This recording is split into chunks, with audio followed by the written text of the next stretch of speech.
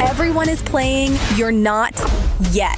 EWC Play is your all-in-one platform to compete in fantasy, pick'em, and quests for a grand total of $300,000 in prize pool. Build your dream fantasy team in 5 different games and track your score with live results tables. Predict the winner of every game, every group stage, and every tournament. Complete daily and weekly challenges to earn boosters that help you climb the global leaderboard. Got what it takes? Join EWC Play now.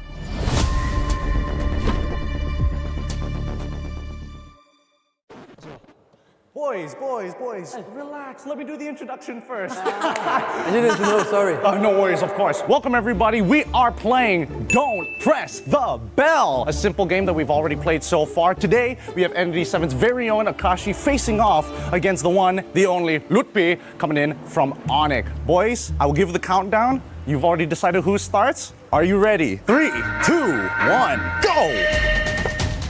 Oh. Don't forget the tap. Yeah, they're getting it. I think this is like the calmest boys we've had so far. Everybody else went crazy. But it's so clean. Such minimal movement. Come on. Somebody. Oh! Almost. That was almost. Okay. You guys gotta go even faster. Nice. Good place. Ooh, you gotta be careful. Don't go from the bottom.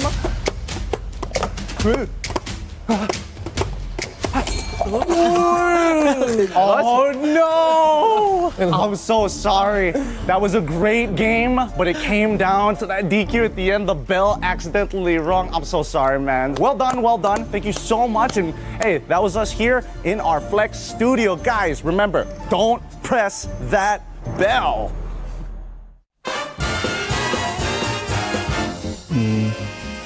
Oh, is it for Falcons, right? There's no way I'm guessing that. What do you mean I have to know? There's no dad with glasses, there's no beach. Oh, this one. Ogwin. No. It's not Ogwin. Bibal. Oh, female. Vivian, no? No. Fumieko. Fumi. It's the goal in her. I just remember now. She looks the same. Chel. Oh, it's Chel. This is the goal laner. They're sisters? Cute. Guys, you know what time it is. Don't press that bell. The simple game that everybody loves here. We've got 2 very important people. We've got Kozak from Pro, and of course, we have Innocent from SRG. You know the rules. It's a best of 1. On the count of 3, you may begin. Ready? 3, 2, 1. You may begin. Ooh, very aggressive moves. If it's like that, what's that? We're saying that's not that. If it happens again, If it happens again, we're gonna DQ you. You gotta be a little more precise. Because it's broken. I know, don't worry about it. Okay. Okay. Ready? 3, 2, 1. Hit it!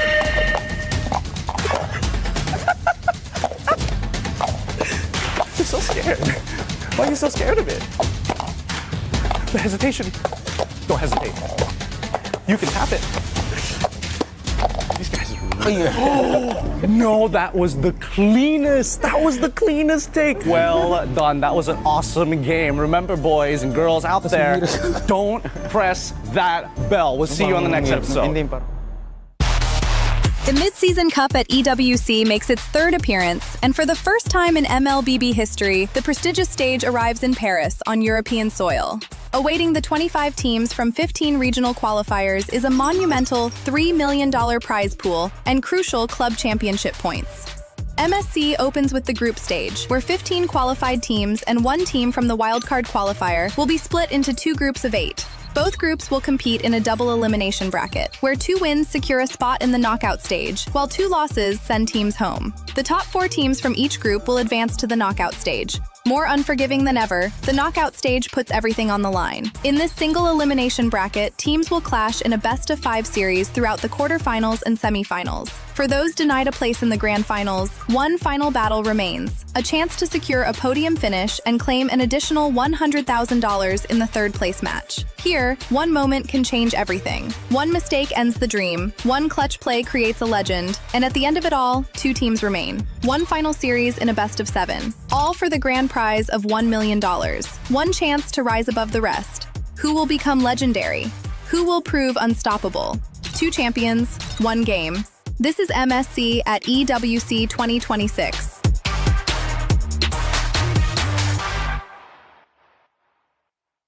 Hello, I'm Stanji from Team Falcon, and I love anime. I started to watch anime when I was a kid, like around 14, 13. I kept watching anime because like the new animes have better story, better animation. It's just more fun. The one thing I can get from anime is you always never stop, because in the end you can do it. The biggest lesson I learned from anime is like you're not very strong in early, because there's always someone stronger than you.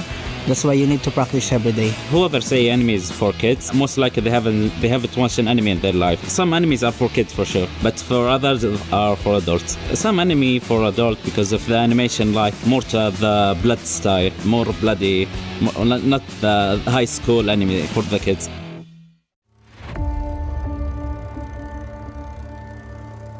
Bloodshed, tears, and glory. The Land of Dawn calls for contenders once again. Against all odds, GK Esports is here to win MPL MENA Season 9. Guangzhou Gaming!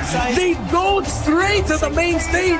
Ignite Gaming! MPLSG Season 11 crowns a new team. True Rippers are your champions. The place where a new chapter begins. The newcomers. MSC at the EWC, Paris. For many of us, this is our first. We may be the underdogs. We may have sacrificed everything to come this far. We will prove why we belong here. It's the first MCT Grand Finals, and Entity will be your first champions. Bro, Esports is the reigning champion! Team of Falcons will push forward to the main stage of MSC. Congratulations! Vamos, as you punched your ticket to France for EWC! Breaking barriers, defying limits. The aggressors come with nothing to lose. We carry the expectations of our country, our families. The fans who believed in us. This is the stage we've been working toward. Maybe this is where a new Dutch house is born. Aurora Gaming have wiped the Young Gun Galacticos out. Megatron have not merely joined the Kings, they have become the Kings. And the Dragons of the North defend their Empire spirit. Challengers of the throne, the Titans stand ready. We have already achieved what many thought was impossible. Whether it's defending our regional title or taking down the champions of our region. We're here to break curses and set new milestones. Falcons AP Runner moving on through the grand finals. Slango Red Giants are your new champions. MSC 2023 champions. Honor! Team Liquid is your grand champions. The names that shaped history, the kings and legends. It's been a while since we stepped foot onto the world stage. It's been a while since we brought home an international title. Our fight continues because our story isn't finished. Our legacy awaits. The journey to rise above begins. Play is in our DNA. Whenever we let it out, it becomes our superpower. Now imagine an entire city being built to supercharge it. Kadir City, powered by Play.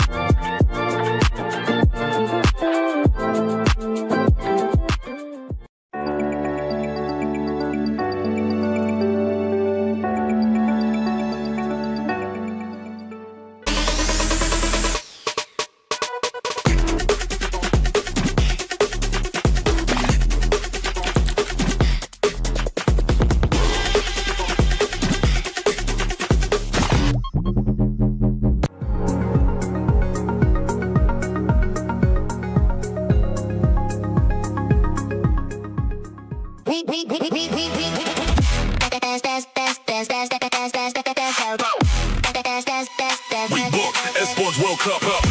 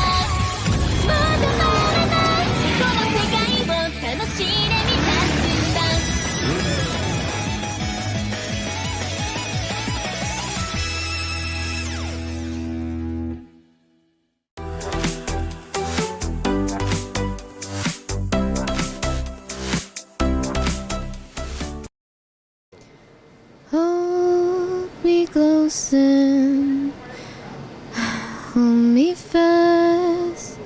This magic spell you cast. This is. What's wrong with you? I hate this part of the competition. 2 teams are going to be eliminated today. But I mean, we've got a couple of teams that are going to be going through to the knockout stages, though, right? It's not all doom and gloom. But imagine the keys. That's right, we get to crush the keys of some losers today. They're going home. It's day 3 of MSC here at EWC.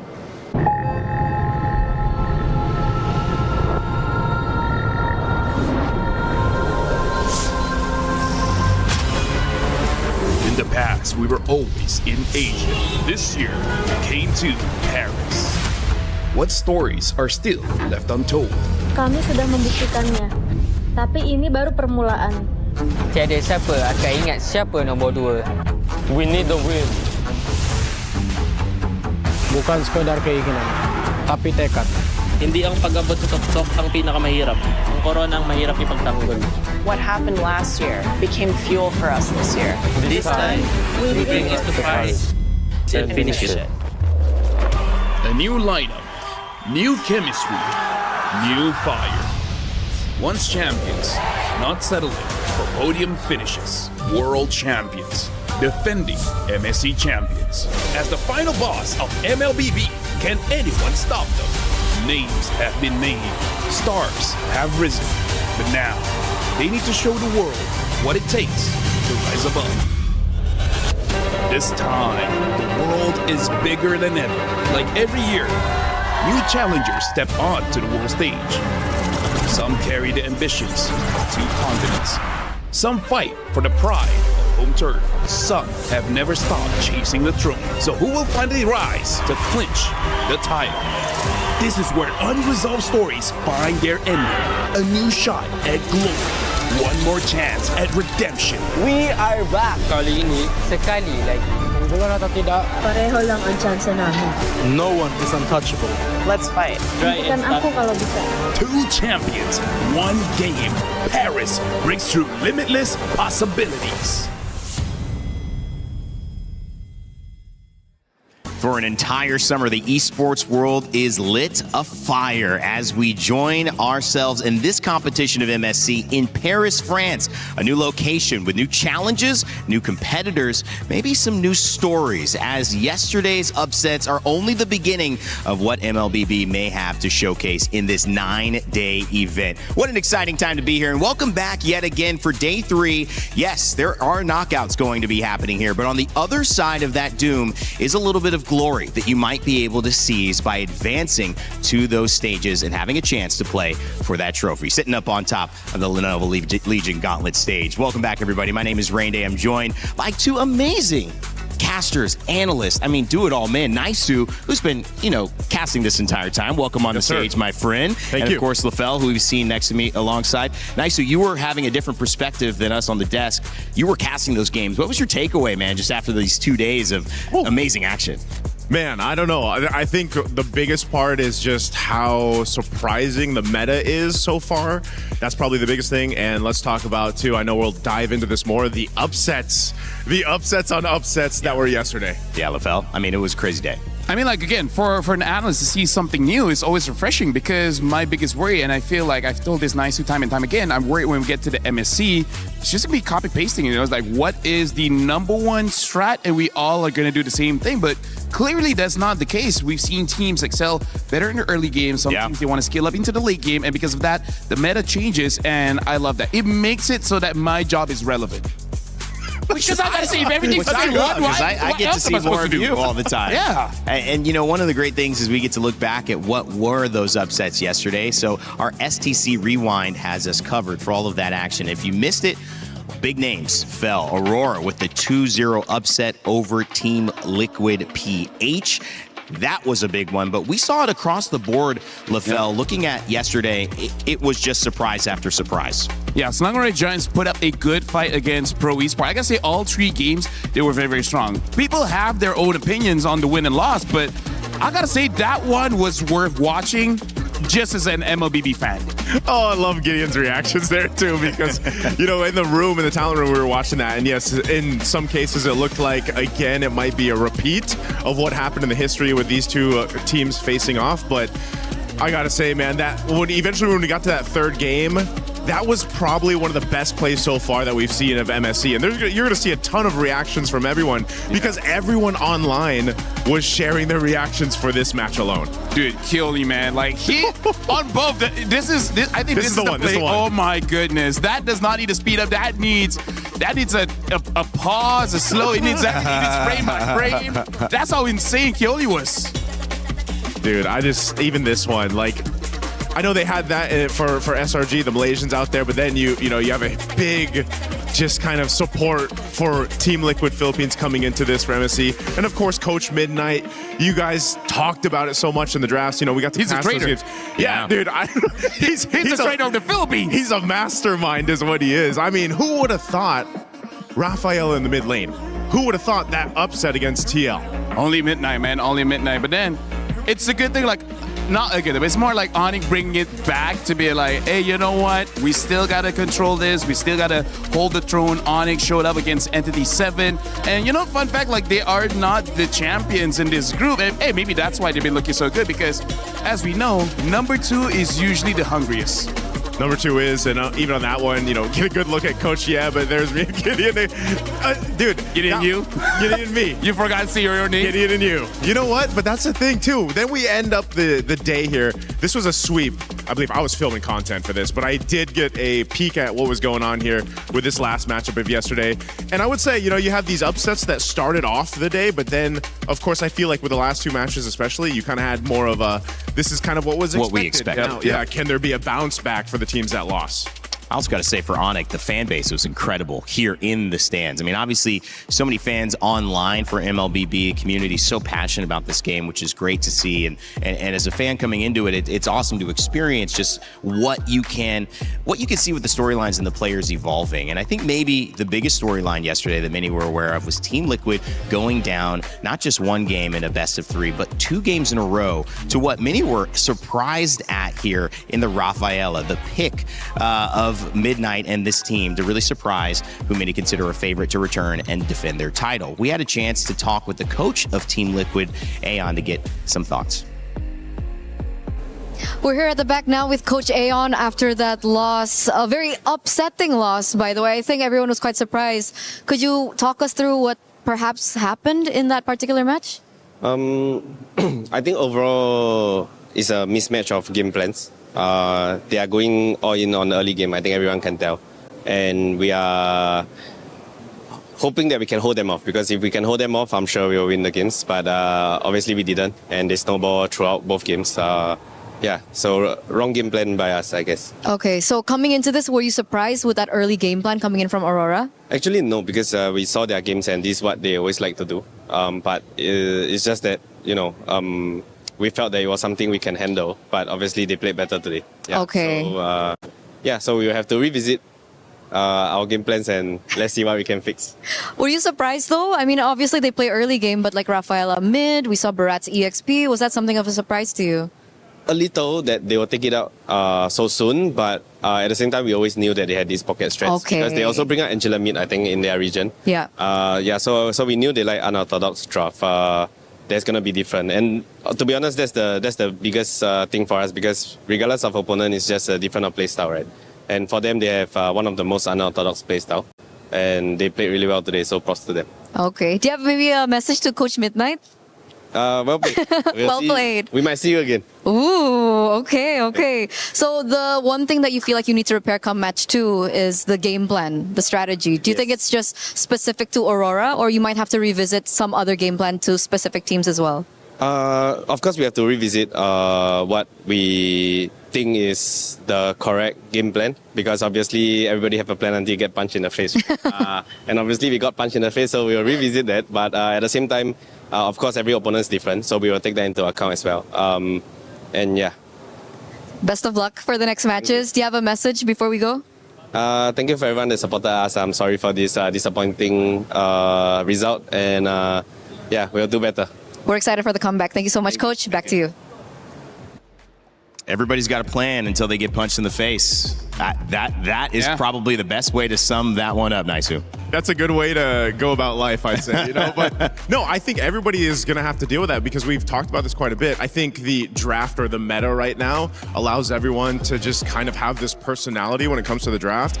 And yeah, you might get punched in the face by a different personality from each team because this is, I feel like, again, one of my favorite metas that we've had in a while. I would say one of the defining traits of this meta is the fact that it gives more advantages on many different states of the game. Where before this, the biggest advantage is for that late game because of the def timers. But now they give a different advantage in the early game by enabling you to get more gold out of the jungle, right? And also denying a lot of gold from the jungler as well. So before this, if you win the early game, you can't really take advantage of that by expanding the gold lead, but now you can. So I feel like that really opens up quite a lot of strategy. And in hindsight, after seeing the first few days here, I believe like that was the right way to balance the game, making it so that if you want to play early game, you have something to fight for. Things we'll find out as we head into the action for today. Group A's bracket should be on your screen in just a moment so we can show you what it looks like after visiting this group 2 days ago. We saw Group B yesterday. Now it's Group A. To remind you of the results, it was Vitality and Falcons PH that moved on alongside Vamos and Team Spirit. We will see those games today as well coming up. But we're starting off True Rippers and Guangzhou Gaming. That will be our first look at Group A. This is a knockout game. This will send somebody home from the tournament. So it's a scary day, but it's also an exciting day. You've got to bring your best MLBB, Naisu. Yeah, I've got to go ahead and agree with Eterna, on the feels of this. You get to this point in the competition, eventually teams have to start going home, and for this, it's going to be that first match opening up today, True Rippers or Guangzhou Gaming. I think both of them had a really challenging first match for MSC. Yeah. And so I feel like this, you can take it as, did they learn from that experience and what do they take to adjust going into this match? Because now tournament lives are on the line.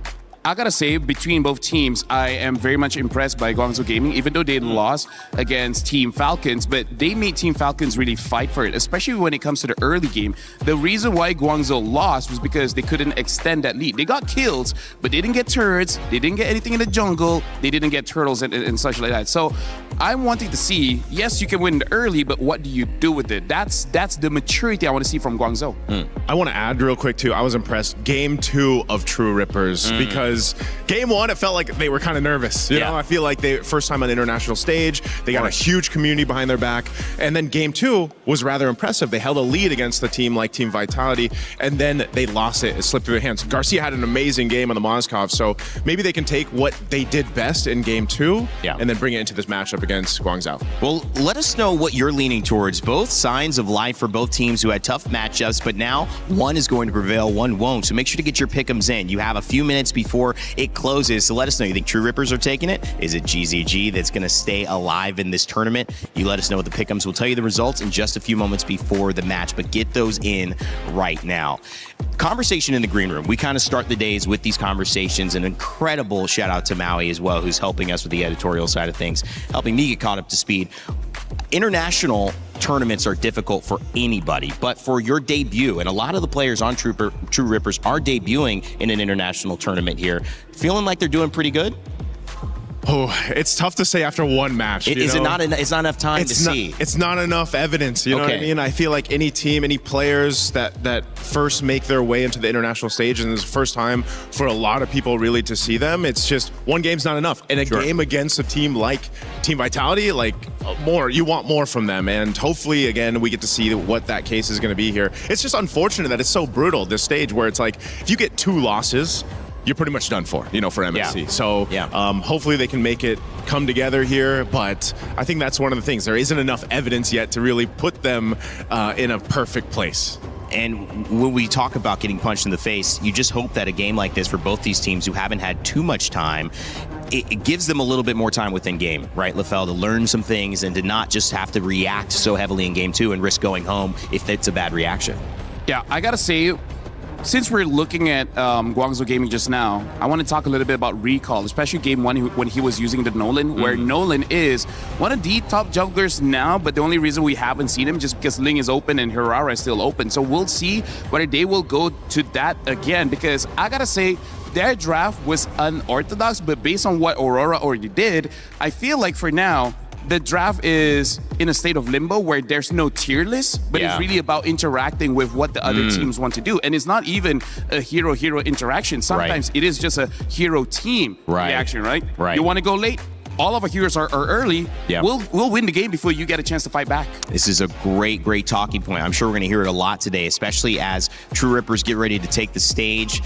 This is a team that is, like I mentioned earlier, got not so much international experience, but is performing, at many would say, very well. Can they continue and get a win? Can they actually win this set? That's the question I think True Rippers are going to be asking themselves. Their road to get to EWC also hadn't been easy, but it's one that we should pay attention to before they maybe play their last match.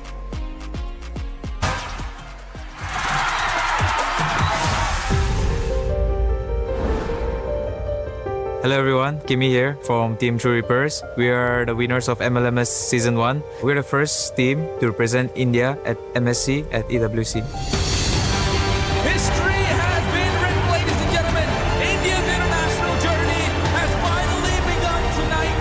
True Rippers are your champions.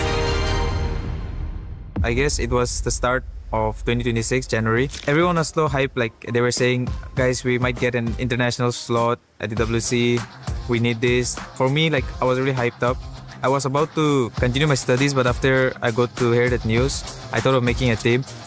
So then I texted some of my friends, some of my well-known guys, and then I asked him if there any other orgs or organization that need a team or something. Then I started looking for players.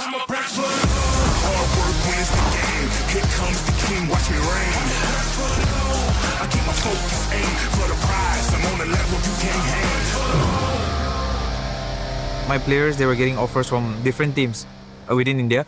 So I was worried, like, what if I lose my players? I won't be able to make this team anymore. But luckily, a guy texted me out of nowhere and then he was like, Kimmy, right? I have an offer for you, this. So I was like, yeah, anything is fine. I just want to bring this team to India and then, participate because I know we can win. Talking about Kyle and Asuna. Kyle, it's like, he's with me since the past 3 years. He's known as the gold standard of India. So he's just too good at his mechanics. Asuna is also known as the best mages in India. He wanted to try out and then we worked out really good. Everyone liked Asuna and then that's how we formed the team. We Indian players, we never stop playing this game because it's the love and affection for the game. True Reapers at EWC means a lot to the community because after it's almost like 9 years now since India got a slot in MLBB. I just hope everything goes good and we get to do something here so that the craze for this game continues. Today we are here, but in the coming future, many Indian teams will be here too.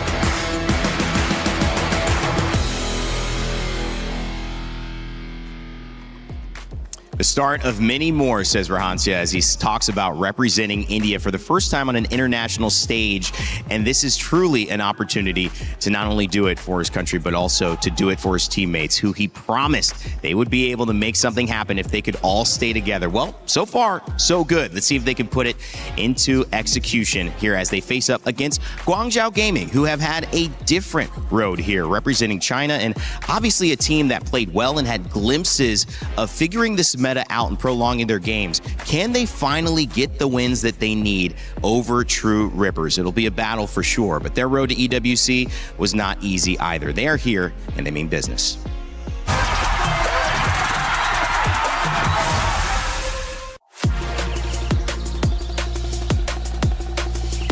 刚到 GZG 这个战队，我被他从中国的另一个战队买进来，然后刚来到 GZG 就打进了 M7 的外卡。但我想，其实 M7 我们可以走得更远的，但是我们倒在了外卡的决赛，输给了我们的对手蒙古。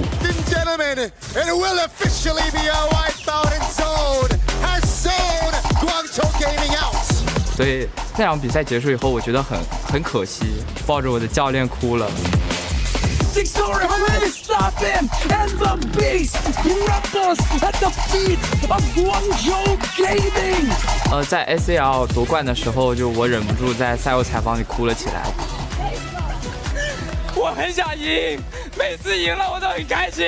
但以往经常了解我的观众知道，就是我哭经常都是输了才哭，但那一次是第一次赢了才哭。我觉得我们做得很好，就是这种情绪在我心里涌出来，就使我落泪了。我觉得这是给我们训练，就是我们在训练里付出的努力，我们比赛里。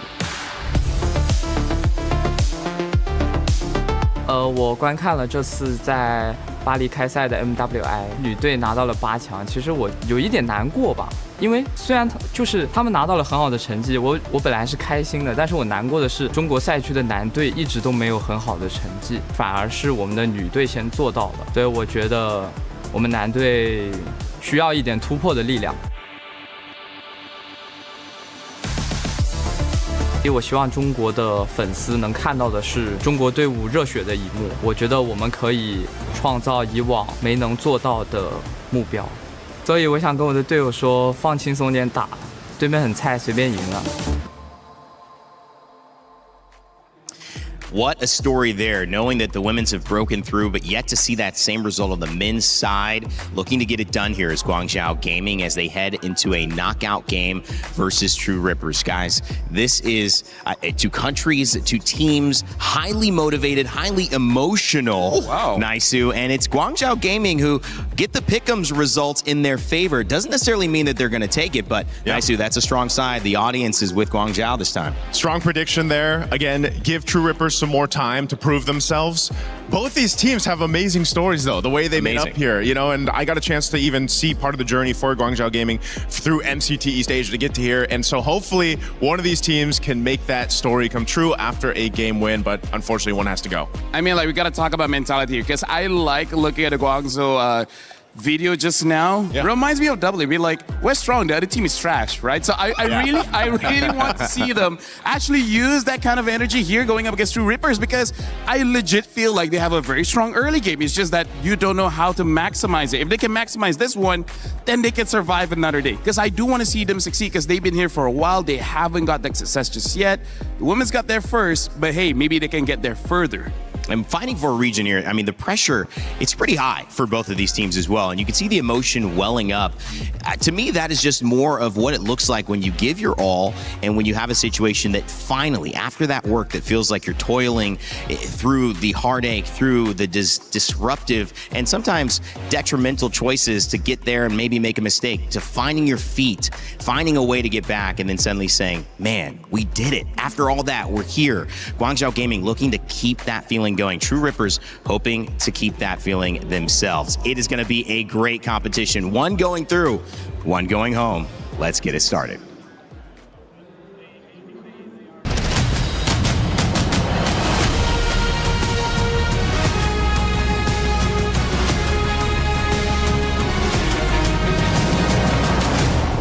It's crazy how fast time flies, and today things heat up here, the elimination day of MSC. Yes, you are right, Milosh. Right now, we are actually by the Key Crushers, where today, two teams, Dreams, Hope, and Keys, get shattered. That's the beauty of it. Every single one of our 16 teams here at MSC at EWC 2026 have come in with a set of these keys. This is the heart of these keys, Rose. Yes. Now, these heart of keys is the main reason why they are still here and competing, because this is their ticket to potentially the grand finals. And there's only one that can remain like this, because at the end of our tournament, 10 days from now, they will look like this. Everybody, 15 out of 16 will be completely crushed in this way, and today will be the first day where we get to crush two of those sets of hopes and dreams here in our beautiful crusher. She's strong, she's bold, she's beautiful. She doesn't have a name, unfortunately, so we expect you to help us out with that. Okay, Milosh, now my question is, before we get into the game, we kind of need to get out of here, but how do we do that? Don't worry, I got you. Momo, door! Oh. Oh, Hey. There we go! Ladies and gentlemen, welcome back to the third day of MSC at EWC, where today we will be witnessing 4 best of 3s and 2 teams and their journey here. It's a lot on the line for our squads, because 2 of them, in our middle of the day, they'll be playing to qualify on and move on to the playoffs. 2 of them will be eliminated, however, as that attention will be on the lower bracket, which is exactly where our first game is going. You are right, and to kick off the first elimination of MSC 2026, ladies and gentlemen, join me in welcoming True Rippers! In their first international debut, True Rippers has to do whatever it takes to come out on top. Previously, they went up against Team Vitality, and oh boy, was game too close. But the question is being close enough to stay in the game?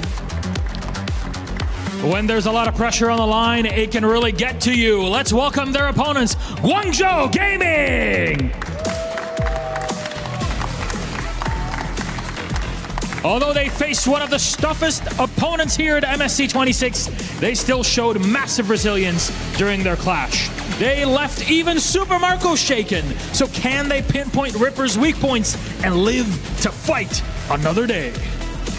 This is the match of the underdogs, two regions that are quite new to the MLBB scene, battling it out, and only one can remain on top. All right, it's time to get the show started. Please, Guangzhou Gaming, please, True Rippers. My friends, you may place your keys, and captains, remember to shake hands or fist bumps or even do a little fadeaway before you get over to your seat, because this one is about to heat up. There it is, respect between our two teams. Let's get our first elimination match on their way.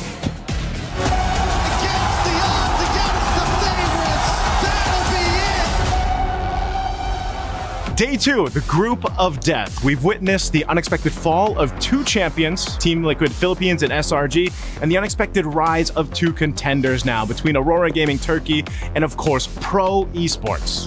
Nobody can get away with the re-engagement.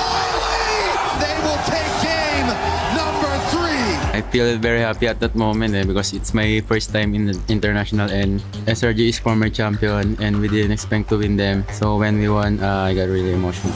JP falls as well. Aurora is relentless on this mid lane.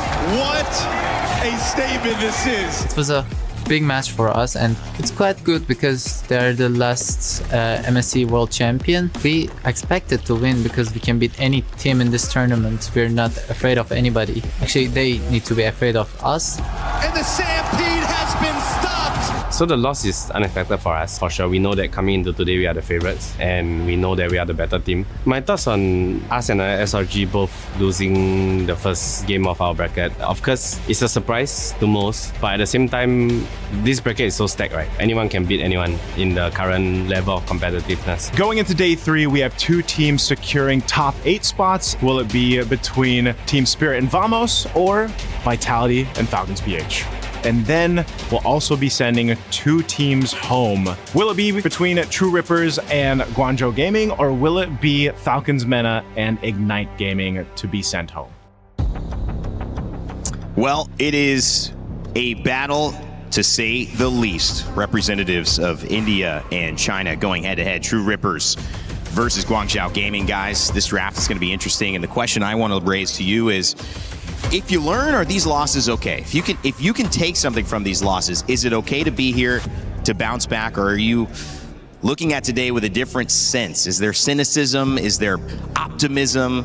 What's the approach to this draft, and how are you looking at these two teams, Naisu? You know, that's always something that we think about. Like, what do the coaches say to the players here? Let's say they had a devastating loss, and whether it was the game or the series, how do you approach that? You know, how do you get your players to reset? And the champions, the multiple champions that have either won MSC or the World Championship, all have to go through that, right? You face losses. I mean, even last year's champions here at EWC faced a loss, a devastating loss. So the reset has to happen, and I think the best of the best reset quickly before they jump into the next game, and they just go in with a new mindset.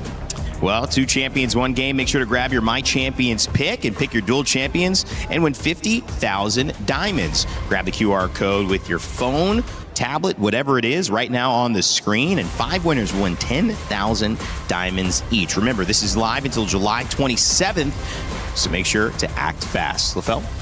Raindad, I gotta say, when it comes to elimination matches, it's a good test for the coach as well as the players on how they know each other as well as themselves, because some people perform well under pressure and some people don't. And because of that, the strategy as well as the way that you talk to each other is going to be very different, right? For example, if you don't do well under pressure, you got to get them comfortable. And for people that works very well under pressure, that's where you make them lock in. That's where you make them extra focus.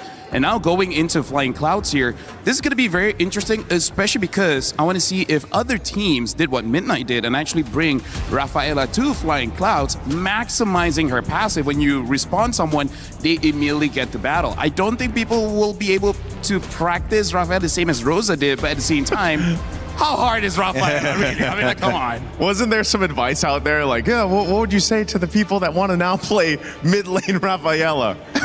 Just remember, you're not Aurora Gaming, you're not Rosa right now. Well, the draft begins here, and it is going to be a big one. We're trying to see if we can start expecting certain things, but expect the unexpected has kind of been the nomenclature for these last days at MLBB's MSC here in EWC 2026. We'll see if that continues today, guys. I like that they just took out the Harara, by the way. You know, True Rippers, they're not going to let that slip through. But so what we're thinking is, yeah, you might actually see the Ling be picked up maybe first to go in the hands of Guangzhou Gaming, if that seems to be the play, unless they ban it out, because that's been the trade. I feel like so far, just like we saw weeks, you know, the past couple weeks here, even back in Wildcard, LaFell, where that meta kind of settled into place over the course of days. Now you're in day 3. You know, you have to go ahead and just pick that plan, that game plan that you're really comfortable with, especially for these two that are facing off this elimination. And now True Rippers will also take out a big gold laner that's been popping up all the time, right? The Claude and the Hirara is dealt with, plus that Freya. What are we thinking here? The Ling first pick? No, it's the Atlas. Honestly, like, I feel like the Ling first pick is okay if you ban out the Eudora, because I really feel like the Eudora is going to be quite a talking point, because it's good basically in most drafts right now.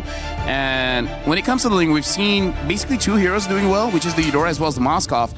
I don't know how other teams are going to do with that information, because Moskov is just one of those heroes where either you're good at it or you're not. Yeah, this is, there's the Ling. I was expecting it to come up at least on the swing. Yeah. And the Valentina. Oh, I thought it would pick up the Eudora for themselves. Eudora, to make sure that they don't get countered. That does mean the Moskov is going to go over on the side of Guangzhou Gaming. And we'll see what they pick up here. I really want to see a Eudora here, because then you basically have 2 counters for the Ling. And the Ling basically will be there she is. The main setter for True Reapers, right? He's going to be the position 1. He's going to take all the farm, and he's going to try to take over the game. Now Guangzhou, they actually have quite a lot of crowd control here. Nice from the Atlas as well as Eudora. And then Moskov, his crowd control is just to protect himself. But now True Reapers getting Bellary, which as of right now is an S-tier pick in Rome. I almost thought that True Rippers would want to secure themselves the Moskov, man. I mean, that was the best performance we got to see from Garcia. You know, again, if I remember right, he was like 6-0-10. He didn't die in that game too, and that was crucial for them. But, you know, now, because you banned out that Claude, the Moskov gets taken. What are they planning to put in that gold lane? We've seen some weird picks being placed into the gold lane the past couple days. Yeah, I mean, Double Fighters has showed up randomly, right? And we've seen that, even Paquito in the gold lane, trying to see if there's something sneaky. The one thing yesterday did tell us is that when you guys were looking at that ban, you're saying this is an honest draft, right? And that kind of exposed them to a very quick loss in our final set of yesterday. So maybe trying to hold a few of those maybe interesting picks later on, True Rippers, so they don't get caught out. Something that True Rippers can do if they do want to go for that double fighter. Other than the Paquito, we also got to talk about the Ruby. The Ruby can actually create quite a lot of space, making it quite easy for a Ling to go in and out, because that's one of the problem when you're not incredibly fast on the Ling. 1 stun and then you're done. And there's a lot of stuns here that can capture you. So I'm looking at something like a Ruby alongside the Bellaric as well as the Valentina, just to create a lot of space so the Ling feels much safer to go in. Yeah, that's the problem with the Ling right now is, you know, anyone that's going to pick him up, draft the Ling into their composition.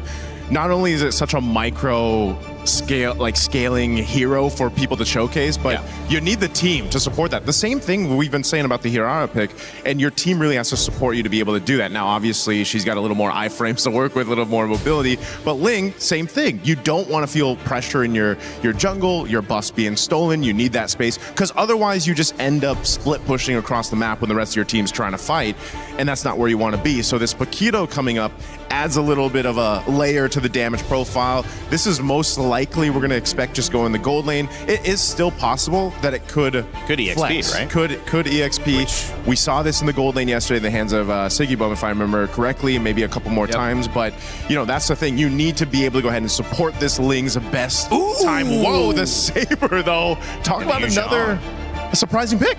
Hey, but it has been in my head, but I don't think anyone would be crazy enough to do it. But honestly, this is the kind of lineup that I think you would be crazy enough to do it, because going up against the Ling, Saber might not have enough damage early, but when you have a Eudora alongside you, you're going to have enough damage because Saber has changed a bit. He's not full burst. He's about going in and out, in and out, in and out. And now, True Ripper's finishing up with the Badang here, so quite interesting. Badang EXP or Belleric EXP, so... Not sure, yeah. Okay, not sure what's going to happen here, but I got to say, I'm liking what I'm seeing from Guangzhou Gaming.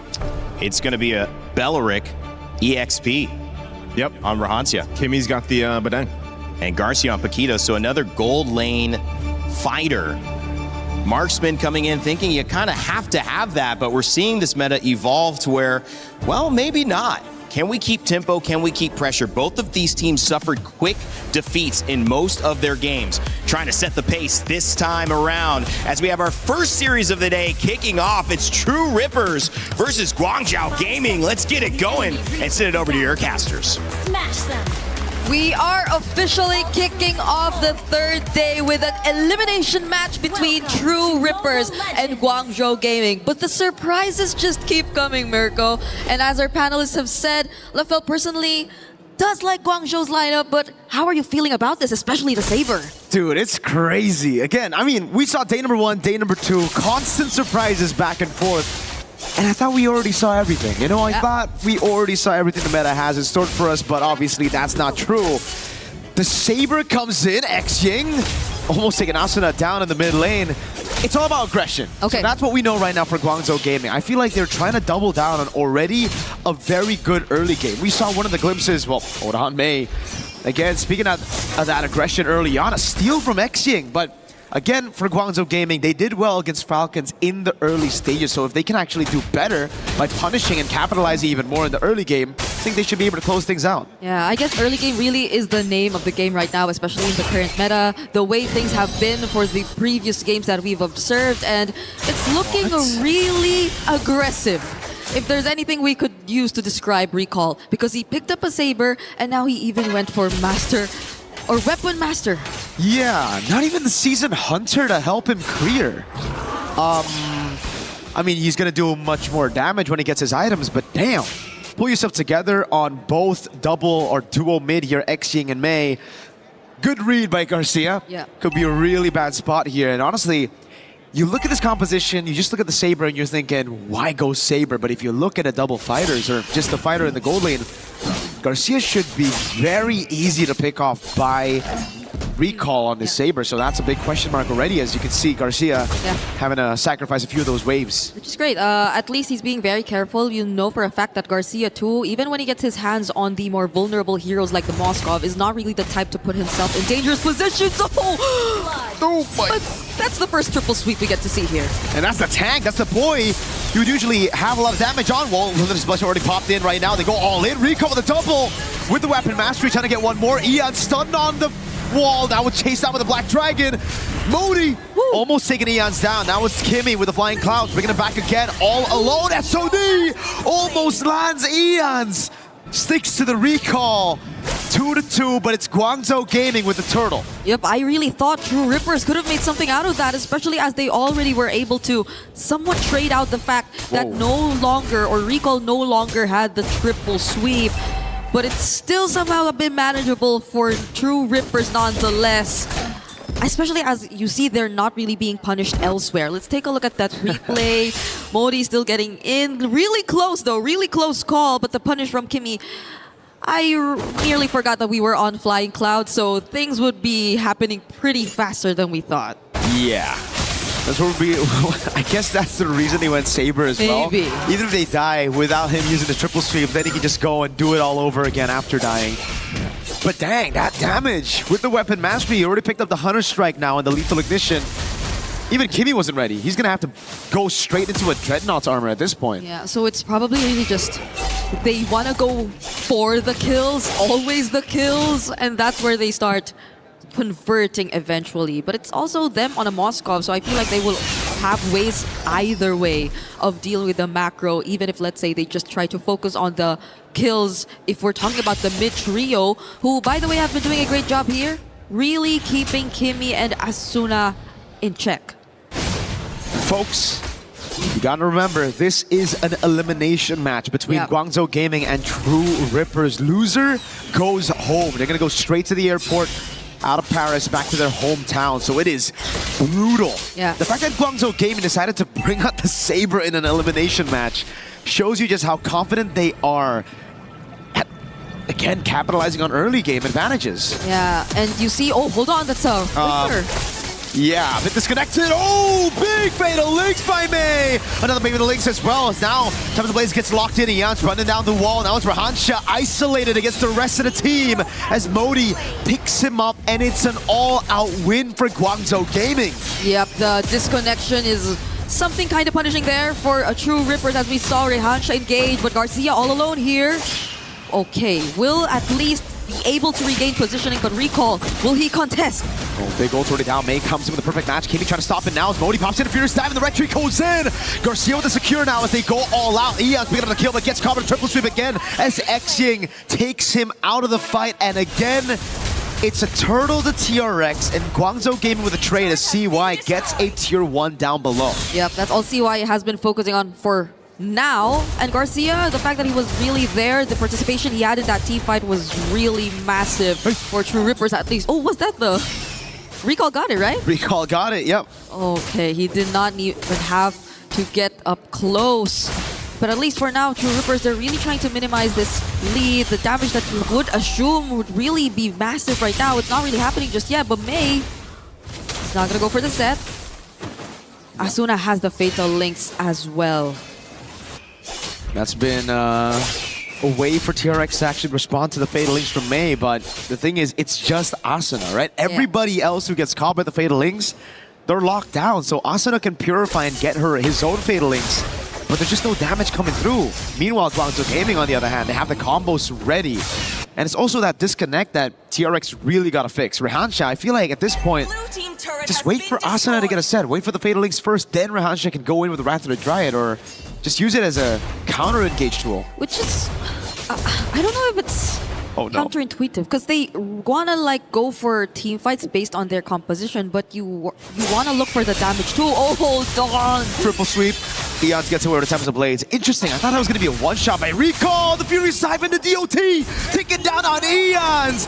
He gets the Finch poise, but it's not enough to keep him alive. Why did he walk back? Oh, no. Did he not see that Modi was actually there too? Modi got him good. That was a surprise and very unfortunate for Eons right here, because we were talking about where the damage would come from True Rippers. May? Good peel by Kimi, but now he's going to be the sacrificial lamb. Straight into Modi, back-to-back kills for Guangzhou Gaming's XP laner. Yep. So at this point, it's going to be really tough to just stop Guangzhou Gaming in terms of what they want to do now. They're just bursting this objective.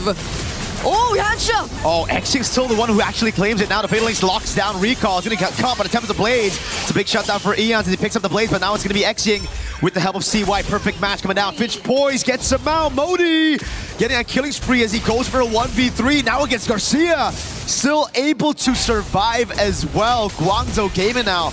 We're going to siege down a mid lane. A stun coming out on Kimi and the Spear of Misery. Doesn't connect on the wall. Doesn't pin Kimi. It's just a tier 1 in mid. It feels so weird to think that the extended team fights seem to be favoring Guangzhou a bit more, because you would assume that they're very ult-reliant heroes, but at the same time, they have a hero like the Moskov. They have someone to just put out these sustained sources of damage, whereas True Rippers, on the other hand, I feel like it's mostly sustained.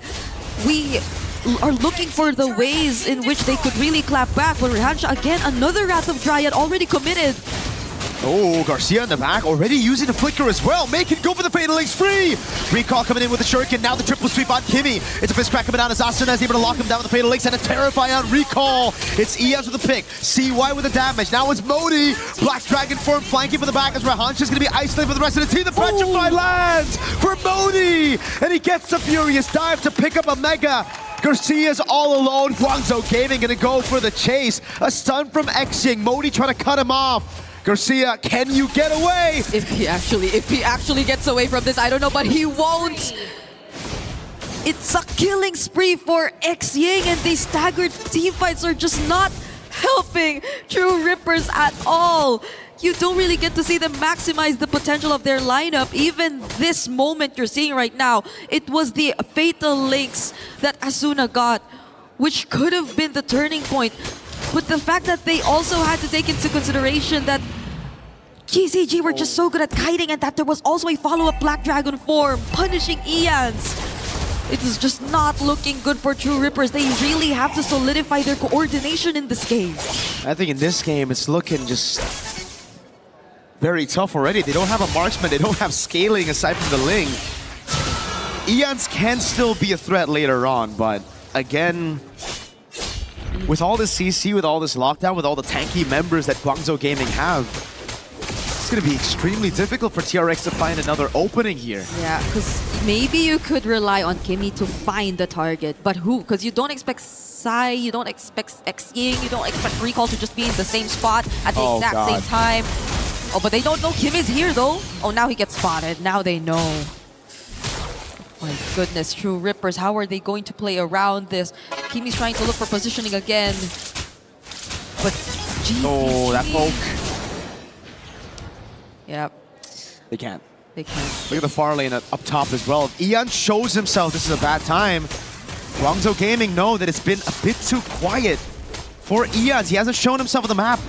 Most probably sent up top, so it's them committing onto the neutral objective. True Rippers not given a chance to actually follow it up. Rehansha with a flicker in the top, but doesn't land on anybody. Now it's Modi who's trying to look for capitalization. Oh, furious dive and a petrify from Modi. The SOD lands. May's trying to follow it up, but it will not be taken. Garcia with the recall in that bush. Modi, what? Reads out the position. Garcia's recall has been compromised. And now he's all alone, running again against Guangzhou Gaming. Oh, okay. This will take a bit of time for True Rippers actually get to track him down. It's only May assigned to do that. Look at recall, triple sweep, bang! Fatal links the combo as well. Garcia was knocked up for a whole 2 seconds. Yep, Ianzil's just gonna settle with these trades. This tier 2 up top, but the Holy Shields are looking to go down now, and there's a Black Dragon form 2 coming in from Modi. But at least True Rippers can defend for now. At least for now. Xying, okay. Luckily, Xying didn't have the ultimate. Kimmy concealed right in front of the faces of Guangzhou Gaming. A pin down as well. The fist back defensively. Asuna is able to find a fatal link, but Xying flickers out of safety, and now the Temps of Blaze comes in for Ian, but he gets stunned up. The Spear of Misery as well. It's a shutdown, but at the price of Ian's life, as CY continues to push in towards this turret. It's so unfortunate. It's so unfortunate because even in that last sequence you saw, they had different targets. Each of them. Oh, but they just went in! Full combo, triple sweep, fatal links, furious dive. Kimmy is gonna go down to Modi, and now the Black Dragon comes around again onto Rehansha. The furious dive lands onto Rehansha. Recall will walk up the SOD as well. Finally, a 3-man taunt that takes Modi down, but it's Guangzhou Gaming who gets game number 1. 20-6 on the board in terms of kills. We were thinking that they really wanted to go for kills, and they lived up to it. It was just them constantly on the lookout for potential targets across the map. And you barely saw True Rippers able to answer back, able to achieve anything, but also at the same time, they're just constantly being disrupted so well. I think one of the players who had probably the hardest time there was also Ian's on the Ling. He was the target all the time in that entire game.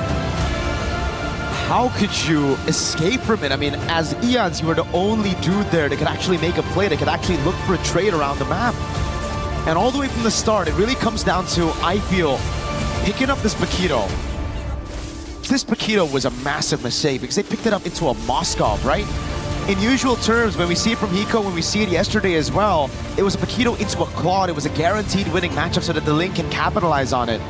But against someone like a Moskov who has that Spear of Misery to keep him safe in lane, and even against this XP of Modi on Yuzong who knows how to play it safe, Ian just could never find a way to punish. It was, on the other hand, Guangzhou Gaming who constantly punished True Rippers.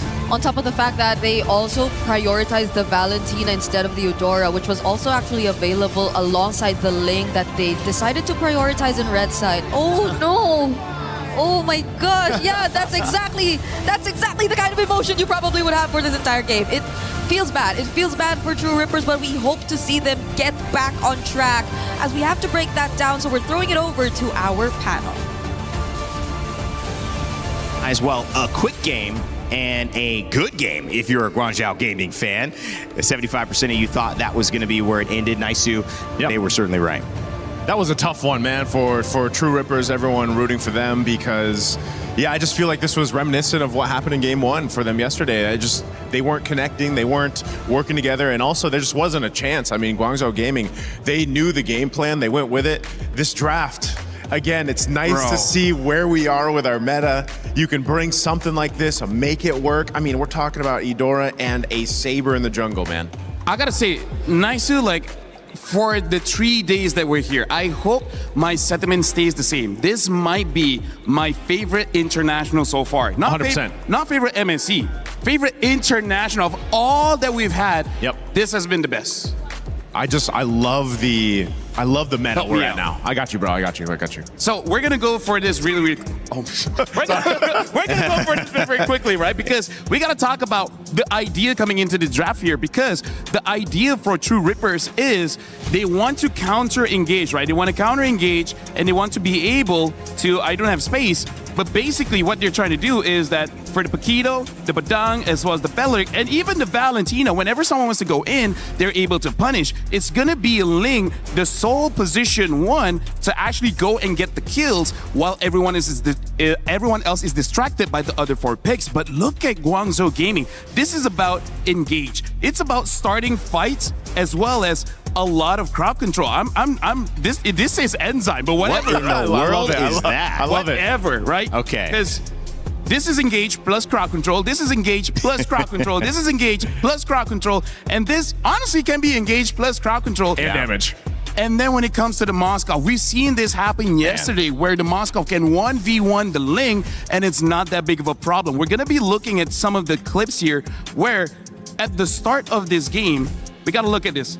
Okay, we're gonna rewind just a little bit, and then this is what I want to show. Okay, we're gonna be zooming in, and we see how the members of True Rippers, they're ganging up, because this is how they want to form their formation. When you want to go in, we can counter engage. But look at all the different angles that is coming up from Guangzhou. From the side here, we see Saber is about to jump in, and from this side, we see that the Atlas is going to jump in. So there's layers to who goes in first, second, and third. There's an order. Okay, so 1, 2, and then 3. This makes it so that no one is completely punished when someone makes a mistake. We're going to be playing the clip here and see how Atlas immediately gets onto 2. And then when he brings them together, they're all bunched up, and yet Saber is still able to get the proper target despite everyone clumped up being there. And this is what we like, that whenever they fight, there's always a chain of crowd control and there's always chase.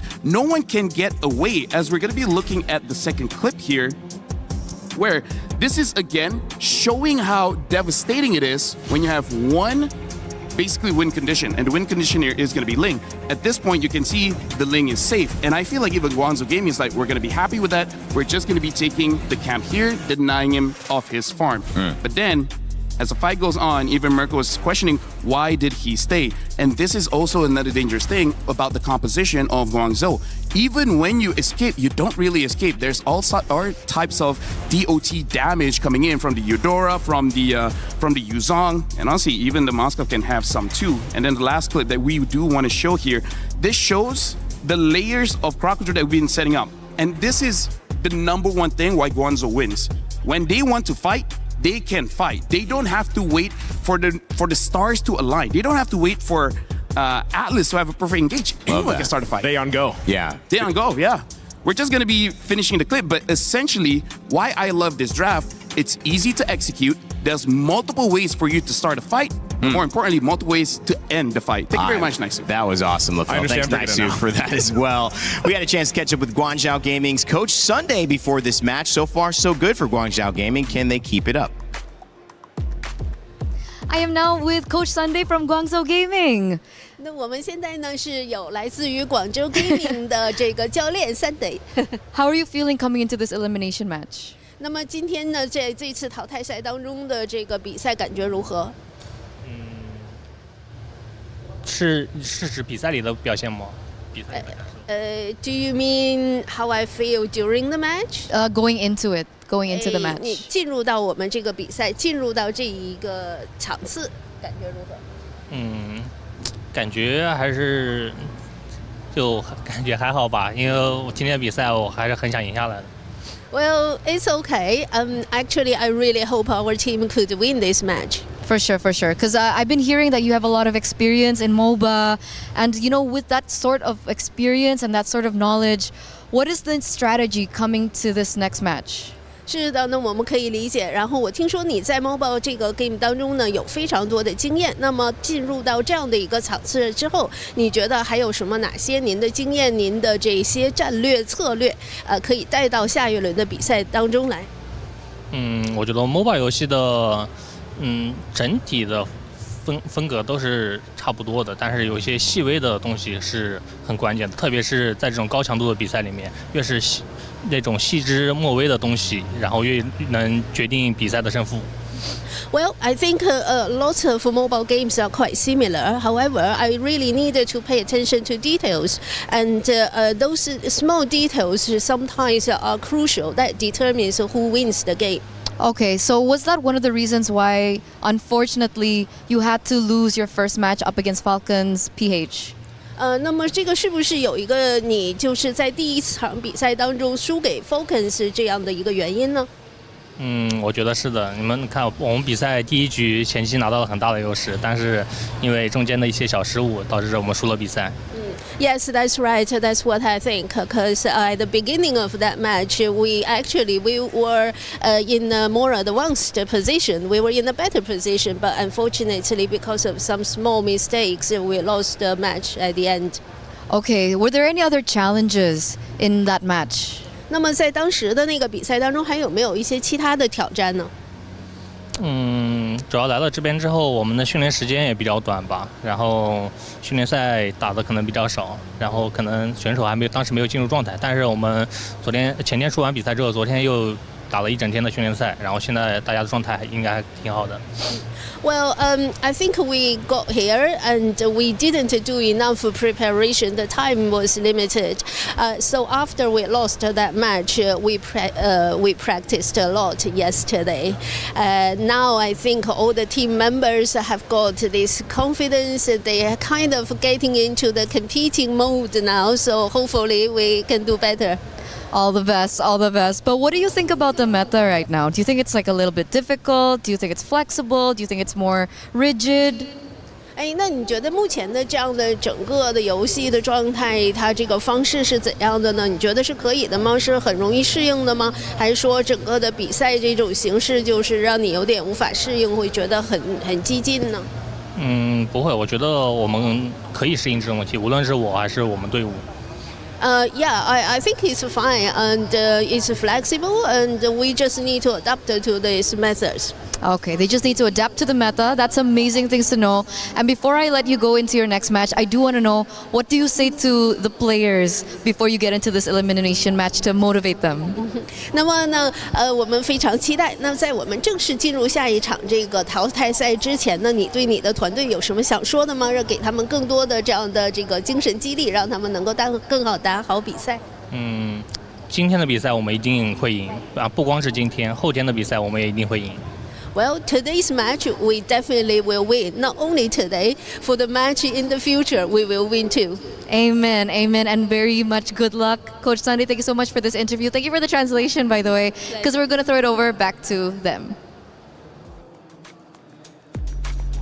All right, so Sunday talked a little bit about practice yesterday, and we said you don't lose, you learn, hopefully, and this is certainly translated what I would see Naisu in a very fast win and also hopefully some learning.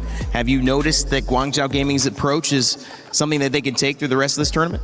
You know, I think they can take the approach from Coach Sante. You know, basically, we're going to win this match, we're going to win all the other matches, and we're going to go from there. I think that's a great way to look at it, especially when you need to go ahead and bounce back, and your back's against the wall right now currently with your life on the line for this tournament. So, yeah, you go with that mindset, and maybe they replicate it and they get a sweep here against True Rippers. Sometimes when you stumble, too, you pay attention to walking. Walking, normally, you don't have to think about it. You just move your body. When you do stumble and you then correct yourself, you're much more concerned, LaFell, of the little things. Maybe that's going to help GZG. Oh, yeah, for sure.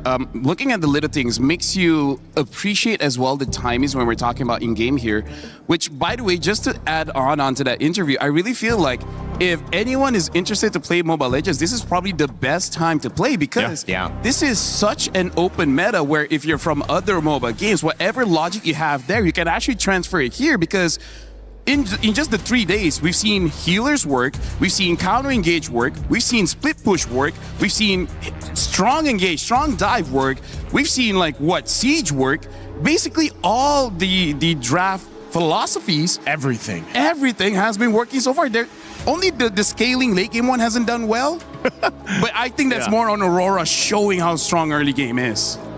And maybe that's the biggest thing to look at. If that continues, because teams trying to buy time, well, it's like that card is declined. Time is expensive, man. There's no time to buy, you know? And so at this point, we'll see if True Rippers changes things up. Certainly the first two bans are similar to the other bans they had, taking away the Freya and the Harara. I like this too. Ling's not going to come into contention, at least for this one. Banned out here. And also, again, if the priority is just going to be the Atlas, again, this is at least one way up to fix it. Take out the Eudora. Maybe this is the Atlas still for GCG, and then True Rippers, if they want to. Again, they can get two great picks to bounce back. I mean, if you look at what they had last time, there's the Atlas. They lacked a lot. The concept of that draft lacked a lot. And I think, so he starts here with these first two picks. Maybe, again, you pick up the Moskov early. I'm not sure if they want to go ahead and take that or not, but it's going to be a Valentina right now. And Valentina's been in an interesting position. You usually kind of have to do that when you see an Atlas across from you, simply for the Fatal Links. And as I expected, this time, they'll take that Moskov. Yeah, but here's the thing. I like the Valentina better now than before because before they had an opportunity to pick up the Eudora. Eudora in this current meta is a great position 2 or position 3 because she has great disruption in her kit, and the best thing is that it's so easy to do. Even if you're distracted, somehow you make a cool play. Now opening up though, with that Moskov, I do want to see whether Guangzhou, they will change it up. I feel like they need to pick up the Nolan now because if not, the Nolan will be banned out. Unless, again, they want to go for something like a Saber. But the thing is, going up against a Moskov is more comfortable dealing with that Saber as compared to something like a Nolan. Even though he gets pushed back, he can just jump back in. But now Guangzhou picking up that Zhu Xin, and it looks like they have this philosophy, we want a lot of crowd control. It's the same thing from last game, man. I think they said the same thing last game. We want some crowd control, and now that's the same case here with these first two picks. Plus, they got themselves the Claude, which again was banned out in the previous game. So this is already, it looks good on both sides. Harley comes through though for True Rippers. Okay. This is one of those cases where, again, similar to the Ling and the Harara, you need to make sure that your Harley is able to go ahead and scale up. We've seen it before already in MSC, where if you get delayed hard enough, you can't really do too much. Zushin banned most of the time. Finally let through here as well. I mean, wow, Saber banned. Although respect though. Yeah. Because the Harley's gonna have a hard time. He jumps in and it's like, oh no, Saber. Belleric too. What do you think about? I feel like True Rippers, right? What can they do? I mean, that was a better game. It wasn't a sub 10. It was around 13. What can they do here to change things up and tie this? Honestly, looking at their lineup right now, it looks more spread here because they have, I would say, still the position 1 being Moskov. Moskov is going to take most of the farm, but then they have Harley as an assassin. And also, I do have to say here, Raymond, all 3 heroes that True Rippers has, they work well individually, independently. So it almost looks like they're trying to make this team fight messy, and I think the idea is to avoid the Atlas, to avoid the Zushin. So trying to minimize the effect that they have with their AoE crowd control. This is interesting too, man. The Uranus comes up. Remember what Lutpi was able to do yesterday? Just basically, when you had that kind of lead, sit into the base. And this is, again, if you're looking at the screen and maybe you haven't tuned in to some international MLBB in a while, you're probably looking at this being like, whoa, what is this meta? Look at these bans. When did we think we'd see these kind of bans, right? The Eudora, the Saber being banned out, a Ling on the other side. Like, there's just so much open right now for this draft. The Nolan does come through. There's the Yu Zhong. Might as well pick it up again, make use of that, just like we saw in the previous one. And a Guinevere is that last choice here for True Rippers. Wait, so the Guinevere is going to go roam. That's going to be very interesting here. I got to say, Redman, Guangzhou, they have an easier to execute draft when it comes to True Rippers. Like I said, a lot of individual skills is there, but if they miss their abilities, that's GG. They will either look amazing, or like Guangzhou says, they'll look like trash. Well, it could be a fast game. It could be a good game. We'll find out what type of flavor True Rippers is able to bring. This draft certainly different than before, which if you're a True Rippers fan and rooting for India, you would hope, okay, maybe we have a chance. If not, Guangzhou Gaming will be moving on with a 2-0. True Rippers will end their MSC run here. We'll see if they can even it up as we throw it back to your casters to get Game 2 underway. True Rippers and their last chance at potentially being able to get a shot at protecting their key and not ending their tournament run right here, right now against Guangzhou Gaming. We're seeing a bit of a shift in terms of the draft, Mirko. It's not entirely... Oh, hold on. Okay. It's still the Yu Zhong, though, in Modi's hands that you are going to see, and I feel like True Rippers are putting a lot of respect to it as seen in that first rotation. Hey, True Rippers, I think just going back to basics actually fits the bill a bit better, right? True Rippers against Vitality as well. They were able to almost get that Game 2, a very close, nail-biting Game 2 with a simple composition. So I like the fact that they're going back to basics. Garcia on the Moskov that almost got them the win against Vitality as well. This time, nothing too crazy. It's still Season Hunter for Recall. No more of that weapon mastery. But it's still Master Assassin for both the gold laners here. CY and Garcia, not the bargain hunters that we've been seeing a lot more from the attack speed gold laners. Yeah, it seems that there will be a lot more of the micro plays coming in for our gold laners here, and they will have definitely a very huge task to fulfill considering this game.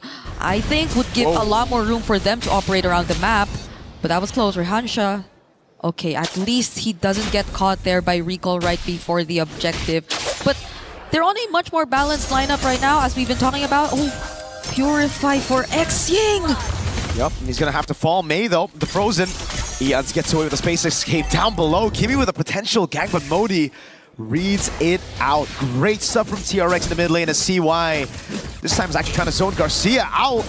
Garcia walked up to try to get that cannon minion. He does get it, but he's gonna lose out in the trade in the end. Okay, Guangzhou Gaming are yet to find a trade from what happened just now for Xing. They might do, but Asuna will be quick to react though. And it feels like True Rippers have really taken control over this, but see what? Capitalization for Eons across these winning lanes. Exactly what we wanted from True Rippers from game number 1 as Modi now walks up. Had that Lancer Flare already. Kimi is going to be locked down. The Black Dragon form comes around to just get away, but now it's going to be stolen away by the Valentina. Asuna on it as well. Recon going to be caught in, and Retry comes in, but it's not enough as Eons picks up the turtle, and Xing is forced back. Kimi will walk up again. Asuna with just a splash of damage. True Rippers with a 4-0 lead and a neutral objective. They've completely turned around the situation. We were not expecting this heading into game number 2 after what we witnessed in game number 1, but True Rippers have reset. They've completely changed their draft, and now they're showing us how it's done. Even that Black Dragon form stolen by Asuna was such a huge thing to consider in that previous team fight. Eons with another rotation down bot. Modi's just not having a good time now. No Black Dragon form under turret. They are trying to juggle the turret in again. Rehansha with Eons. Picking up a dive down below. A gank on Modi. 0, 2, and 0. Yeah. Hey. Eons wasn't able to do this in game number 1. You know that for a fact. On the Ling, he was just limited, but now there's no one stopping him. Recall gets away. That's a Purify out for Rehansha as Kimi gets away in time, but Rehansha now is going to be caught by the Lance Runner again. Recall the walk up, but not enough damage. by Recall to take Rehansha down. This is starting to become a problem for Guangzhou Gaming. Yep, it seems like the slower games recently that we've been seeing so far, you do have to expect a bit more time for the club, but the fact that even the Yu Zhong's pretty much shut down in his lane is really not helping Guangzhou in this particular scenario. You would really expect them to have the slight upper hand, especially in that first turtle objective, but that was not the case at all. True Rippers, just because of what Ian has been able to accomplish on this Harley, has really set the pace for True Rippers in this early game. Now it feels like you could just expect a lot more annoying rotations with Rehansha too being a bit more free across the map. So Guangzhou, we really have to see them find that one play that could really set things or turn things around, because as we know, it's still a Nolan. You also still have multiple ways to set up with a Jusin Atlas, but at the same time, do you get the head of Kimmy? Because Kimmy has been very proactive on the good if you're just the same. And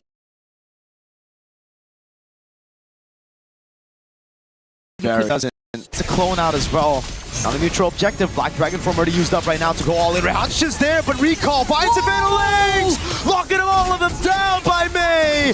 Guangzhou Gaming on the back foot the entire game, and they find one opening. And it turns everything around. Garcia is trying to find some compensation in the mid lane, but it's going to be shooed away by Xing and May. What a set by May. Don't tell me that's all they need to do, and now you feel like it's Guangzhou taking control, because if you take a look at the replay, it was just a single Black Dragon form, the Petrify into the Fatal Links as well. It was just a perfectly layered setup shown to us by Guangzhou Gaming, catching almost every single member who didn't have the Purify either, so there was no way for them to get out of that. They were all crucial members, and you can see them celebrating, but that's a spatial migration. Wait, spatial migration on May? Modi gets away right now. Oh god, Rehansha walks up, and the SOD lands on Modi, but it's under the tier 1. Rehansha can be caught by the Lantern Flare. That's about it. True Rippers back in form somehow against May. They were able to make it work now. The clear from Guangzhou Gaming onto those turrets, or onto those minions to stop the turret from being taken away. But Garcia stays true in the bottom lane, again on this Moskov. Okay, be careful. Gotta be careful, especially if you're CY. Okay, Kimmy and Ians are gonna get let go of that push though, but it could have been really dangerous. Now we're taking a look at the gold difference. It's not as significant, really, if you take a look at it.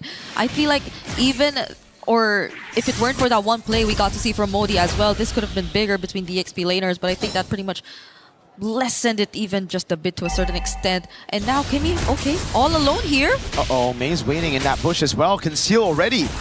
It's gonna go in. Oh no, baits out the battle. Requiem, the Phalanx pulls him back just a bit as Xing is right there. Great peel from Garcia. It's a Purify in, a Lantern from the Crimson Beacon, but it's only onto the Roamer. Now the Dragon comes around. Asuna was able to find that trade. Turret down below. The main target for Guangzhou Gaming, as in the mid lane, Recall is dealing with Rehansha. Turtle already started by Eons. Picked up already.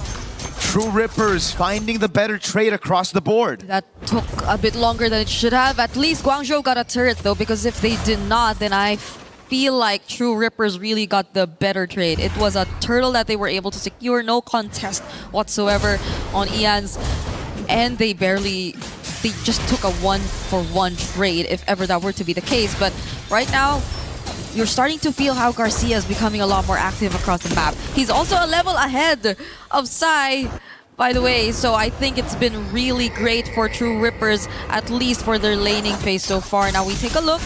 Already has 2 out of 3 of the Trinity build. It's just slightly behind, but this is... Modi doesn't even have an item just yet. This is a Yu Zhong who doesn't even have an item just yet. Yeah. It's actually all components went for the robe, the Fury Hammer. Now May's looking at Asuna. They gotta be careful. The only Purify they have is on their main frontliner, Rehansha. So that's the problem for True Rippers, right? They have to split up. They have to be very careful of this set from May. The one time May was able to find that set, it almost guaranteed them that full-on comeback. But luckily, True Rippers were able to find some good pickoffs here and there. Kimmy, at this point, I think spatial migration on May doesn't even sound too crazy. They might have to deal with him first. Yeah. Recall with good poke on Kimmy, and it's all about mid control as Garcia plays that far lane. which is great because I think they're splitting up their positionings a bit more. We see Kimmy really putting himself and trying to scout wherever Guangzhou Gaming could potentially come from, but just the same, seems like there seems to be a bit more reaction coming from their side. Garcia has had no trouble opening up the map. Nope. For True Rippers. They haven't been able to pay as much attention to their lanes, and that could be a potential problem for Guangzhou Gaming, especially now that we're looking at the first Lord spawning on the map. And it's the far lane who has been, or which has been really dealt with so far by True Rippers. Just look at Garcia. They have no idea he's doing this, but you know that he just has a really good grasp of what his job is at this point. He's feeling it. He knows exactly where he needs to be.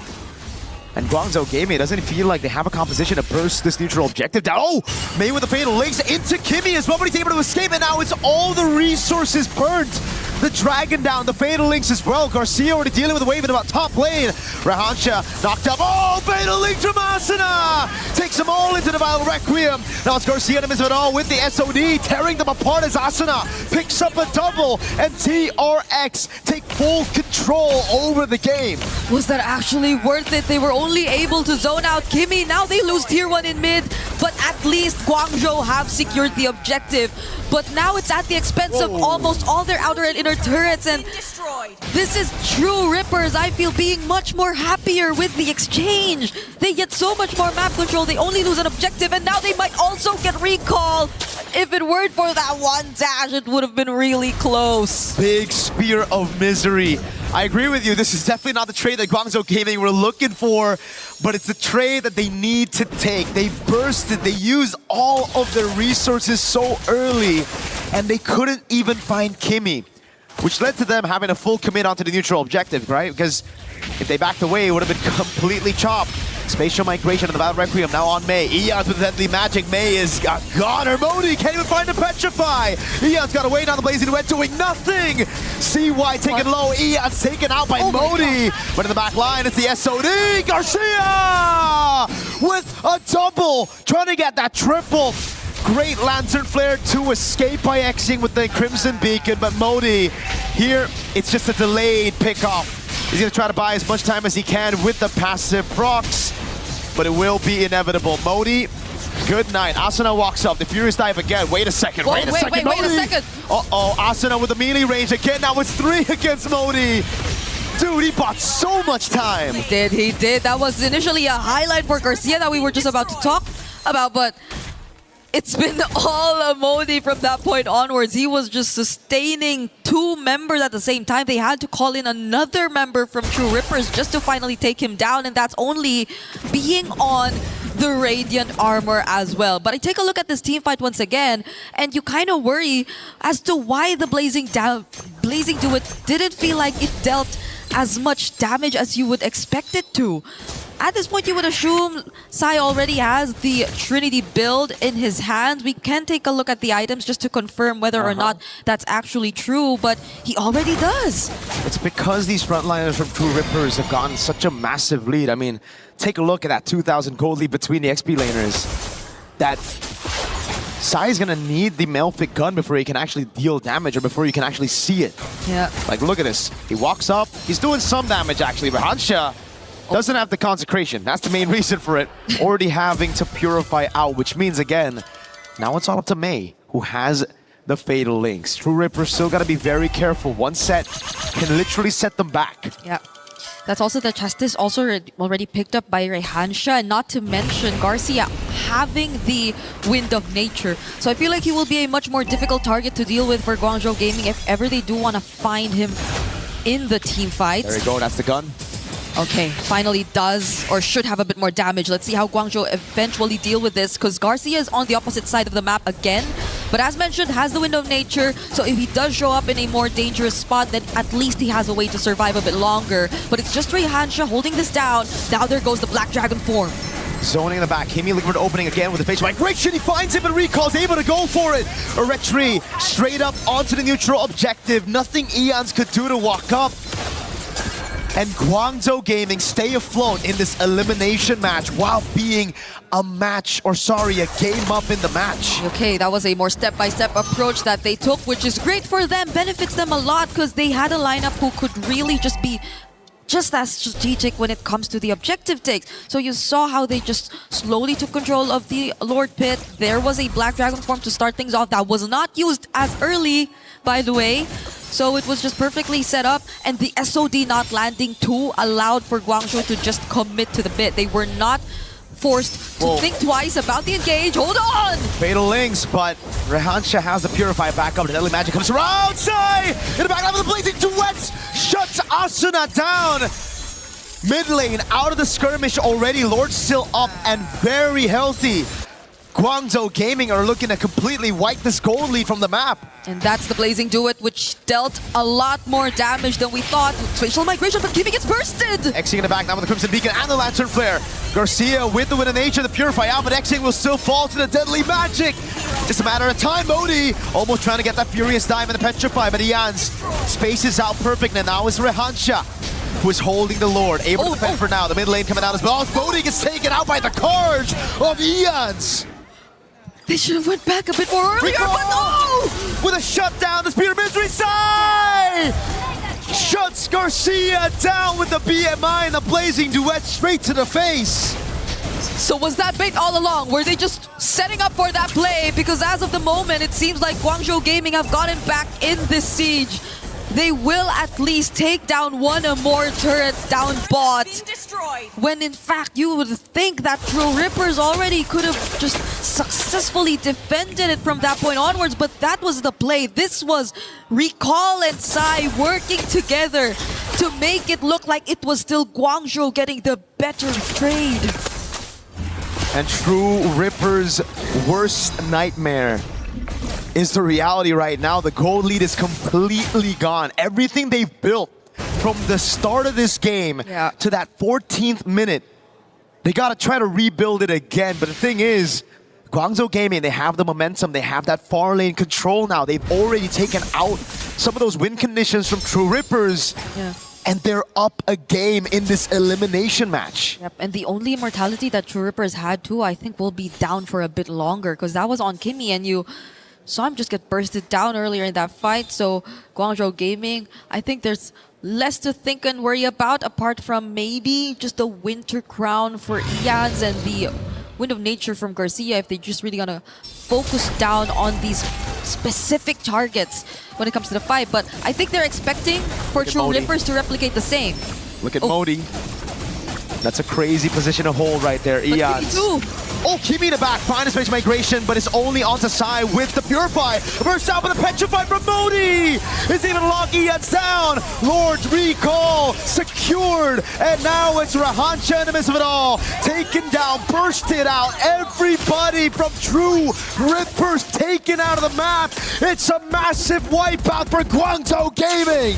They each had their own plans, creative angles, plans to surprise, but in the end, it's Guangzhou Gaming who will stay in this tournament, sweeping True Rippers 2-0. A bitter start to the international debut, to the international run for India, for True Rippers. But it's the experience that they will bring back home to try to learn from this beating at MSC. Back-to-back losses, up and down below. Guangzhou Gaming, though, from barely missing out to that M7 main stage slot, losing in that grand finals of the wild card, to here beating True Rippers and making it to the next step, one match away from qualifying to the knockout stage. And the region as a whole, I feel, is a lot more proud of what they're achieving right now too, because even if you take a look at their women's division, they've also been starting to show us so much more in terms of their competitive MLBB gameplay. And right now here too, despite them being in the lower bracket, you see signs of life. You see how quick they are to actually find a way around the situation that they're currently facing. And as unfortunate as it may seem for True Rippers this time, we're really hoping that they take away a lot from this experience. You see the potential. You see how they always almost had a grasp of what had to be done, and they took control of a huge majority of this game, honestly. If you were to take a look back at the beginning to the mid portions of the game, but it just so happens Guangzhou Gaming, the scaling, and the micro decisions also really paid off. Eventually, they're the ones who now are moving on to the next stage here in the lower bracket. And we will get to talk to them for just a bit as we throw it over to the stage alongside Milosh. Thank you very much, my friends. I'm here with our victors, Guangzhou Gaming.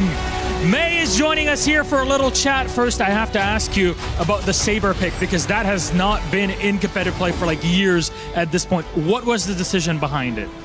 那么女士们、先生们，欢迎来到看我们采访的我们广州的电竞团队。那今天我们首先采访的呢选手，首先想问你，为什么在这个比赛当中选择的是赛博剑圣这样的一个角色？因为我们觉得剑锋是 Counter 目前版本的双边体系的，然后为了选这个英雄，我们教练也做了很多准备。Well, I think this is a really strong hero. In fact, our coach have trained us a lot in practicing with this hero. That's very cool. Unheard of. We're hearing new metagame being built as we speak. Speaking of which, you're one of the more experienced players in the Chinese MLBB scene. I want to ask you about how do you feel the region is developing at the moment and your experience in it so far? 是的，非常棒的。那么我们呢，整个的这个一个游戏项目在中国地区也是发展的非常蓬勃的。我们想要看一下您的意见，您觉得这个游戏在中国地区的发展如何呢？其实中国玩 MLBB 的人还是比较少的，但是对于中国电竞，我一直觉得中国电竞会很厉害，所以我们 MLBB 项目的中国选手也在不断变强。Well, at the moment, there are not a lot of people playing MLBB in the Chinese region. However, we think there will be more and more people playing, and that's why we are getting stronger, and all of our players are practicing hard to make us to be a really strong team. I mean, thanks to your representation here today, we're seeing more and more of that in the future. Now, let's look at that future. You'll be playing against the loser of Team Spirit and Team Vamos. Who do you think you'll be facing off in the lower bracket? 是的，我们相信也会如此。那我们看一下，在未来的话呢，您将会面对的是 Team Spirit 和 Team Vamos 这两个团队当中的，他们是这个属于失败者。那么你觉得你将会面对的是哪个选手呢？哪个选队？我觉得 Team Spirit 和 Team Vamos 这两支队伍都是很强的，他们一个来自俄罗斯赛区，一个来自马来西亚赛区，都是其中的1、2号种子。然后我觉得我们会对阵到 Vamos 战队。Well, I think they both really strong teams, and one of them is from Russia and the other is from Malaysia. So I think they really both strong. However, probably I guess we will face Team Vamos. Team Vamos. All right, we'll see how that ends up. That'll be the case. Prediction for later on today. Finally, you got those Chinese fans, those players that are looking up to you right now. Do you have any message to them to support you through your lower bracket run at MSC? 那是的。那么最后一个问题呢，我们可以看到您也是有非常多的粉丝的。对于您的粉丝，您有什么想说的吗？他们一路支持您，那么在我们的这个电竞比赛上打比赛，您有什么想告诉粉丝的？其实我很感谢支持每个 MLBB 赛事的粉丝，然后也感谢大家的观看。其次，我特别想针对中国的粉丝说，就是因为中国赛区的成绩一直不太好，但我觉得我们这次可以碾碎对手的钥匙。Well, in fact, I really appreciate all the fans' support all over the world, and I would like to tell our fans that maybe in the past the Chinese region's scores were not that high, but this time we have the confidence we wanted to win. I mean, it's showing very well. One more time, our victors, Guangzhou Gaming and May, thank you for joining us, but it's time for you to do the honors. Our first key crushing here at MSC is going to be in your hands. I'm going to invite the rest of your team to join me in here. Now I want us all to go back together. Thank you very much again to our translator, June. Come on over with me, my friends. 谢谢，谢谢。 We're going to open up our door. It's time for you to do the big piece, my friends. walk on in and crush the first key of MSC at EWC 2026. Go on in, all of you. 大家进来。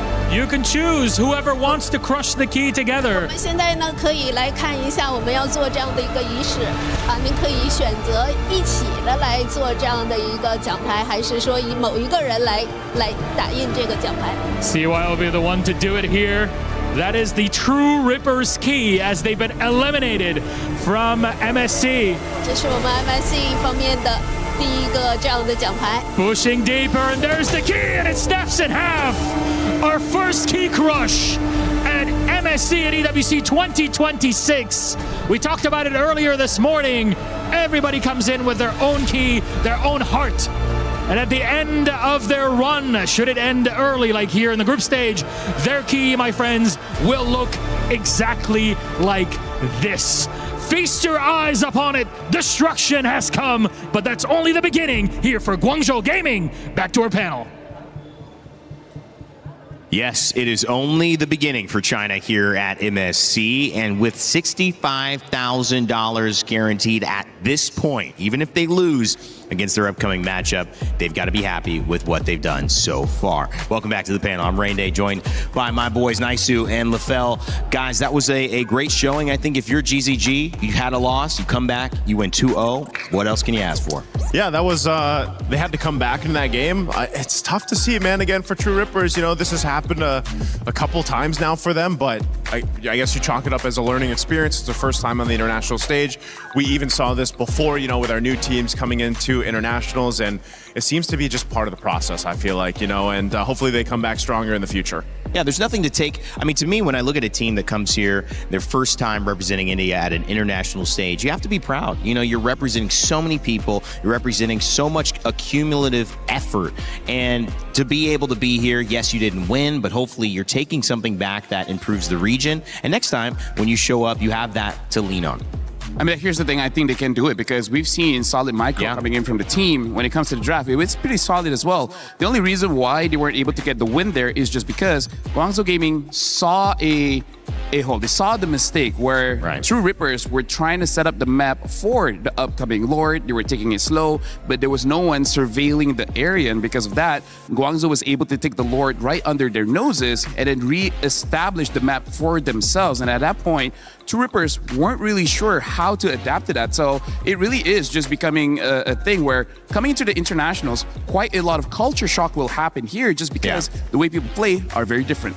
Regions clash, but that's the beauty of an MSC. And a moment like this, you get to see the best of the best going toe to toe. GZG, TRX, it was a close game, and True Rippers actually led in terms of kills, Naisu. Yeah, they had a lead for a better part of the early game and into the mid game, but I think that was the pivotal part, the moment in the game where, you know, Lord was started up by Guangzhou Gaming, and I thought with the lead that they had that True Rippers would be like, hey, okay, we're not just going to give this away.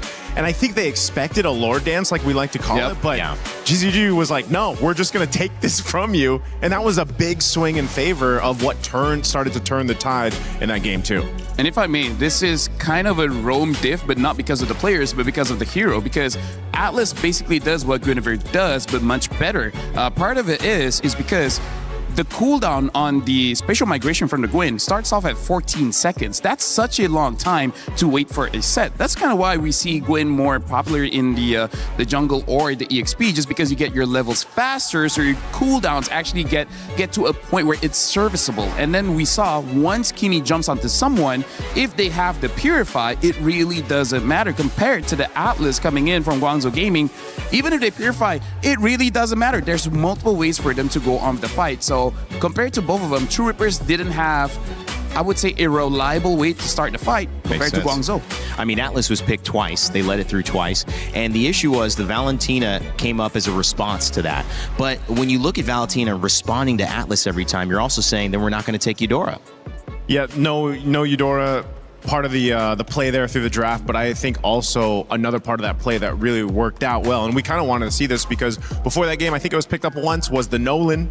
You know, the Nolan, the burst damage packed into that hero is insane. You already saw it, how well that Recall waited for his moments. I mean, that's the big part of Nolan in general, but also a lot of assassin picks right now. Like, you really have to wait for your moment, and Recall did that for the most part of that towards that mid to late game, where then he was just bursting people down with that Nolan combo we've seen so much of. Well, it's a great showcase from GZG, and today's schedule should continue to give us some great games at MSC. We've got True Rippers going down, our first team to exit this tournament, to Guangzhou Gaming. Like I said, they've upped their prize pool to $65,000 as a result of that, and another $65,000 on the line for our upper bracket in Group A. Our first match, Team Vamos versus Team Spirit, coming up next. These two teams, juggernauts in their own right, representing EECA and obviously, I believe, Malaysia. And that is a great showcase of two teams who have been playing well, who have nothing really to fear as well, LaFell, because even if they lose, they still have another chance. And here's the thing, I feel like for all of us here, this is the match that's very difficult to call because Team Spirit, we expected them to be strong, and they are. For Vamos, we weren't expecting this kind of play, and then suddenly they just showed up. So the factor here that's making it difficult for us to call is how strong Vamos really is, because I feel like even going up against Team Falcons MENA, they didn't really show everything just yet. They showed they were strong, but they weren't pushed to their limit. So it really is going to be quite difficult to call between Spirit and Vamos. I like that even it was hard to call when they Milosh was asking, you know, exactly who would you want to face up? Yeah, face up against. It's really difficult to call that because depending on who wins this and of course who loses and goes down to the lower bracket, that's a hard game to call because you also now in this one with Vamos and Team Spirit, you've got two promising young talents, young junglers looking to battle it out. And this is, people have been asking for, you know, obviously the meta has shifted now where assassins seem to be more of the move for a lot of teams, and these two junglers that we're going to see here in the next matchup are some of the best on these assassin type junglers. Yeah, he's talking about Error 404 and Zauer Egoist, not just the young junglers, the third youngest and the youngest here in this tournament at MSC. An exciting matchup underway, and if you think you know who's going to win, make sure to get your pick'ems in. That's right, scan the QR code, take part. You will be a part of this broadcast. See if you can get your vote in right. For those who went 75% Guangzhou Gaming, you're already off to a great start today. So keep it up and make sure to get your pick'ems in. We'll show them once we get closer to the start of the match.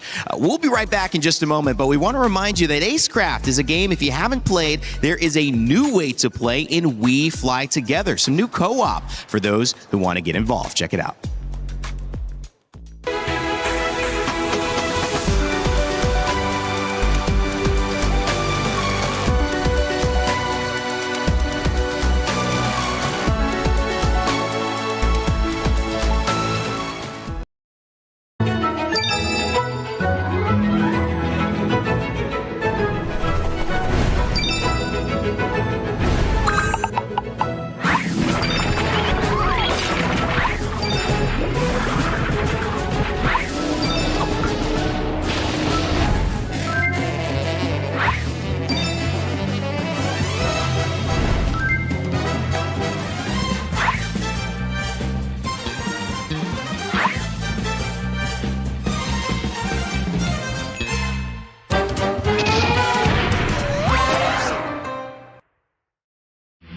A lot of people are haunted by their past. I'm inspired by it. They're not just playing for themselves, they're really playing for their entire family. They have defeated their demons! They have crushed the curse!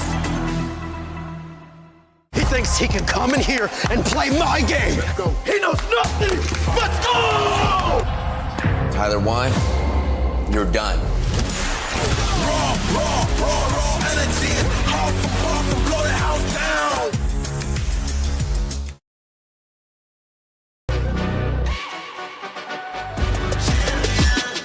This ain't no regular thing. I came for the ring, you know what I mean. You see my name in the lights, better get right, I'm champion.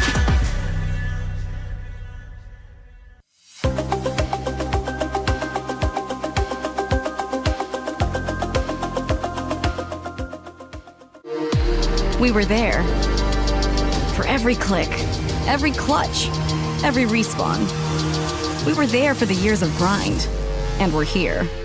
Now, the proud founding partner of EWC, powering the biggest event in gaming, shoulder to shoulder with the world's best, making history.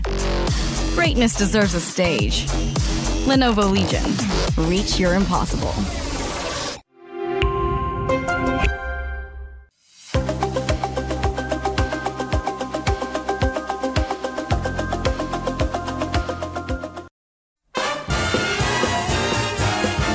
Okay, man, right? Okay, this one look like Chinese. Kyle TZ? Oh, Flap TZ. No. Ogwen. No. Carl TZ? No. Asaji? Sanford? No. My team? Sansalap. I think Hiko. Ah, that's crazy. But Hiko looks so different. Very cute. Who's that baby? Well, Hiko was actually the answer. Kid Bum was like, what? No way. I love the surprise there. I love that segment, too. We got to see more kid picks there on the broadcast. I love seeing it. Oh, rewind in time. I think a lot of those babies, when their parents were looking at them all cuddly, all cute. I have a 17-month-old daughter myself. They probably didn't imagine them at MSC a few years later, which is pretty exciting. I'm scared of babies. Are you? You're scared of babies? I don't trust them. Something about them. Yeah. I don't know, man. Nefarious. Every time I look at it, I'm like, hold on. And I've seen enough Yeah. movies to confirm my suspicions. Boss About baby. what? Boss baby. Boss baby. I knew it. He knew it. Yeah. Rain Man knew it. The Rain Man. Come on, man. Don't get it wrong. It's Rain Day, man. Come on. Come on, man. Hey, come By on. the way, let me just say, I think they could have gotten Hiko if he was wearing glasses. Yeah, That's the big difference. You know, the baby wasn't wearing glasses. See, deceptive. It is, and you got to watch out for babies. That's the lesson here from LaFell as well. I know I got to watch out for my baby, otherwise I won't sleep. That's the one thing I need to watch out for. Oh yeah, for sure. So I'm so excited to introduce this matchup because when you look at these two teams, I mean these are juggernauts, and the juggernaut matchup is really between the youngsters here. 17 years old in Error 404. Zaur Egoist on the side of Team Spirit, 16 years old, the youngest player in this entire tournament. Two future superstars. I don't know, Naisu, two current superstars. Yeah, right now there's something about, that gets junglers get excited for the meta, and then the audience gets really excited to see what these junglers are capable of doing. Again, that's why, Rain Day, I know you probably didn't get to see it too much, but we were back in the day. We were in this utility meta, and it was very slow-paced, very tanky-based. But now you have all the flashy heroes coming up, and you get these young stars like this to go ahead and showcase that, and that's what people get excited to see. And it also works really well currently with that adaptability or that flexibility of what you can do in the draft with so many different styles of play when it comes to the draft. Can I just say, I don't even remember what I was doing when I was 16.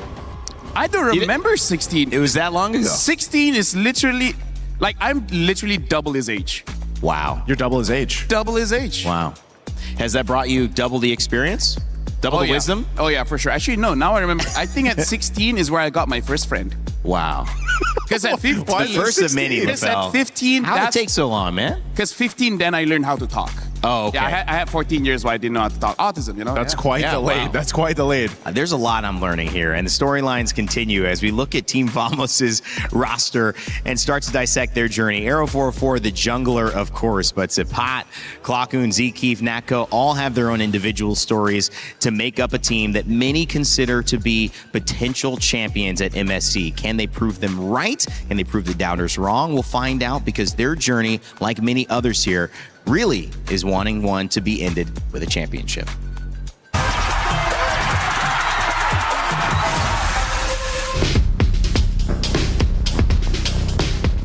So firstly, Team Vamos started at season 14 MPLMY, and then we qualified to M6. When I left, they never qualified to international tournament anymore. I'm joined back to Team Vamos middle of season 17, and we made it. We go to MSC right now.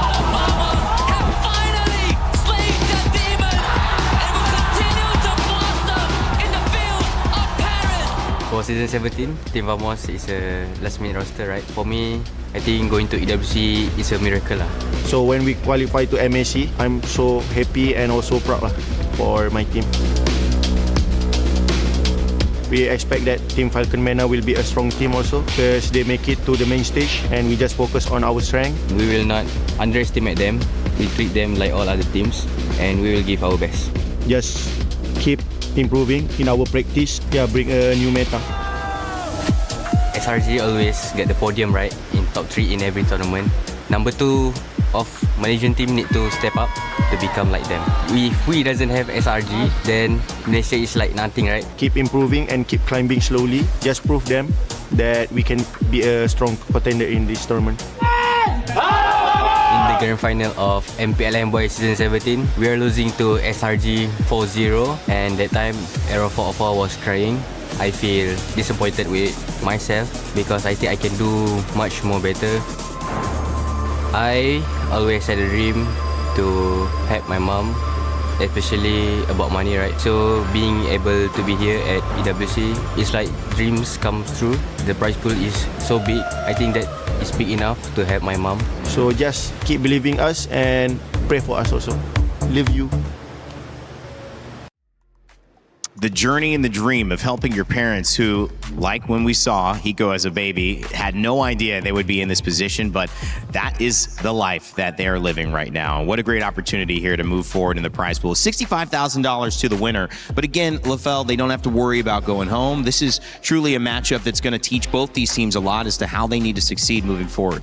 Yeah, and I gotta say, Vamos, honestly, like we won't have enough time to talk about all of their stories, but there is a lot. Supa, as we saw in the interview earlier, he was a star, but then, you know, he dropped his performance and he had to go play in the amateur league. He had to prove himself, and then once he did, he got back into the pro scene and now back in MSC.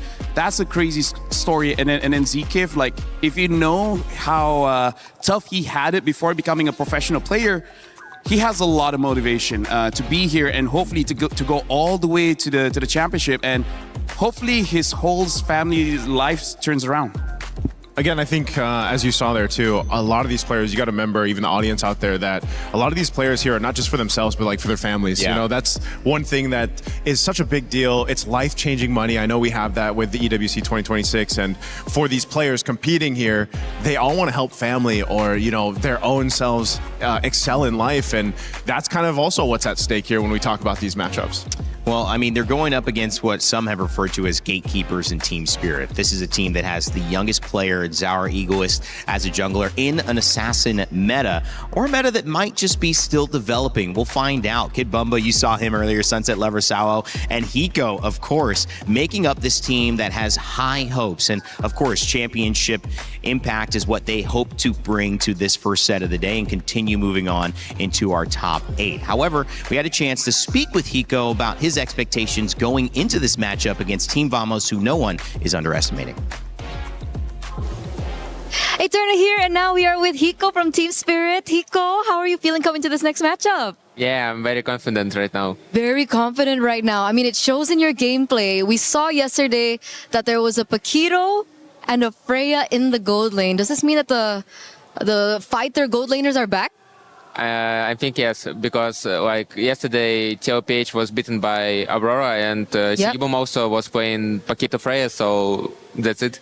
Ah, okay, wait, but like, is that the reason? Like, why are fighters so strong in the gold lane now? Because marksman cannot do anything versus like assassins like Link, Fanny, something like that, and Paquito and Freya can do something versus them, and you cannot kill easily these fighters in gold lane. Okay, so they're a lot less vulnerable to the assassins in the meta right now. Yeah. But you personally, do you like playing the marksman or the fighters? Because I mean, last time around we saw you at MSC, you were so good on the marksman. I'm just adapting, like, I don't care anymore about playing fighters or marksmen, so I'm just adapting. I'm playing for team, and, you know, I'm just doing my work here. So can we expect you to go fighter again in this next matchup?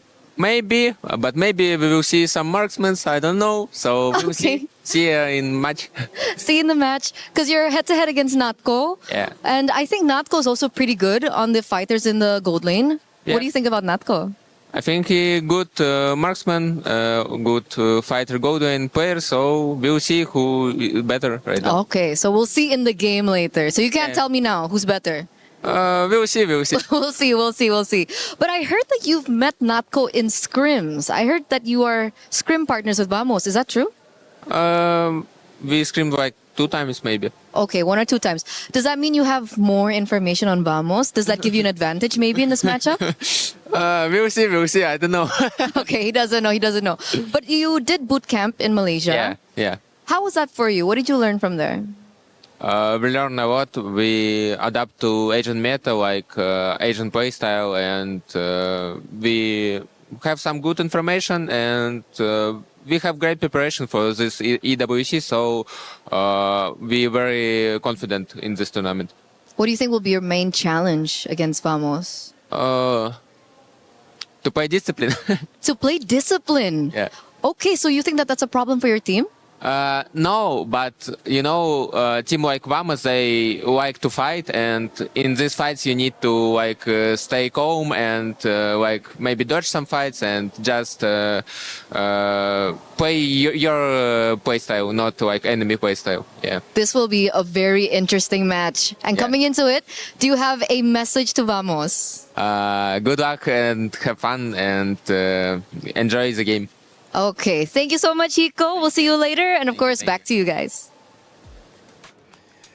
I don't know, man. Good luck, have fun, enjoy the game. Feels like that could be like start of a horror movie right there against Hiko. That's the start of enjoy. I have nothing to say. That's the standard. Let me go. Let me go, Eterna. Stop asking questions. This interview has so much to say. I just want to play the game. But he did give us some really good insight onto the gold. Why if we were seeing fighters more, it's their ability to deal with assassins. Yeah, they need to survive because otherwise, if you do pick a traditional marksman, we've seen it before, you get picked on, right? They're going to go right for that lane, try to take you out of the picture. And, you know, Hiko is one of those prominent players in the gold lane. When he was introduced to us on the international stage, it became Hiko Mania because he got he was the first one. Was this M6 where he got the Savage? Honestly, I feel like almost every international that he's in, he's got Savages. So, and honestly, when he played it earlier, he could have gotten the Savages, but was stolen by Czar Egoist. Even Mirko was like, bro, why'd you do that, right?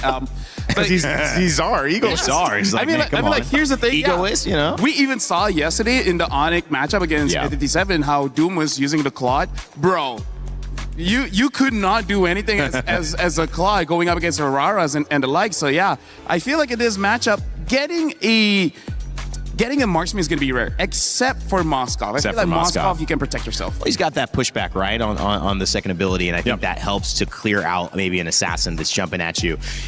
We asked you to get your pick'ems in. You got them in. 83% for Team Spirit. That is lopsided. Team Vamos. Lefel, are you surprised by this or pretty expected the way you think this matchup's going to go?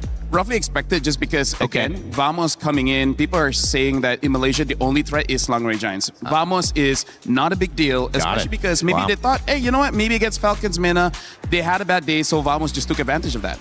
I mean, that's one of the things, Naisu, they said they need to improve on. Everyone thinks that it's SRG. They've won everything. Can they make that moment now? I think they have to. A lot of people just put SRG, like Lefel mentioned, as that big threat. Well, this is a chance, an opportunity for Team Vamos to take down who a lot of people put in the top 5, you know, power rankings of Team Spirit there. They've been amazing. Well, we call them the gatekeepers for a reason. Such an incredible squad, but you cannot ever count out Error 404 and Team Vamos. They are on a mission to prove that they belong in the top conversation of teams here from Malaysia and at MSC. We'll find out in Game 1 of this series if it happens. Oh my, match 1. We already sent one team home by getting their keys crushed. Milosh, what's up in match 2? Honestly, this one now, at least we're going to take a break from key crushing. We're going to let our crusher, Gertrude, whatever we want to call it at the end of the day, just to rest for a bit until game number 4. Because 2 and 3 are all about the upper bracket. Whoever wins the next 2 matches is able to advance in the upper bracket and secure a spot in the knockout stage. That would be huge for any team here at MSC 26. I agree. And as we enter the second match of the day, we are battling for the first knockout stages tickets. To my Malaysians in the venue, it's time to Hala Vamos!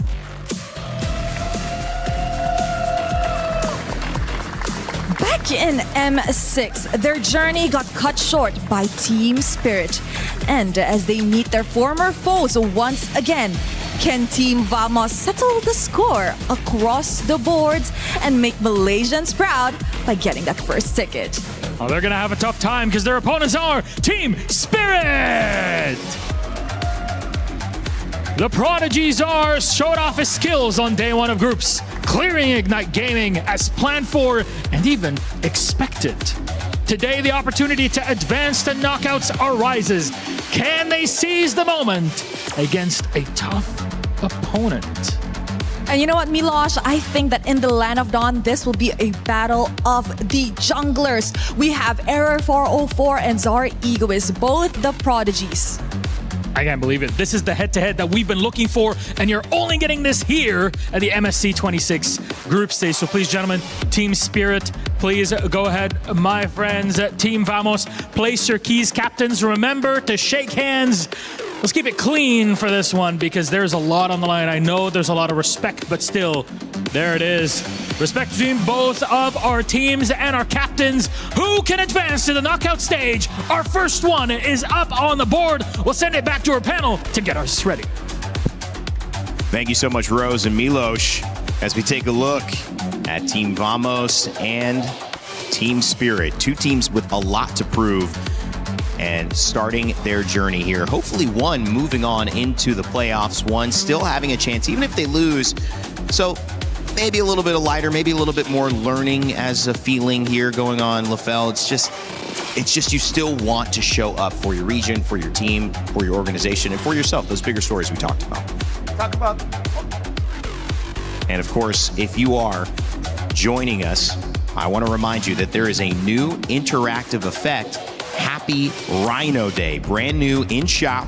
Make sure to check it out. Get those interactive effects. Those look cool. Rhino Day. Rhino Day. It's close. Rhino Man, Rain Man? Rhino Man, Day, Rain Man. That can work. It's something. It's close.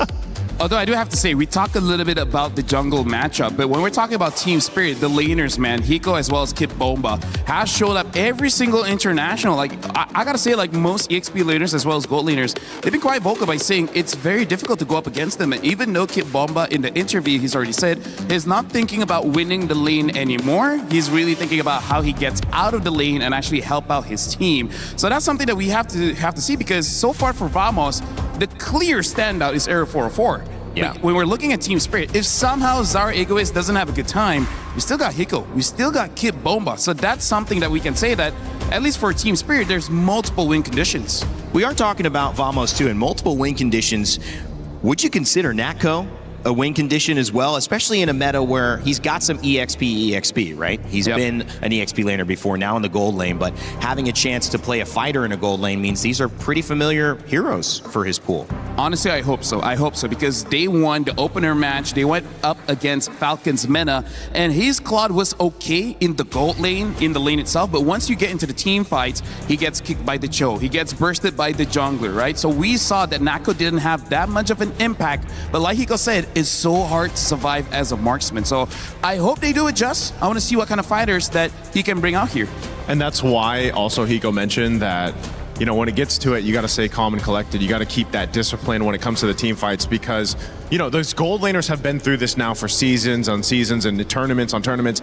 They dealt with that pressure, and yeah, fighter just kind of helps alleviate some of that pressure, I feel like, for a lot of them, and that's why they kind of opt for that. But you can already see too, the Paquita is going to be banned out by Vamos here. Now for Coach Coldstar and the rest of Team Spirit here, we'll see what they're deciding to lean towards, because now that's the case with the meta, because before it was almost so standard that you'd be like, all right, this first pick on blue side, here comes right away the first swing on the red. But now it's like, what does the team want to play around? What is that personality or that composition that they're going to bring to the table? And that's why when LaFell mentioned it earlier, there's just so many different approaches you can take to the draft that it's not as easy to call off those first picks, other than the fact that, yes, you might have an Atlas come through if it's open, a Eudora, the Ling obviously still contested, Herrera hasn't been banned out yet, so that could pop up here in game one. Well, the Esmeralda, the Paquito banned out. Atlas, I think that's a smart ban, as well as the Fanny. Atlas taken 2 games in a row by Guangzhou Gaming and 2 wins for them.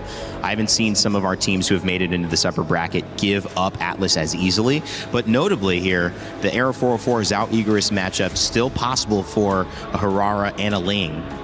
for either side. The thing is, Team Spirit, I feel like the question right now is, do they ban out the Eudora? Because I feel like for Vamos, considering, like you said, Ling and Herrera both are open. And I feel like for Aero 404, he doesn't matter which he's going to get.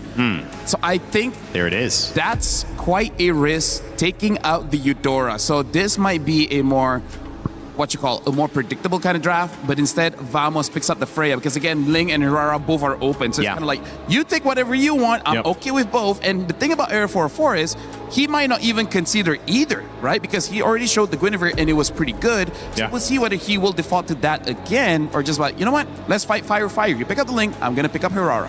How do you feel about the Phoveus? Nice. Just I think it's good so far. Yeah, I think you need to go ahead and grab that just because again, you know that there's going to be a lot of chances for you to go ahead and utilize your Infernal Pursuit or just, again, Phoveus is he's a bulwark from the beginning of the game all the way towards the end. And he's going to have to deal with the dashes. And this is one thing, too. You know that potentially if you guys are planning to take the Ling, that Hirara is going to go on the other side. So then, again, you're utilizing Phoveus to, like, max capacity here. And over here, I got to say, Clockwood is going to play a pivotal role because he picked up the Zushin, which is a good way to deal with the Phoveus, but they got to make sure that they have enough shred. For now, they don't really have that shred just yet, especially because right now for Vamos, it looks like they're opening up an opportunity for them to go for double fighters. The problem is they really don't have a lot of range. They already locked in the Zushin as well as the Hirara. So kind of like Aurora, they got to win basically immediately so that it doesn't really matter. But I like that they're opening up a chance for potentially something like a carry, something like a Moskov to be able to deal with this kind of composition against Team Spirit, which now they have the Valentina. A lot of picks for the Valentina, by the way, here in MSC, but not all of them really worked out that well. Yeah, it was tough for Asuna and True Rippers last game. Valentina waiting for that Atlas Fatal Links, but just could not really pull it off. Didn't find the right moment to get in. Barat spanned out, which we've seen come into the meta as well. Naisu. Yeah, it's been interesting to see Barat's growing in the XP lane. You know, it's just, we're so used to before seeing him in the jungle, and then it was actually Kid Bomba that brought him first to the XP lane, and you know, they're going to be the one to go ahead and ban that out just because, again, they already have their XP laner locked in. They essentially are planning to go ahead and get the upper hand of the XP, which is so important because, like LaFell mentioned, you know, Kid Bomba himself said he wants to get to these fights. He wants to help secure these objectives. That seems to be the main point, where before, and depending on the heroes, sometimes your XP is, I want to win this lane and try to snowball and make it happen. This is usually the case too with Yu Zhang, for example. Yeah. Like we saw, where if you get an early kill, you get an early snowball in the XP lane, then you're even more deadly than you'd expect on a hero like that. So there's the Moskov ban coming out from Vamos. Right now I'm looking at Ruby because Ruby is a potential pick that honestly Team Spirit could take up because having the Phoveus as well as Ruby, there's a lot of crowd control, making it easier for the Ling to go in and out. But Vamos are already banning out the Moskov because looking at the trend here in Naisu, honestly there is a chance for both teams to have marksmen in this game. Belleric still available as well. Jerome been picked up and highly prioritized. The answer to the Ling or to the Herrera. It feels like if either one of those get off, who do you think feels right now has a better answer? What do they need to do? I guess if you're looking at Vamos to have an answer for what this Ling is going to bring on the side of Zaur Egoist. For Vamos, I feel like they got to pick up an Alice. If they want to play double fighters, pick up an Alice to deal with the Phoveus and basically everyone from Team Spirit. Because right now, they do have the Valentina. It's a mid-range mage. He should have a lot of impact there. They're most likely, I'm expecting Team Spirit to go ahead and take the Belleric here. I can't see what else they would want to plant into the Roam, just because, again, Belric's going to be banned out, so they don't get it. That's good. So now, that leaves the question, what do you pick up in the Roam here? You still want to go ahead and wait for your gold lane too, or do you pick it up now? That's something they can play around. Something that Vamos has used before against Falcons meta was that Minotaur. So maybe that could also potentially be an answer in case they want to go for a lot of bursts. Then the Minotaur with the Flask of the Oasis is able to help them out, survive that initial burst damage, and then eventually just win out. Because looking at the Freya, the Zushin, as well as the Herrera, this is telling me in a prolonged fight, we will win. Yeah, this is why it's such a big decision here right now for Team Spirit. If they want to go ahead and show their cards in the Roam, the shields that are going to come through too, that'll help extend the fight if you're Team Vamos, but it's also just the amount of... They take it away. They take it away. This is a really good call here, LaFell, too, that you get that. Because think about it, the Minotaur with the Jushin that paired up, that amount of crowd control that comes with that, is a whole lot to try to burst through, especially if you're a Ling and you're trying to, you know, find that right window of opportunity to jump in, Tempest Blades, get the damage off. So really good to lock that in. And we wait to see what Hiko's going to end up playing in that gold lane. And so now these last 2 picks for Team Vamos. I feel like Alice would be a pretty good answer going up against Team Spirit for now. And then in terms of the roam pick, I think HO could still be serviceable. It is difficult because there is a Phoveus, but they need someone to slow the engage coming in, because the Zushin can pull the Minotaur in. If you want to... Oh, they pick up the Melissa. Wow. Melissa as well as the Hylos here. So this is very interesting. They're just saying, in case he goes to the late game, we'll be able to do well. And the Melissa pick really is just to win the lane. Yeah. However, interesting enough, Nako before this did not use the Inspire, used the Flicker. I wonder if he will still stick the same style. Does this do anything with... I don't know. This is me asking. I guess we see the Claude, so there's no longer any mystery to my question. But Melissa, in this kind of like bruiser heavy, you know, approach where there's a lot of CC and stun, does she help to peel that a little bit? Yeah, honestly, she does. The go away helps a lot when it comes to dealing with picks like the Phoveus. Against the Ling, maybe not, because I feel like the Ling's range still gets into Melissa, and then 2 or 3 hits, she's gonna die. But I feel like part of the reason they picked this up is to deal with the Phoveus, because the first 3 picks, they don't have an answer for the Phoveus. The Hylos as well as Melissa does. They do have the range damage now as well. 2 undefeated teams so far in their first series.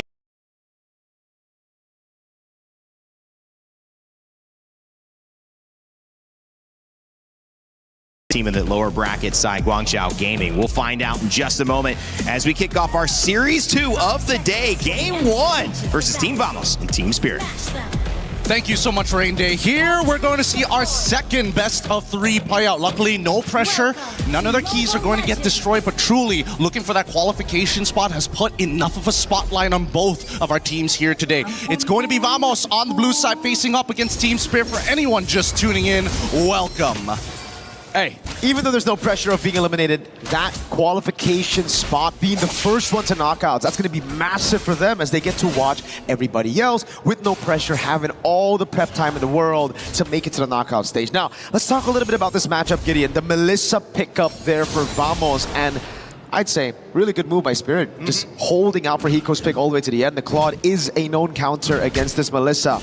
Another thing you guys need to know, though, is the Flicker choice, not the Inspire for the Melissa. With the new Melissa, you go for pull yourself together, you rack up those assists, and you get the cooldown on Flicker very quickly up. Yeah, that's exactly what you want here, is they're already looking for the early invade. They might get first blood here, but TS decide, no, we're not going to contest the Lethal Wanderer, let them have it, we're going to play for the later half of the game anyways. I think that at this stage, and especially, with the pull, hold up, an early Flicker getting baited out, actually forced out from Sunset Lover. Still pretty oppressive in lane, man. The juice in, even after all these nerfs. Again, it's to pull yourself together for Natco. All about picking up those assists, getting to a point where the Flicker is on super low cooldown, and then just surviving throughout these skirmishes, being that consistent damage source. Zaur, already level 4, but I don't think going on Clockhood is wise right now with the Flicker up and with the Brave Smite. Probably not the greatest idea, but I like the fact that Supat has opted to go for the Weakness Finder just to say, you know what, as much as I love Warcraft, I want to punish Kid Bomba in the lane as much as I possibly can, and they're looking for it now. Yep, rotation over, Bomba able to still pick up that XP crab now against Supat, jumps in twice, but Zekeef is going to rotate over as well. Kid Bomba with the Dark Wave landing on 2 now. Flicker's down to safety, and for the pursuit is already there. The Tempest Blades comes in with Sour Egoist, and Subpot's gonna get baited under. First blood away. Sour with the Divine Blades getting away, but out to the Lantern Flare to throw him back into Zekeef. And it's a double pickup as Sawo with no Flicker is fed right onto the Hirara. Can they get anything more for this? And it looks like no, nothing else. The Glorious Pathway being stolen away as topside. Natco doing a pretty good job in this lane, staying very, very healthy. But with everything that has happened, at least for Kid Bomba's side, hey, we delayed this, now we have to refight for it. Dark Wave again, now the Glorious Pathway stolen by Sunset Lover. Retry coming out for error. Sour was still on the purple buff, and it's just a good escape as Zekeef lays down the carpet to get them all out. Yeah, but this means it's an instant invade on the side of Team Spirit, right? They're not going to give this up. They know for a fact, hey, Zekeef has the recall. He already used the Glorious Pathway. He's not going to be here for a couple of seconds. So let's take what we can get and quickly rotate back over to the mid lane. Maybe give some pressure over to Hiko, because so far, it looks like he's getting punished. Zekeef's been playing an amazing game, man. Getting these Law and Orders at the right time, also just slowing Bomba. It's a zoning that we didn't get to see for some of the games we witnessed yesterday, and now they're already putting the pressure onto Zaur Egoist, giving Error 404 all the space to take lethal, to take control of enemy map, and just to get that advantage that they have technically already built up with that first turtle. Honestly, the one thing I'm really happy with the meta right now is the way that, you know, the jungle is intended to go vertically against each other in these moments. I mean, obviously, Ling is super, super quick, but at the same time, if you make some decisive decisions, and more importantly, you actually struggle to fight for the tempo, you can get first movements in certain parts of the map. And you can tell, with the side laners, they want to keep it as neutral as possible to punish the opponents, but those mid lanes are constantly moving around. And that was the reason me and you, Gideon, during the draft, were talking about a Cho pick instead of this Minotaur for Sao, something that could guarantee the mid-prio to rotate around the map. That right now, Vamos have complete control of. Look at this. Error, double immobilization now with the stun of the Law and Order, and the pickup straight into Error again. Forces the glorious pathway defensively. Subpat as well with Prio down below. Zaur's gonna have to go for the retribution. That he does. 18 seconds for the turtle. Vamos. Well, Error also used retry, so he'll have it quicker. I think overall, it's all right. At the end of the day, it's no harm, no foul. It's still putting Error in a pretty decent position, and at the same time, his retribution is going to come back up just slightly earlier, 5 seconds worth of difference between the two. So let's see how TS is going to delay this, right? Look at They're that already cut. sending. Oh God, Zkeev, so well played, but clock on Error 404. The easiest turtle take for him as Bomba's not there to do anything. Sao throwing back again. Minions Fury the flicker backwards. Now look at the puppet. Oh, the Muddle's doing damage. They're gonna go for the siege in the mid lane here. Zaur Egoist with a Tempest of Blades, still up, pops it in, now goes for it. It's just a clear with the retry onto the mini waves in the mid lane. That's good, that's good. You need to make sure that mid-tier 1 stays open. Nako, he shouldn't be punished here unless Kid Bomba is willing to flicker for it, but even so, without no get away from me, it's gonna be a lot harder for Nako to keep himself alive. That battle spell, so valuable on all fronts. And yeah, as you mentioned, we were talking about initially getting the Cho just to kind of maybe force out Purifies and also have a quicker rotation overall. Every side needs a concussive blast user. Sawo's got no flicker. They want to abuse that fact. Hiko caught on the Glorious Pathway. Immobilization coming down. The Purify's there, but it's immobilized. Delayed perfectly. Zkeev runs him down with the rest of the team. That's yet another pick off for Vamos. This is great. This is great for Vamos, and better yet, you can just tell. It's all not only is it about tempo, but just remembering how long does it take for the Minotaur to get the ult back up. So again, when you are on CD, your opposing team are looking to punish. And so far, Vamos has gotten a little bit more value all across the board in comparison to TS, but it's only a 1.3k. Not the biggest lead in the world for Vamos. We need to see the conversions after Natco gets unlocked. And instantly after that statement, they find the conversion on the turret up top. Now it's going to give him so much more room to bully and deny farm from Zaur Egoist. Again, you can see Error. He's trying to force his way into enemy jungle, constantly trying to put that pressure while stealing these camps. Oh, it's about that mid control. Now the dive. Bomb over the Dark Wave. Those Muddles doing a lot of damage. Lantern player throws him back straight on. Sao has him in his fury. Won't go for it. Hiko doing some damage right now. Sapat's able to pick up the turret down below. And look at the Muddles poking Spirit down. All of them clumping together under this tier 1. Error is going to get another free turtle.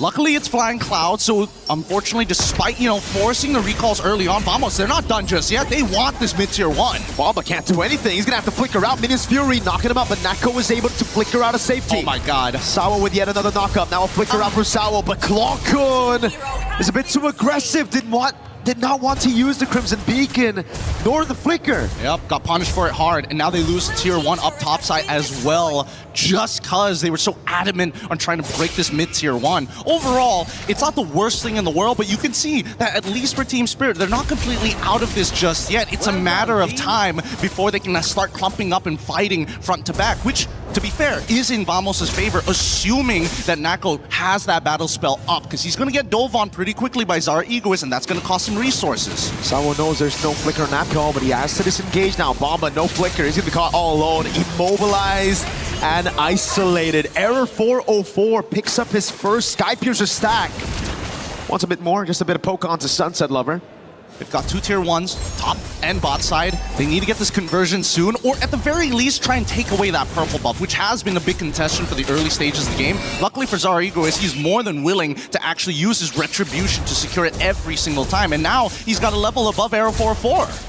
It's so difficult for Hiko to walk up right now. In a 1v1, he should do well against the Melissa, but with Z keep on the high lows, it's almost never 1v1. Sunset caught in the bad spot. The Dark Wave lands. Error is caught. Now the peel for the rest of the team as Error is able to escape as the Tempest of Blades comes in from Zaur. Bomb is going to be caught by Glorious Pathway and the Lantern Flare as well. Valkyrie Descent coming down as well. Bomb is able to flicker out to safety, but it's going to be the Inferno Pursuit that saves him for a bit. Sapana and Turret taken down as well. As Hiko now puts the pressure with the Blazing Duet on Error 404, but he gets away in time still. It's the burn of that glowing one of Sunset Lover that takes him down. Good punish, good punish. It should have been a 1-for-1 there. Bit of an overextension so far, but it's not over because so far Nako has been playing one hell of a game. Even when the frontliners start to peel backwards, they don't necessarily escape the danger. And with the get away from me, that's a clear sign we can't go any further than this line. Zaur is still a level ahead. It's 3 turtles to Vamos with so much pressure from Vamos. Yet Zaur finds himself in the lead right now. Purple buff not available for him. Retribution CK steals it away somehow. Bomb is gonna have to run away with no flicker. He pops in the Dark Wave and goes in for a desperate move, but Seakeep picks up the Lord and a killing spree. Oh my goodness, that has got to be so upsetting. I mean, I can only imagine, like, especially if you're in Zarigo's position. Oh my god. Yeah, like, he comes back. I've tried my hardest to try and save it, and I think he might have retreated too early. Let's see it right here. Oh, he did! Like, it was right on the border. He retreated right as he got. Oh god. I hate the fact that this visual indicator, that line is too thick. We need a cleaner line here to know exactly when, or do the smart thing and crunch the numbers as they're looking to siege underneath the inhibitor. Muddle's placed down. Nako now brings it back. Hiko's gonna be caught by the stun of Law and Order. And the Lord is still very much healthy down below. Vamos are playing this clean siege game against Team Spirit. This is disgusting. We're used to the sieges coming in from like the Yves, the Farsas, but now when we have Muddles, it's just constantly being thrown underneath that inhibitor. And there's very little that Team Spirit could actually do in these moments. Luckily, at least, with the Lord crashing down on the Holy Shielding side, maybe they've got an opportunity. Uh-oh. Baba popped in. That shoulder bash a bit too far. He gets baited out of it. Dark Wave lands on everybody, but he gets taken out. Now Kalkun with the Crimson Beacon zoning Hiko away. He has to BMI backwards at the Ling. Zaur has to handle down below. That's a far lane base turret taken for Vamos. So far, this Melissa pick has been doing wonders. Even though it's not picking up the most amount of kills, being 0-4 on those assists is great enough. He's peeled for his frontliners more times than the actual supports. Again, it's the Muddles. Onto the back, doing some damage. Just poke and poke. Spirit able to keep their 2 base turrets alive, but I think for Vamos, it's already a win.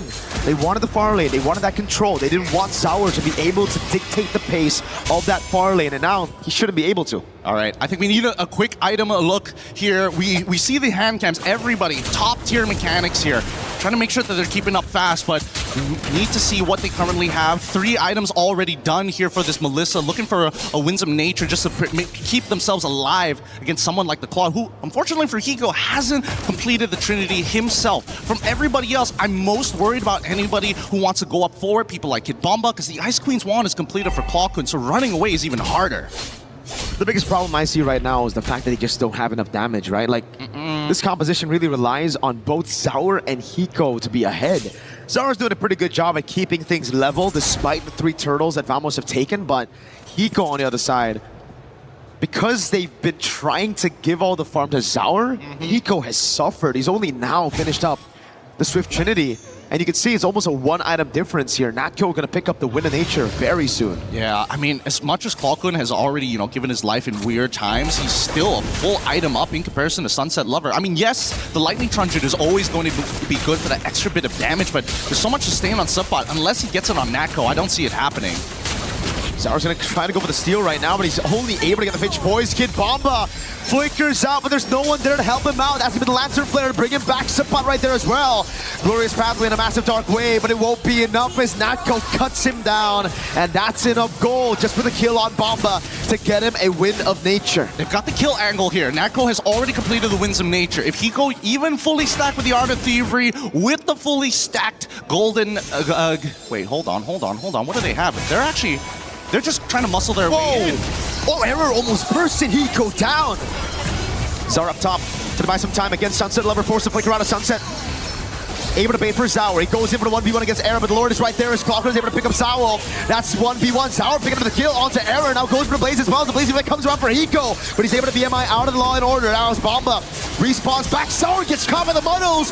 Bomba has the jump in front of pursuit onto Natko. The Win of Nature saving him right now as Bomba's gonna have to jump one more time. Clockers right there. Bomba with the jump again. Now it's Hiko with the rest of the world. Natko kiting back. Hiko with the BMI. Vamos on the base. It will just be game one to Team Vamos. So close to the wipeout, but what an absolute destruction of the base there. Again, I thought at some point Vamos was going to start backing up, but sheer confidence saying, hey, no, I've got the damage, I've got the items, we just have to play this perfectly and peel backwards and we can win the game. There were so many fights happening everywhere on the map in that final siege, Gideon. It was Error distracting Zaur from going for the rest of the team. The rest of the team capitalizing on the fact that Zaur, the main guy, the only guy who actually had enough damage to threaten the Melissa, was kept away. I think I'm thinking back on what Hiko said. We gotta play discipline. We gotta play discipline. But then when you look at these highlights, what has that discipline gotten them into, right? In these moments, I think it came down to that draft. Unfortunately, that Minotaur pick may not necessarily be that great. It's great in team fights, don't get me wrong, and it's one of Sawa's best picks overall in internationals based on the statistics.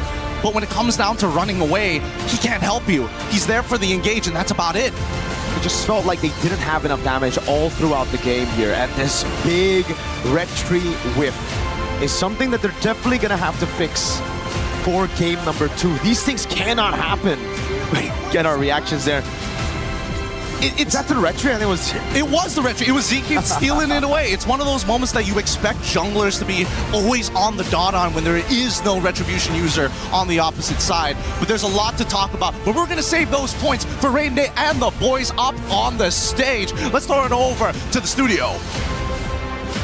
Thank you, Gideon and Mirko. Great cast there on game 1 as Vamos takes the win over Team Spirit. As we welcome you back to the panel, my name is Rain Day, and I'm joined by LaFell and Naisu. And guys, that was a game that gave us some fireworks for sure. Many people thinking Team Spirit were going to come out strong, but it was Vamos with that draft that really set things up. Melissa maybe rounding out a team that just Spirit had a hard time dealing with. I like how the Melissa is just this weird pick right now that gets brought up, but then when you see it in action, especially against a team composition like this from Team Spirit, it works so well. There's a whole lot of choke points that they try to go into, and with the Glorious Pathway and the Go Away working synergistically together, there wasn't much room for Team Spirit to actually follow Kid Bomba into a fight, and like the boys on the cast mentioned, there's just so much delay happening here with your main damage dealers on that composition that it slipped out of their hands quickly. And I know the draft was a big talking point. It was in the green room for a moment. Vamos seemingly like they won that. They certainly won the game. LaFell, what were your thoughts taking a look at it a little bit more in depth before we head into game 2? I mean, like, first of all, Vamos winning is already, like, quite the surprise, but it's about how they won, because Vamos was known as a team that's like a hurricane, right? They just come in with a lot of chaos, and yet over here, there's a lot of control, and that's where we're going to be seeing in the draft here, where, interestingly enough, we got to talk about this Melissa pick, because usually when we're looking at the gold lane, is usually position 1, but this is not a position 1 gold lane. It's almost like either 2 or 3 or 4, because this is the closest that we can get to a support marksman that we can really see, because not only is her job to protect, which is already pretty weird, but also to siege, because that's the thing that is lacking from Vamos, which is they don't have range, right? So that Melissa helps out a lot, where the rest of them, they just want to be there to protect. And then when we look at Team Spirit, this is the unfortunate thing, because the one that was heavily countered was both the Minotaur as well as the Phoveus. And funny enough, they're countered by the same pick, which is the Zushin. And this is one of those picks that, like you, Randy, has said, Zushin has been banned out quite a lot. The moment that she's not banned out, we see the value here because the Minotaur is good at engaging, but he likes to engage when he wants to engage, not when he's forced in that bad situation. And now we're going to be looking at some of the clips. Oh, hold on, one more other thing is that he has low HP. He has low HP, making it so that if he gets caught, he's dying. That's why the Minotaur didn't look good in the early stages of the game. And this is where I really want to look at the pick here for Nako, using this Melissa, where we're going to be seeing an engage coming in from Team Spirit. And then look at what happened here, right? Huge. As we look closer, we can see that the Melissa using the go away, making it so that whoever tries to get in close, she'll be able to push people away. In fact, let's actually zoom in and see that for Team Vamos, once they see the ult going, everyone tries to go in. We even see Clockwood making his way towards the go away. We see the Arrow 404 run towards the go away, making it a perfect defense, right? This makes it so that for Team Spirit, they want to do something. They just can't. They were stopped short. And then we're going to be looking at the second clip here. And this is, I would say, an important thing to look at as well. Look at the positioning of Team Vamos, but more importantly, look at Kit Bomba. Kit Bomba will always be the sole target as we see him hovering around, trying to find some form of space, and yet Vamos just quickly engage. Look at ZK being the primary one, even though Kit Bomba flickered. Usually after flicker, you'd be safe, but look at the relentless pursuit.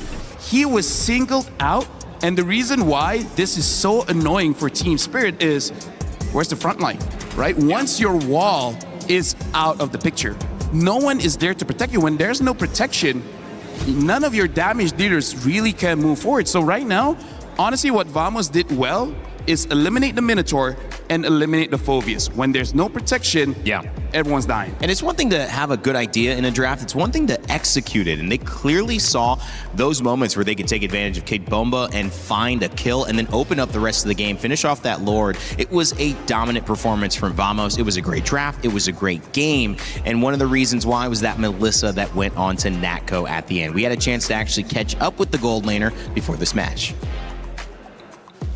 We're now here with Natko from Team Vamos. Hello. Natko, Yeah. how are you? Apa kabar? I'm very excited. Very excited. Why are you so excited? Because after we win this match, we're going to play off. So Okay, you're going to the knockout stages. What does it mean to you that you get to go to knockouts? that's our goal? Yeah, that's our goal. Okay, so that's your goal right now. But on the way there, you're going to have to go through a very strong team, Team Spirit. Yeah. And I heard that you guys have scrimmed together a few times. Is that A few true? times, yeah.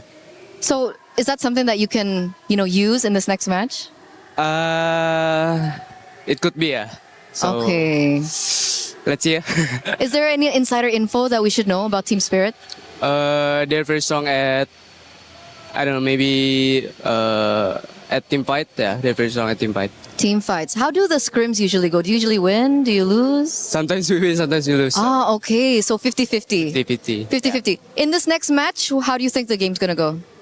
What next match? Against Team Spirit. Against Team Spirit. I think we can maybe win. But maybe it's okay. close win. So that's going to be an exciting match, isn't it? Especially that you're going head-to-head in the gold lane against Hiko. Hiko. That's it. What do you think about Hiko? Hiko, I think he's a great player also because he can use fighters, he can use marksmen, so it's gonna be a good fight lah.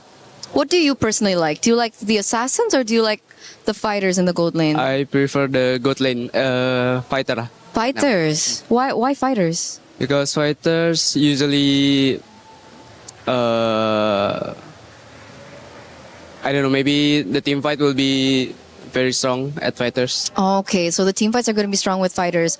But we saw yesterday that you picked up a Melissa. Melissa, yeah. Why did you pick the Melissa there? Yeah, we trained with Melissa, and then I think Melissa also good against melee heroes. Okay. So, yeah, that's our strategy. Yeah. So that's one of the reasons why you picked up the Melissa. Is Melissa good against the assassins as well? The assassins, yes. Okay, so it's one of the choices that you have when you want to go marksman. That's right. Do we think that we'll see another Melissa? Let's see. Let's see. Yeah. But compared to you and Hiko, who do you think is the better gold laner? I think we both have the same gameplay. So I think 50-50 lah. 50-50. So it's all gonna come back down to this next match. Yeah, that's right. So do you have a message maybe for Team Spirit or maybe even for Hiko? For Hiko, I don't know. Maybe let's give the best gameplay. Okay. Laning maybe. We're excited. We're excited for that laning. Thank you so much, Natko, for this thank you. interview. We're going back to you guys. Bye. Well, just polite trash talk. I mean, another thank you, good Because luck. they're struggling now. You're Okay. an amazing player. It's just, we love to see it. MLBB staying positive. Now, we get Vamos and Team Spirit in game one. It's a 13-41, guys. Vamos takes the win. That Melissa does come out as expected, Naisu. Yeah, it's, not many players. It's been Natko to bring it out, make it work. And I like the way LaFell pointed it. He was like, this is, hey, there's the good shot, by the way, for the Wow. caster desk. I need to see that move again. They I were see that in the feeling big it. room. I mean, I gotta say, even though the Melissa was kind of like more of a support for that one, she still did over 100,000 damage in 13 minutes. That's mind you. ridiculous. It's ridiculous to get 100k on Melissa, but in 13 minutes, that just showed in lane. He was able to do a lot, and every time sieging, Natko was there dealing that damage. I was surprised to look at that damage in 30 minutes. How much of that was muddles is what I want to know. I think all of them were muddles, man. I love all of them. I love this hero. I've played against Melissa. I played as Melissa a little bit last night. Just so fun as she's popped up in the meta. Trying to do my research and getting some experience, and it's been fun to see that go away, have that impact. We'll see if it continues to do so.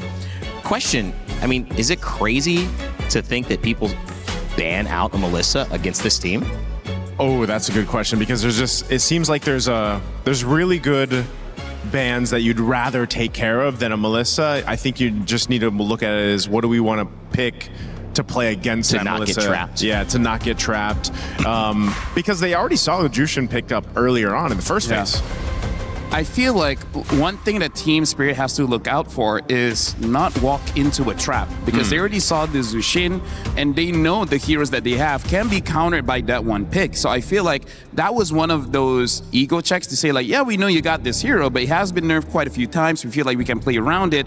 Clearly not. So I feel like for Kit Bomba being like one of the pillars for Team Spirit, don't let him pick up his hero first to potentially get countered, especially a pick like Phoveus. Phoveus is like S tier, but the moment you have one or two counters, he is like B tier, maybe B. He drops down. Probably garbage, Like there's nothing that he could. I had that experience multiple times. I'm like, you know what? First pick, I'm picking up Phoveus. I have 3 counters. You know what? Have fun 4v5. Guys. Yeah. I'm not doing anything. Well, that's important. I mean, it was really like this great setup where they had the Zushin finally let through. They allowed it to go. They banned the Fanny. They banned the Atlas. And then they were kind of teasing that, well, when we pick up the Freya, you're probably going to go Phoveus because he's still open. But then with the Melissa as the final pick, it sets them up. And this is a good response, I think, if you're looking at Spirit, but also as Vamos, because they take the Freya away, which they played. As well as the Paquitos. It looks like Coach Valdo is here. Is just saying, like, as long as we don't go give them crazy fighters, they're still human. We can fight them. If they get a Paquito, they get the Freya, then that's going to be an absolute nightmare going up against Team Spirit.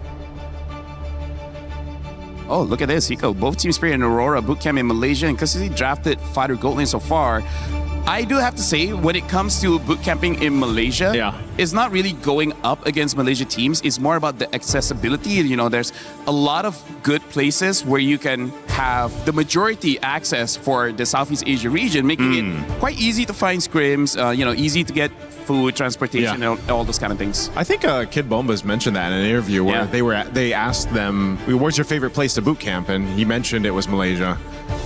First, a lot of people speak English, so it's very That's true, too. That's easy. And he mentioned the food as well. Yeah. Love the food. Always got to look at the food. I mean, if you're going to be there for a while, you got to think, guys, what are we eating after and before these scrims? Maybe even during these scrims. I don't know. A little snack here and there. Kind of hard to do on a mobile game. Kid Bomba picking up the Atlas. Obviously, this Atlas going roam, but the fact that Atlas is available, it seems like it's a setup that they wanted to have in terms of an upper hand that was not in the pool last time. Harar and Valentina as a response. I'm really feeling like this Eudora ban is helping out Aero 404 quite a bit because that's kind of what he wants. And now Team Spirit, they're taking some notes and they're oh my god, this draft is going fast. And now Belleric gets picked up, and comparing the Belleric to the Minotaur, even if Belleric gets picked up, he ramps up very fast in terms of getting his HP. So going up against Zushin, he doesn't mind that much getting picked up by... I do have to say, I also would not mind getting picked up by Zushin. I also would not mind that. I know a few people who wouldn't mind that, you know. But it does make sense because if you actually do get picked up and thrown, then you just Wrath the Dryad, and your team actually has a moment to actually follow up through it, you know. A free flicker. Free flicker. So the Harara Ling, we'll see that matchup. Zushin changes sides, and the Atlas available. We'll see the Harith ban. Right now, honestly, like the thing that we're seeing from both teams is there's a lot of crowd control here because... Oh, there's the Melissa fan you asked about earlier. Hey, man. Against Vamos specifically? Call me the MLBB expert up here, okay? But let's look at this, right? Basically, two heroes from Spirit has a lot of crowd control between the Atlas as well as the Zushin. Same as Vamos with the Valentina as well as the Belleric. Valentina sure has to get a Terrify off first for that to really happen, but Valentina can steal away the Fatal Link. So I feel like for the first 3 picks, it is quite even in the sense of how much crowd control both teams have right now. So this is going to be quite the question because neither have shown any fighters or marksmen. They're still opening up the draft big enough to really consider, do we want to go fighters? Do we want to go marksmen? Right now is the battle between Coalstar and Valdo to see like who's going to show their hand first. And that's going to be an important red 4 pick to not immediately show which direction they're going. Yeah, we did see it was Team Spirit in the last one where they waited for that Hiko pick towards the end, and that seems to be the nature right now of where we're going with the meta now after a few days, where you kind of wait on to that gold lane pick if it's going to be a marksman or if it's going to be a fighter, as that changes things, I would say, especially. But you know, already waiting for the last ban here from Team Spirit. Are they going to go and hone in on that Moskov? Gold lane? Yeah, maybe the Moskov, just because then... Oh no, they go the Barretts. Wow, they're going to go for the XP choice. Yeah, high priority for Team Spirit. That's the second time they've banned Barretts, and Kid Bumba's been known to be a fan of it. And so that's gone and taken away. Ruby also has been gone and taken away. We talk about playing into this meta. Sometimes Ruby can be that final pick that changes the way you attempt to fight into her.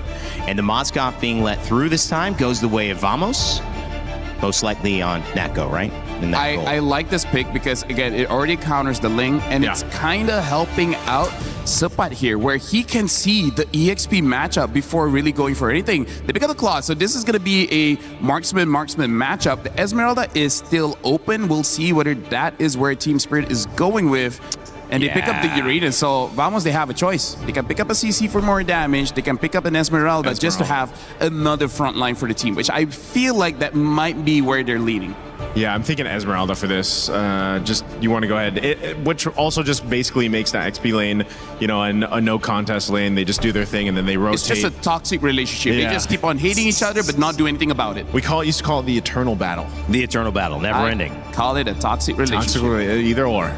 You're supposed to get out of those. I mean, like, if you really think about it, both of them are kind of the same. So they're going to rotate lane pretty quickly, right, to get out of that toxic relationship? A celestial being against an exotic dancer. Not really the pair you thought we'd have. Don't have a lot of experience with that matchup, to be fair. I mean, like, in MLBB, we have Patrick, so... That's true.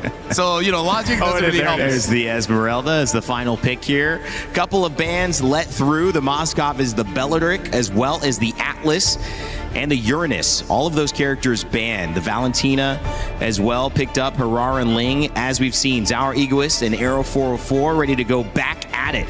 The question with the Minotaur from Team Spirit was, did they have enough peel? Could they continue these fights? They certainly had the engage, but it wasn't a match. With the Atlas now alongside the Uranus, they certainly will have answered that question, but can they respond in kind with Vamos and the Belleric and this squad to see if they can 2-0 Team Spirit? What a start for this upper bracket matchup that would be. And for that, we need to send it back over to our casters. Mirko, Gideon, how are we feeling about this one?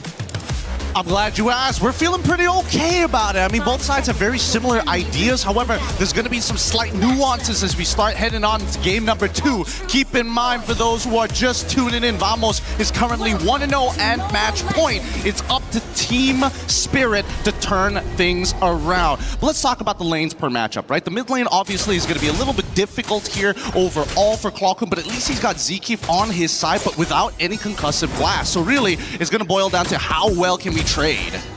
Look at that. Perfect match already. A throwback with Lancer Flare. Great taunt from Zekeef, and it will be the win for Vamos.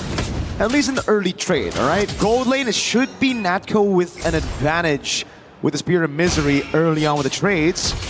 We don't talk about XP. Yeah, we don't talk about XP. That's Uranus. Well, I think that the only thing that we need to highlight is the fact that Sapat might be susceptible to a gank. Keep in mind that this time we are seeing Zara Ego is starting on the bottom side of the map. He will end up on purple side. More hopefully he doesn't get stolen away, and he's also running the war cry. So he's got a bit of damage in the early stages. Yeah, Bomba's not gonna have a fun time. Clockwood with the splash as well. Oh my goodness. The Celestial Being just got bonked by the Exotic Dancer's friends. Yeah, and this is a pretty interesting gank opportunity. So, clearing the bottom side for the side of Arrow 4-4, opts to skip his entire top ganks to follow along with Clockwood to enable themselves to get this first gank. Let's see if they can go 1-for-1 with the trade. Natco trying to buy some time. The Blaze come around, even with the Purify.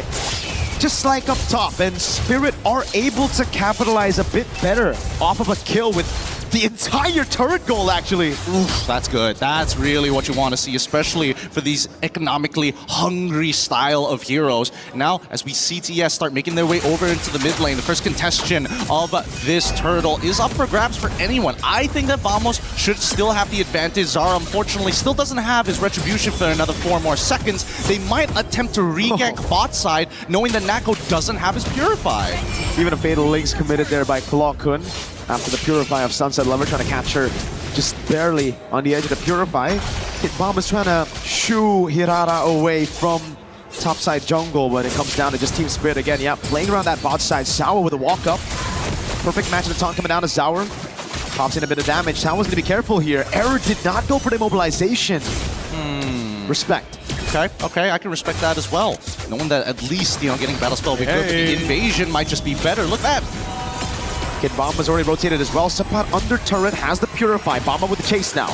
They've taken the Golem, and that should just be it. It's definitely a show of force for the side of Vamos. This is a lot of conditioning being put onto Zara Egoist. He might get a little greedy and call for more help, but they're immediately on the opposite side trying to take away this purple buff.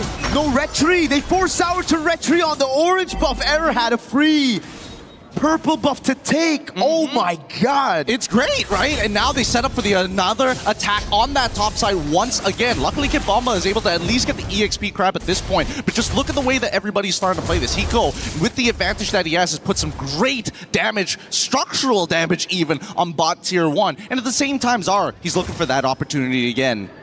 Unfortunately for Bomba, it was actually still Error who got it. Just that little tick of that retry, or a little tick of the jungle. Burn. Unfortunately for Bomba, unable to last hit it, so Error is just 2 levels ahead this time. A completely, well, now it's 6, but 1 level. He's about to get 2 levels though as he gets a purple buff. It's a completely different difference. Yeah, a completely different story to game number 1, where again, Zara was still able to keep the lead from going too far from at least that jungle matchup.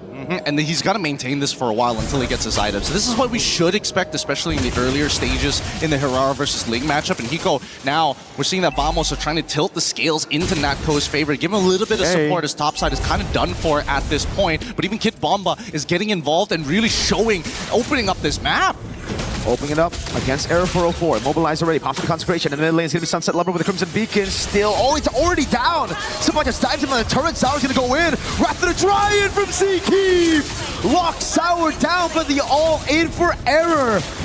And it just works perfectly. Now they go into the mid lane and threaten the turtle at the same time. Unfortunate indeed. Honestly, if that Wrath of Dryad was just moved a little bit. Oh, whoa. Subbot might be in some trouble. He just ran out of mana, but luckily he does get his item down. Error, do you really still want to be here? Hiko's going to be able to steal that one away. Sawa with a perfect match. Gets Error out as well. Team Spirit keeping the gold lead at bay. But Vamos have been outplaying them in a lot of these skirmishes. It's really interesting to see because, again, a lot of commitment has been given down to this bottom side. Like, even both Kid Bomba and Supat have been leaving this lane and honestly wasted 2 waves neutrally blowing up in each other's face. That doesn't matter. They've missed out on that little bit of gold, and I think they can be a little more efficient of it. The only problem is that now you're missing that bottom tier 1. You have to deal with Hiko already unlocked from the lane. Double waving now has to be the only way to kind of keep Natco up financially against Hiko. Now they go back to the same plan. Give Zaur one of the side lanes, and Hiko's gonna have to share with the rest of the team right now. Zaur. I would love to see the items right now to see if Natco is ahead or if Hiko's actually doing better. Fatal Ace with the Blazing Duet coming down now onto Clockhood. Hiko's gonna stay on him, but he's so tanky after stealing the Fatal Ace himself. The SOD lands Natco! With the rotation, the AoE mobilization from Error as well.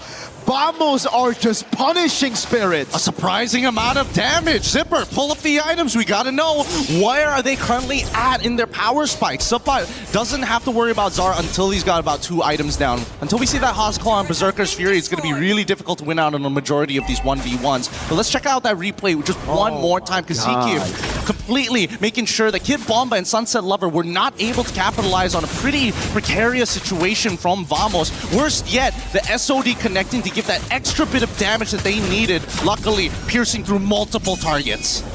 You can see that frustration, man, from Kid Bomba. I'd be mad too. Oh, dude, they spent everything on Clockhood. Supat just taking Sour to half HP. He might actually solo kill him. Sour with Retribution on the orange buff. Error assassinates Sunset Lover in mid. Now it's all in by Sour with the Wrath of the Dryad. Keeps him at bay. Clockhood!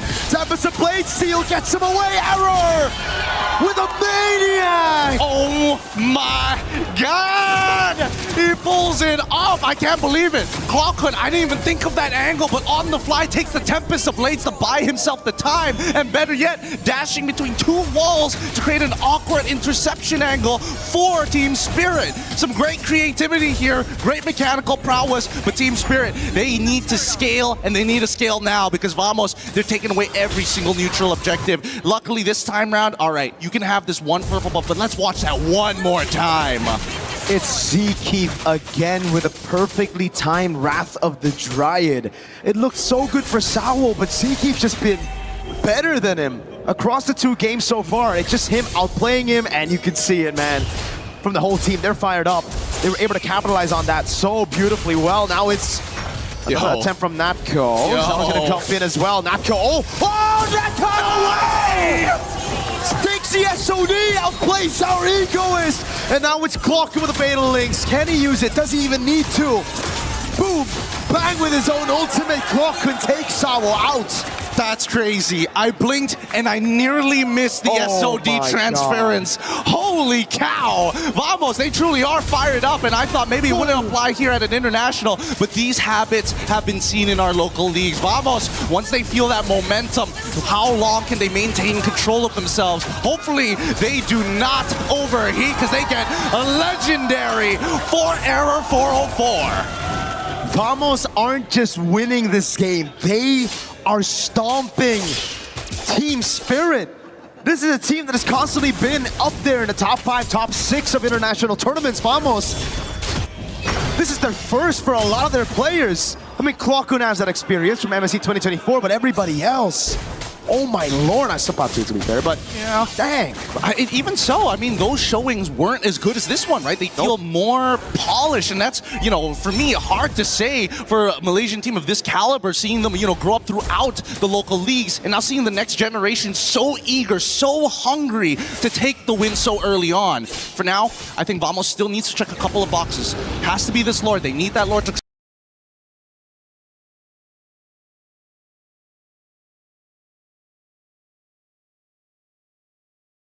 that Team Spirit, they don't have great wave clear. They can delay those waves, but they can't clear it efficiently.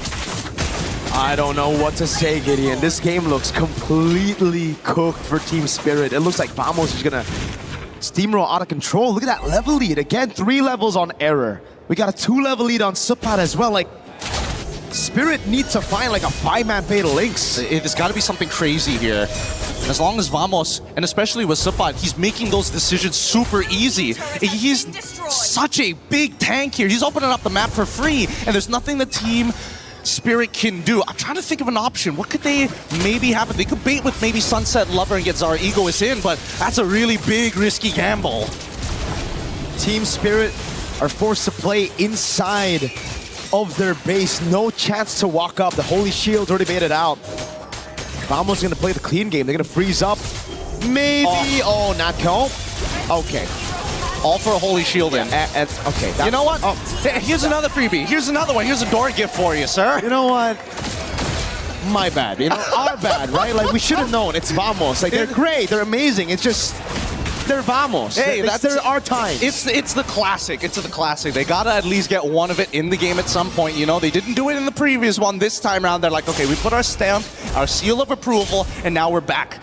However, 6.3K lead is still so big. I don't know how they're going to close the distance here, especially if we don't see a steal from Zara Eagle. Oh, God. Oh, whoa. Let's come. Oh, my God. Oh, my God. They're just going to go for a legendary. SOD. Here are the SOD lands as well. Salvo's going to try to escape right now, but he gets caught in immobilization. 2-time for the 2-time. And the Fatal Links from Clockhood. Dear God. Air 4-4. He is just rocking it right now. He is such a devastating force. 9-0-2. Zkeef has also been just the absolute backbone for Air 4-4, just the springboard off of. And I can only imagine the frustration from Team Spirit with not a lot of options left. And even for Hiko, he's level 13, but now with the conceal coming out from the side of Vamos, let's see how they try to close this game out. Bottom lane, Vamos trying to clear out the waves. He's actually able to do it. Zkeef all alone. Are we not going to break this turret here? I mean, Azar, he's thinking about it. He's thinking about the chase, but it might not be a good idea. Okay. They only lose Zkeef. So far, Vamos have only lost players with no bounty, right? So, there you go. If Error dies, then we have a problem. Cut to Nako. I'm 0-3-7, guys. I have nothing. Oh, Winions! Nice. I can't believe it. I can't believe it. We're really, this is, oh, whoa. Supan, let's chill for a second here. Uh-oh. He gets away. Doesn't even need to burn the Purify up top. It will be Spirit with a trade. They'll finally be able to crack another structure. This is tough. If you're in Spirit's shoes, where do you go to? Obviously, you got to deal with that bottom wave every single time, and only Zara has like a decent amount of damage other than Hiko to kind of like cut through. Oh, whoa. You go with the damage again. Oh, wait, Error! Oh, in the midst of it all, gets shut down by Spirit! Zara finds it. That's a Wrath of the Giant that lands on 2, but they've lost their main member.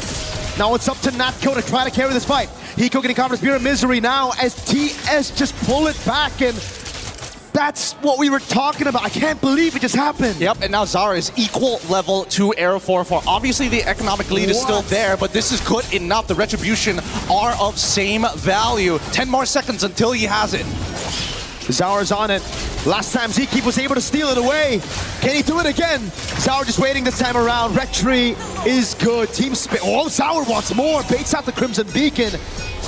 And it's back to Spirit, building it up again. Oh man, Vamos. Unfortunately, may have overheated on that moment, that one moment that they needed to take this Lord and really just play with that bottom wave hard shoving. Guardian Helm being purchased by Sawo. He understands that he's getting chunked out way too often and he can't afford to keep recalling 13 minutes into this game. It just takes too long and costs too many resources. At the same time, let's pull up the item list. I want to see where the tanks are currently at, especially for Kid Bomba, right? Because if Subbot was already this far ahead and able to tank multiple people, I would assume that Kid Bomba is finally catching up at this stage, but he's been sticking with the rest of the team.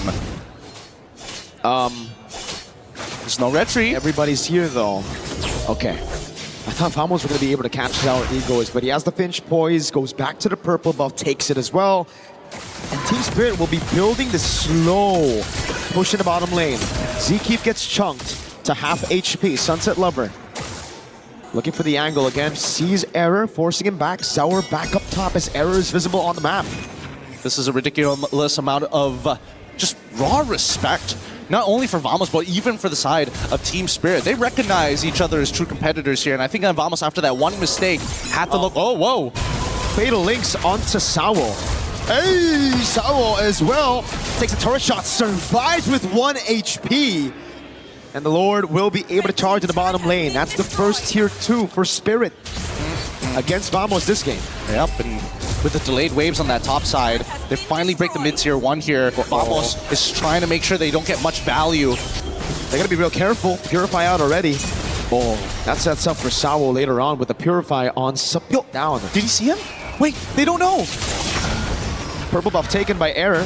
But now he's gonna be caught in a bad spot. He's gonna get all in. Oh my goodness! No! Even with the Wrath of the Dryad, Error falls again, and Sour is looking for the angle for the assassination. Blazing duet onto Seakeep. The taunt, Sour picks up a double. Now when it comes to Blaze, goes in, bang, bang, bang, but he doesn't find that final blade. He gets speared to the face by Natko. They're still trying to hold strong here, but if this inhibitor falls, there's gonna be some problems. Hiko, gotta be careful with the penetration. Oy. Ow! Piercing damage with a nature, baiting him in as Hiko jumps into the BMI again. Natko responds over with a nature as well. Sapat now pops in the falling Star Moon. He tries to go for the chase on Kid Bomba as it's tier 2 up top falls. I don't think they can keep on chasing this. They don't have enough damage to actually take out the frontliners, and Sunset Lover is a little too far. They can't do this. No. Without Natko, there's no point for the chase, but they're guaranteeing at least the rest of the members aren't dealing with that top side. And now, 16 seconds left on the clock before that Lord spawns. And unfortunately, Hiko, he might be a little late to the fight. Vamos will take first position. And now it's back to the building game. Vamos. A 2,000 gold lead. This game's getting sweaty. It wasn't supposed to be. But now here we are, right? It's just the raw resilience coming out from EECA. They're not backing out. They ain't giving up. But now Vamos has to play macro. Uh-oh, Sapat doesn't have to purify for another 2 seconds. Wrath of the Dryad saves him for a bit. Now it's step high in Blaze, but Error 404 is able to secure the Lord. That's Sapat out. Sawo with the Fatal Links on Seakeep.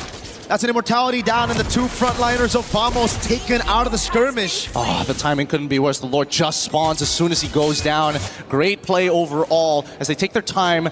They need to make sure that this Lord counts, but I think that even Vamos understands the team fight has now come to a point where now even Sawo is pretty difficult to kill. It's not like they were trying to stack up a high level of Sky Piercers as well for the side of Arrow 404, so there's no guarantees at this stage.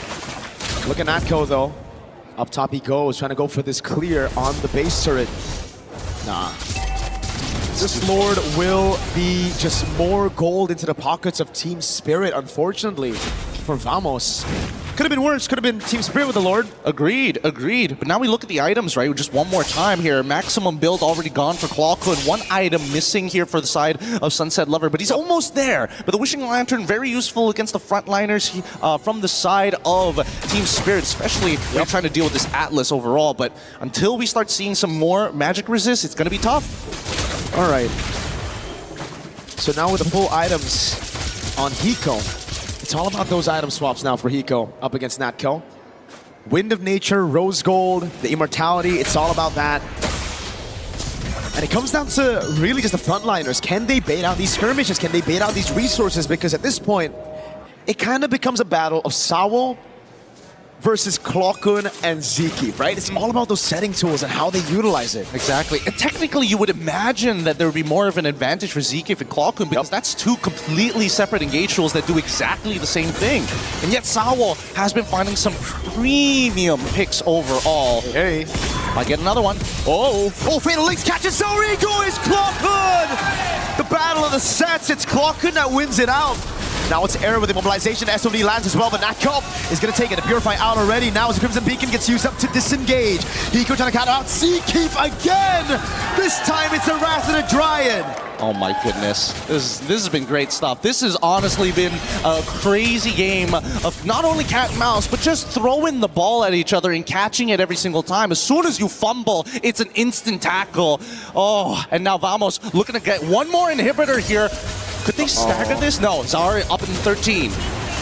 Error gets away in time. The mini waves in the mid lane is looking good for Vamos right now. As Hiko pops into Blazing Wind and the Purify out of the Fatal Links. Solo with the basic Battle Links as well. Sunset with a shutdown right now. The Wind of Nature gets popped in right now by Hiko, but it's going to be the Immortality. That's a bit too late for Hiko. Zara's back up. He jumps back in. Immobile for Error as they go straight for the base. Zara trying to clear it out right now, but Natko stays focused on the Crystal. Vamos! Make it to the knockout stage! And there you have it, Vamos! Oh my goodness, with such momentum and a quick reset, they take the game back 2-0, but they have to fight for every single inch of it. What a game coming out from Team Vamos. And of course, Team Spirit, they're going to have to go back to the drawing board here because again, as soon as they adapted in draft number 2, that early game is something that they got to focus on here. Because goodness gracious me, this meta is so punishing. It's all about punishing, man. We were talking about these setting tools and how it's going to be big at the later stage of the match. And we saw back-to-back Fatal Link Seal by Clockwood, finding Zaur, and then the Rapid Dryad by Zkeep that catches Kid Bomba, who had already used the Purify, baited out by Napco. Such a complicated game because if we're not talking about the simple things of just the abilities, what about just looking? Where do you look in the middle of these team fights if you are one of the two? For Zkeep, it's a lot easier, especially if he has that flicker. But for Clockhood, it's all risk and very little reward unless he hits some priority targets, and he catches Zaur right at the end. You can't expect a better game than this at this point, truly. The layering, the drama, the comeback potential of Spirit after some famosable moments, but a good way to close it out. To erase the doubts as well that people have had for Vamos. You know, they've been great in skirmishes, they are amazing mechanically, but can they close it out when it matters most? Oh man, we gotta get the final thoughts here, and especially with an interview with Rose up on stage with, of course, Arrow 404.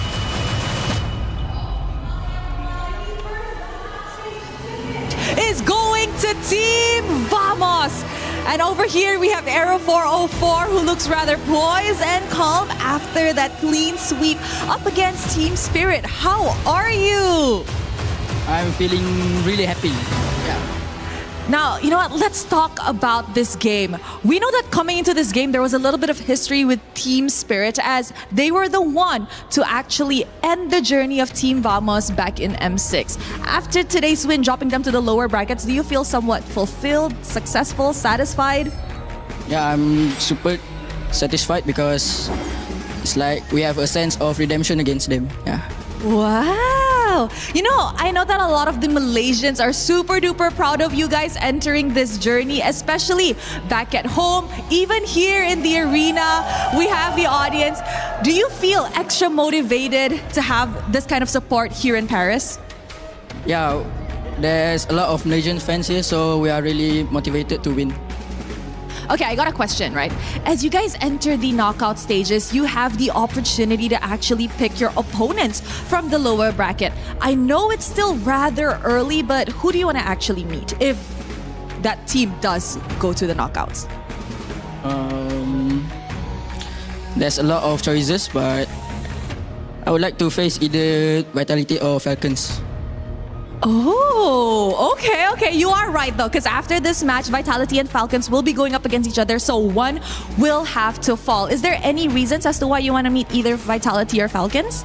Because both of the team have idol jungler. Yeah, Nile and Kaltizi for me. Both of it are your idolas, your idols. Okay, you know what, Arrow 404?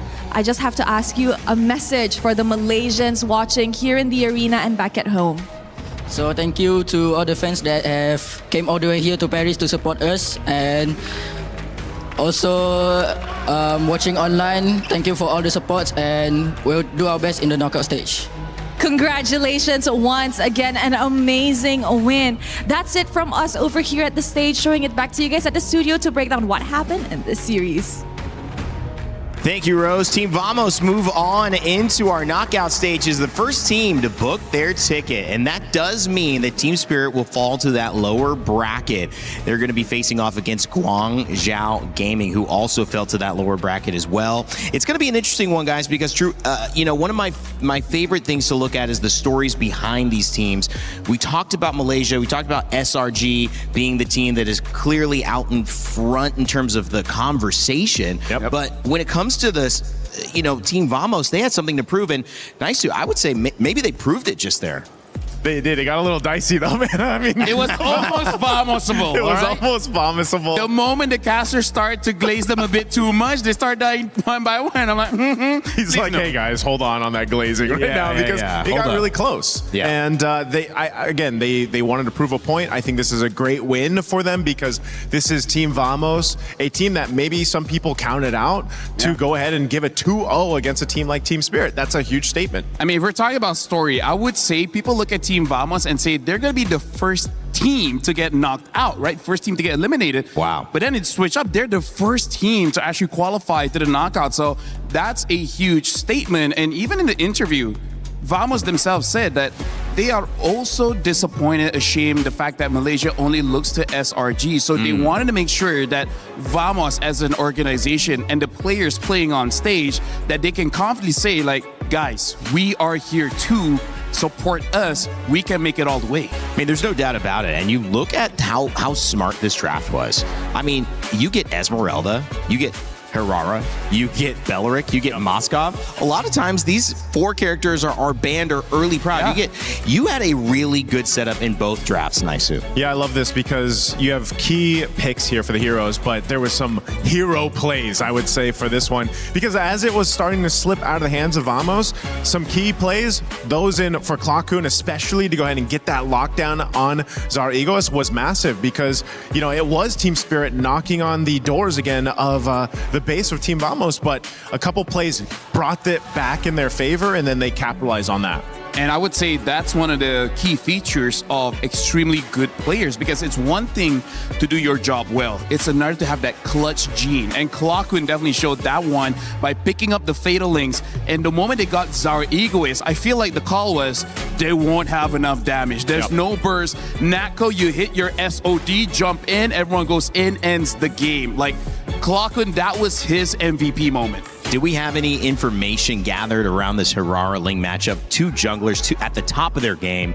Arrow 404 was a masterclass in whatever he did. But how do we feel about Herrera-Ling?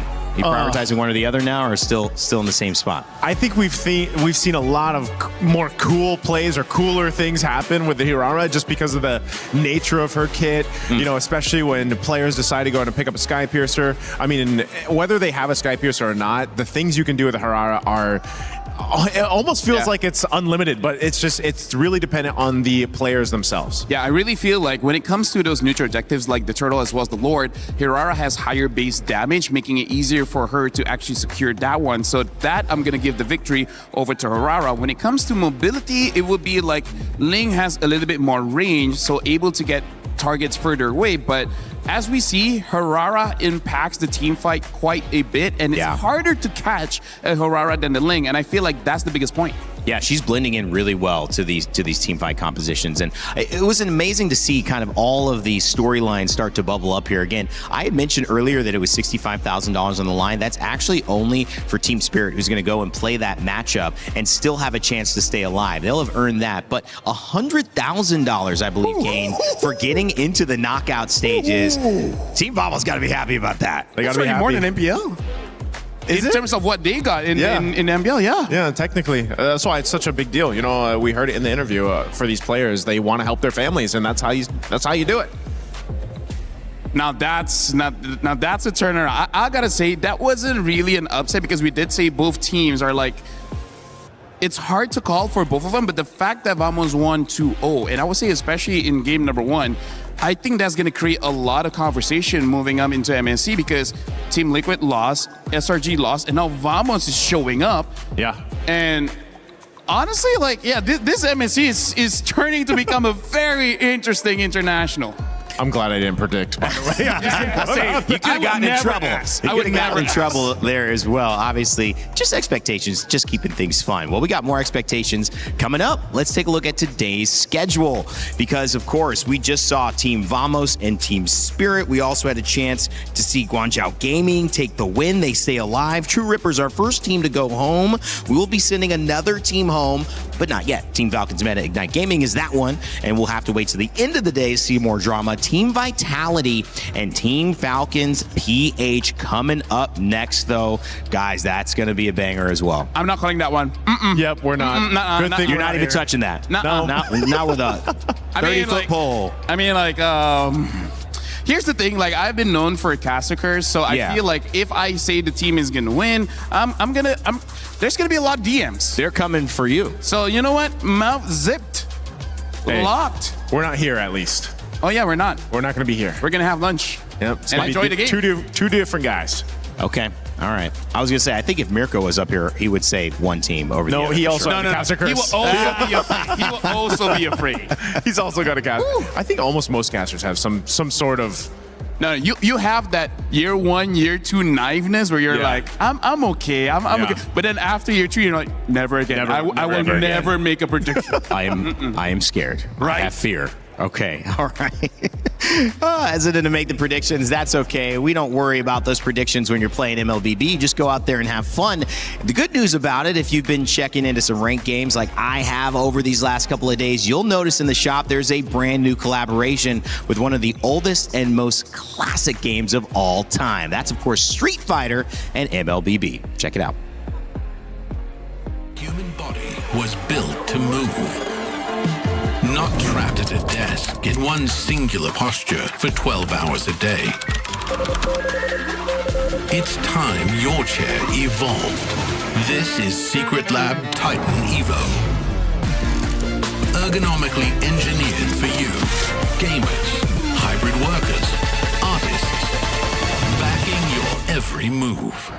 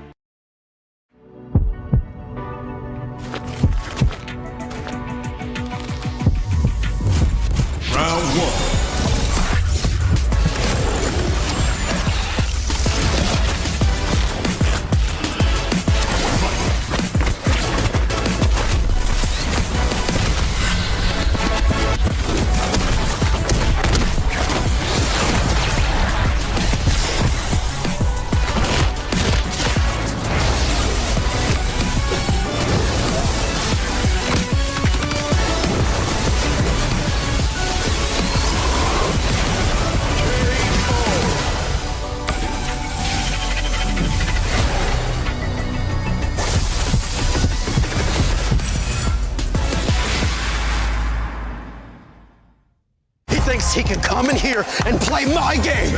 He knows nothing. Let's go! Tyler 1, you're done. Raw energy. Half from blow the house down.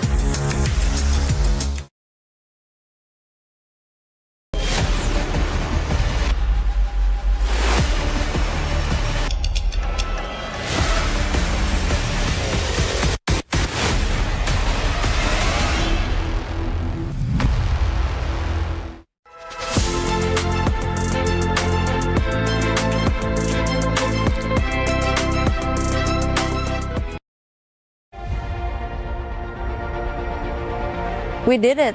Back-to-back champions. You think you can do it? If we did it in MPL, I think we can do it here also. That's overly ambitious, don't you think?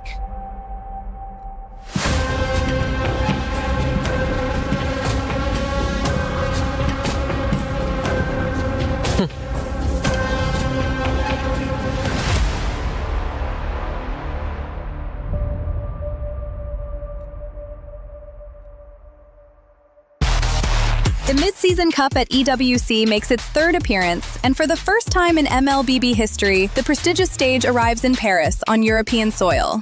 Awaiting the 25 teams from 15 regional qualifiers is a monumental $3 million prize pool and crucial club championship points.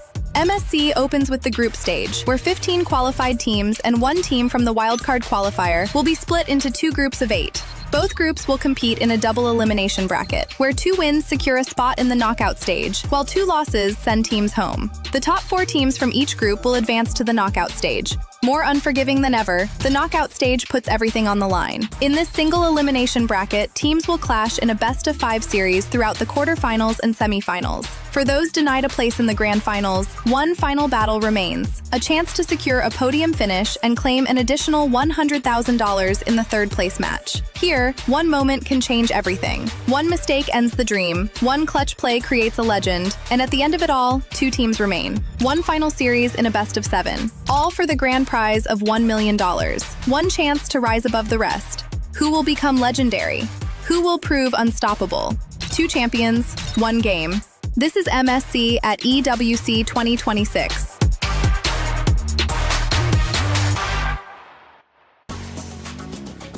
Welcome back to MSC at EWC 2026. We're here in France having a great time as 2 matches have just gotten underway as we begin Series 3. More upper bracket, $100,000 for that top 8 spot at least guaranteed. And that means one of these 2 teams are going to be very happy about this result. One team will go down to the lower bracket and fight the winners of the next series. My name's Randy. I'm joined by a new but very familiar panel to all of the MLBB community, Renmar and Trex. Hey guys, how you doing? Renmar, we were in the backstage. You were talking about those drafts. How you been feeling about today so far? Oh, very happy. I think my sentiments towards the drafting and the unique choices still remains. People are still getting creative, but some teams proving that sometimes the safest, most viable pick can't go wrong, and they're doing really well with it. Trex, you were down there casting a little bit. You've been on the desk. You've been all over the place. It's day 3. What have you picked up on heading into this match?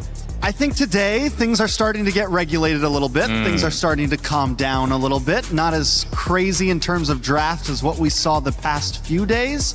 But we'll see. We still have 2 great games ahead of us, and anything can happen. Yeah, all right. Well, we'll see. And of course, today, and in this series specifically, our 3rd series of the day, there's a lot of important storylines. So important that we had to give this one our Crunchyroll storyline of the day. It's the Maestro versus the KDA Machine. Of course, when you talk about the Maestro, I mean, there's really only one person to say, Renmar. Yeah, man, it's Moreno for Team Vitality, and you really see why he is the Maestro for the team. I think he really earned that, especially the previous season of MPL ID where they became champions, how he placed the juice in, and how the symphony and the orchestra that is Team Vitality just looks so much better when Moreno's leading the charge. Loyalty as well, a big name, finally getting them to this position. Talk to me on the other side of this matchup and this story with the KDA Machine, Trex. I mean, he's got the name for a reason, and this is going to be a big match for Vitality, and there's a reason why this is the match of the day, in a sense, the anime battle, what we've all been waiting to watch. And it's even bigger because it's a deciding match, right? Yep. One of these teams will move forward, and one of these teams are going to have to fight for life in the lower bracket after today. It's going to be a big run and an important run as well. Every moment here can decide your fate. One draft, one pick, one setup for a Lord fight that goes awry or goes your way could be the difference between $100,000 and maybe even $1 million if you can make it all the way up. Renmar, stakes are super high, but focusing in on this Vitality roster, you know, there's just so many players to pick up from that can make an impact today. Yeah, I mean, we've already discussed Moreno, but I think you really have to look at Emann. Emann against Super Marco in the gold lane is going to be a battle for sure. These are 2 gold laners who do not want to lose the gold lane. There are some gold laners who just want to stabilize things, make sure they get their farm, but these 2 really want to win. Well, I love that you highlighted Emann. We've got 5 players on Vitality that are going to hopefully make a big impact coming into this set. And whether it's Niall, whether it's Moreno, whether it's Emann, you know that Vitality's story is going to be very, very special. With a series that has so much money on the line, but so much pride for this organization and this team, we had a chance to sit down and talk with Niall about his impact heading into this series. We're now here with Niall from Team Vitality. Niall, yesterday we saw, I think, a quote from you. Top 3 junglers in MSC. It looked like your name wasn't on that list. Because they say it excluded me. Oh, okay. But if we had to include you, what would your top 3 be? 1, me, Nanael. 2 is TNG. Rest of it, no one. Oh, so not even Kyle, no Carl, no one, just you and TNZ? I'm talking based on scrims, right? Based on scrim, for me, only TNG is matching my scrims level. You know, like not tournament level, like scrims level. Oh, okay. So Wait, you called yourself Nanile, so do we call you Nanile too? Up to you Or guys. Nile? Up to you guys. Which one do you like more? I prefer both. It's okay. Oh, so both can? Yeah. Okay. But what do you prefer in the assassins in the jungle? I mean, we see a lot of Lings, we see a lot of, Hiraras, but what if those two get banned? What do you choose next? I mean, I still have Fanny, Nolan, and one more secret assassin. One more secret assassin. It was flashy also. Oh, because earlier on we saw a Saber in the jungle. What did you think about that? Saber? Yeah. Speaking of them. The one before this match, I forgot as well. I have bad memory, guys. I think Saber is not fit in this meta, I think. Oh, okay. So more assassin. Yeah. Do you think the tanks in the jungle still might work? Absolutely, because if we play tank jungle, it will become more easier, I think. The game, it's not complicated. Oh, okay. So, Niall, we got to ask you, I think someone's asked you this before, but we want to get you on camera here for the main broadcast.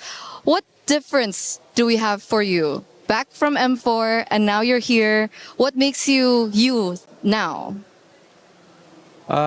First of all, I've been through a lot. Like, for example, I'm losing my brother or something like that. So it gets me humble right now. It's just that. And maturity, yeah. So does that mean that you're also doing this for your brother? Yeah, of course. That's my number one motivation right now since MPL. Okay, so everyone's rallying behind that. That's a really good motivation, Niall. So you're motivated. Are you confident as well up against one of the biggest teams here at MSC? For us, whoever the enemy is, we are so confident against everything, and we prepare the same thing for everyone. Like no special. Okay, that's what we like to hear. By the way, you keep coughing. Are you okay? I'm good, but it's just cough, because of that thing maybe. Oh, okay. Yeah. Best of luck. Get well soon as well thank for you. your next match. Hope I get to see you after. And there you have it. That's Niall. Back to you guys. We won't talk about what that thing might be. However, I will say that it is an amazing journey to witness Niall just being open about his brother and the maturity needed to go through this process now after him for being here at MSC. Wishing them all the best. And honestly, what a journey. That's just a human experience, and sending lots of love his way. Of course, when it comes to the game, there's another element to start picking up on, and the teammates and how they fit with Niall. He said that it would fit with Tank Jungle. It also, as you see here, Emann says he misses competing against Super Marco on stage, expecting that it might be one of the hardest matchups that he's going to face, and maybe even hard to beat. So that's going to be on display. You mentioned that as well, Renmar. Yep. Just that matchup, something you're keeping a close eye on. Oh yeah, I hope it's going to be exciting. I hope they both don't realize, like, hey, this guy also wants to fight. Let's just play it safely. I don't want to see that. I don't want to see safe. I want to see them burning their flickers early on, being aggressive, getting that win in lane. Going for the kill. Trex, the pacing of a game like this, when you're in the upper bracket, do you feel that the approach is, let's take some risks, we can lose, we could even lose twice and still have a chance to stay in this? Or do you go with a little bit more cautionary? I think as what we're seeing today is some of the teams that survived yesterday, some of the teams that won. It's less about where they're at in the bracket and more just about the teams themselves. I think we're going to see a slower pace game possibly. It's what we've been seeing earlier. Yeah, it is. And that's kind of where we're getting to that true play style of what's going to win you games, and knowing Falcons and the way they like to play, even Super Marco, for example, sometimes it takes him a little bit of time. He wants to farm up until he's got those items he needs in, and then it's bulletproof Marco time, right? Then it's, I'm going to come in, power up Marco. Yeah, exactly. So I love it. I love to see it, and we're going to see how that matchup goes as well. Keep your eye on that. Also, we talked about the KDA machine in Haji, who is here for Team Falcons PH. There are stories along all of these members' journeys, but we had a chance to speak with Ogwin heading into this one. It's Eterna here with Ogwin. Ogwin, what's going on? You okay? Everything fine? Yeah, all good, all good. All good? Any nerves coming through? I mean, you have so much experience. I mean, do you still feel nerves at this point?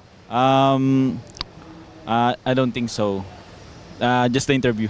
Just the interview. What is up with players on interviews? Why are you so scared of the camera? I guess the surprise questions. Oh, the surprise questions. Don't worry. All the questions are nice today. just for today. But Ogun, moving on.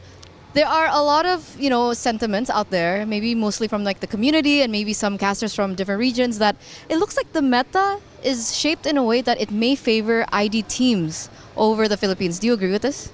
I think I agree because the ID teams are really good in their mechanics, especially in this meta right now. All of the assassins are buff, so it's really hard. It's really hard to play utility jungles right now. So do you think that may be the reason why TLPH lost yesterday? What did you think about that match? Were you surprised? Were you shocked? I think it's a 50-50 match because we scrimmed in Turkey. They're really good as well, so I think it's all just in the meta in the favor of Turkey, and they have like a poison picks, so they really got TLPH. Okay, so it's about the picks. So that was Coach Midnight. You know Coach Midnight? Yeah. You have something to say to Coach Midnight? Midnight, no, Midnight.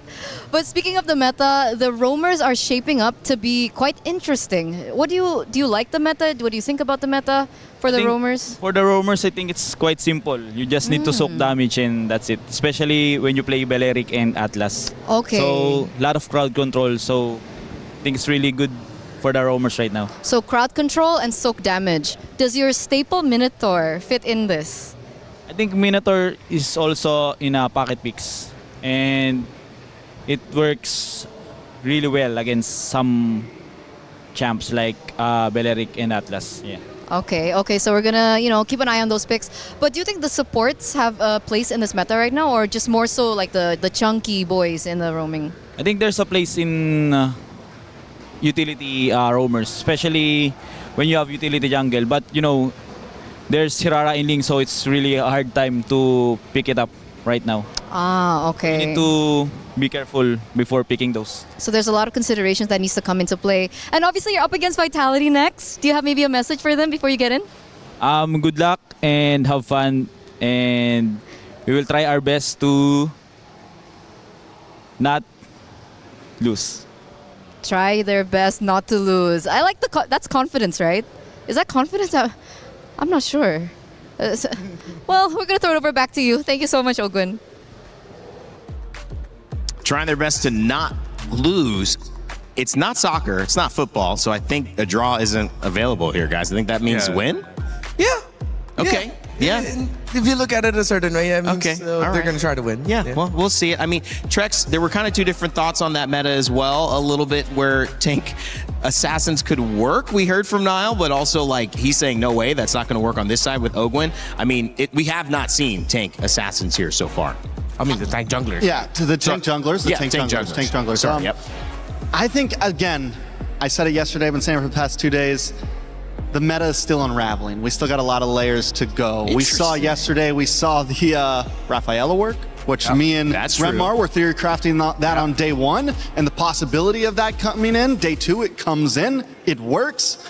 There is still a lot to see, I think, from MSC. So we'll see how it goes. I don't want to make any hard calls yet, but I do think Utility Jungler could possibly make a comeback, especially with something like a Wrath behind it. Yeah, and real quick, Niall even teased the assassin we haven't seen yet that's equally flashy. I'm trying to go through the list in my head. I wonder who it is. Poison picks, he called. Midnight Hat. I mean, do they have a poison pick, an assassin we haven't seen? Let's see, man. The org and the boys playing there, they have the identity and the DNA for it, so for sure. I also like the call about the Minotaur. We saw that a little bit earlier in the set prior to us. Didn't end up working out, but we did see the impact of the Beleric and the Atlas. You got to look at these two teams and say that there is so much on the line and so many stories. We set it up, and it was obviously somebody who was trying to make this happen in Team Vitality, their mid lane matchup, and of course seeing if Haji or Moreno can get the better end of it. We're about to kick it off onto our stage to begin this Series 3, which might just provide a champion. Who knows? We'll see how the gameplay goes. Yes, my friends, this third series has a lot on the line for it. Two teams that you would not be surprised to see in our grand final. But first, Rose, my dear, you look like a very proud mom in our post-game interview. I think the reason for that is because a lot of the people and a lot of our audiences actually call me like kind of the Southeast Asian mother to the players. Because come on, how can you not be so proud? It's just like a tiny little boy answering interviews. So happy. This is why we're here, right? To see those stories growing. And now we have another story to tell in our upper bracket. Please join me in welcoming Team Vitality. The hometown heroes made a buzzing entrance into the MSC 26 group stage.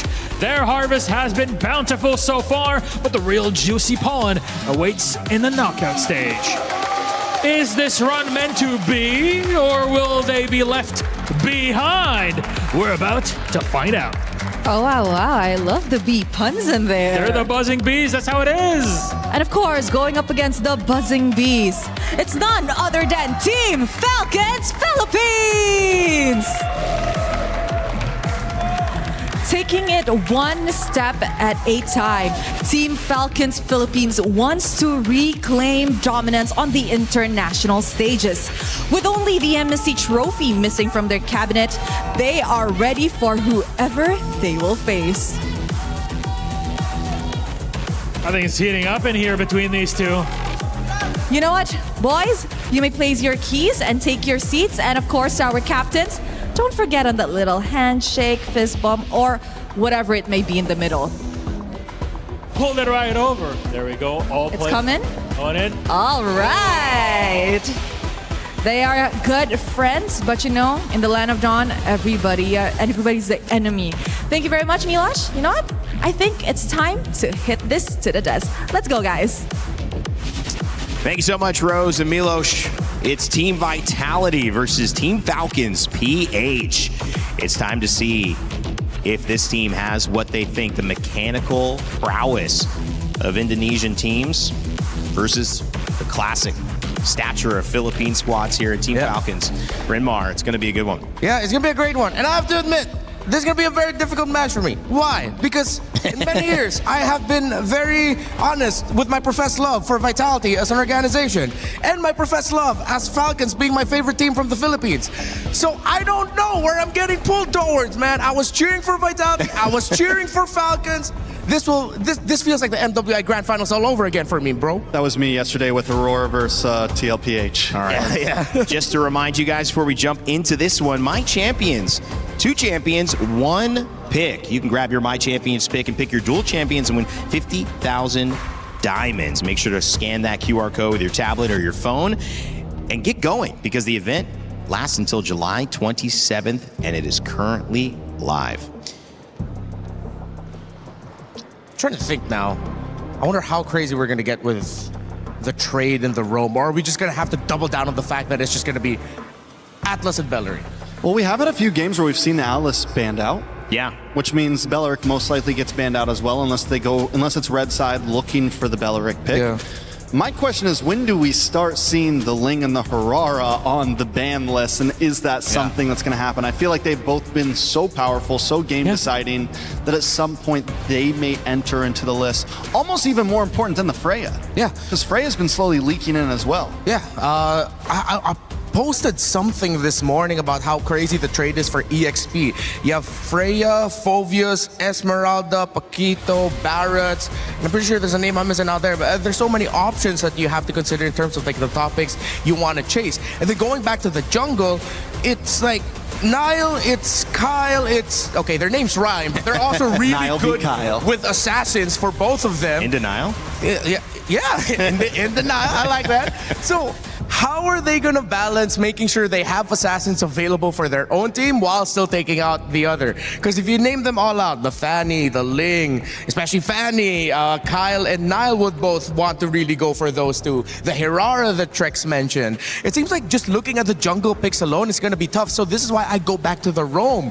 Will we see an earlier prioritization for something like the Cho? Will Hilda somehow make a comeback as a means to invade the jungle a little bit more? That's where my brain's going through. Notably, we didn't see Cho at all in that first series. Yep. And what has been missing in the first 2 days is him as a pick. Atlas was heavily prioritized, either banned or immediately first picked, which opened up the Belleric. He was banned alongside the Belleric, like you said, Trex, earlier on as well. What has been happening, though, more so today has been Eudora getting banned instead of getting Pryod on that first two.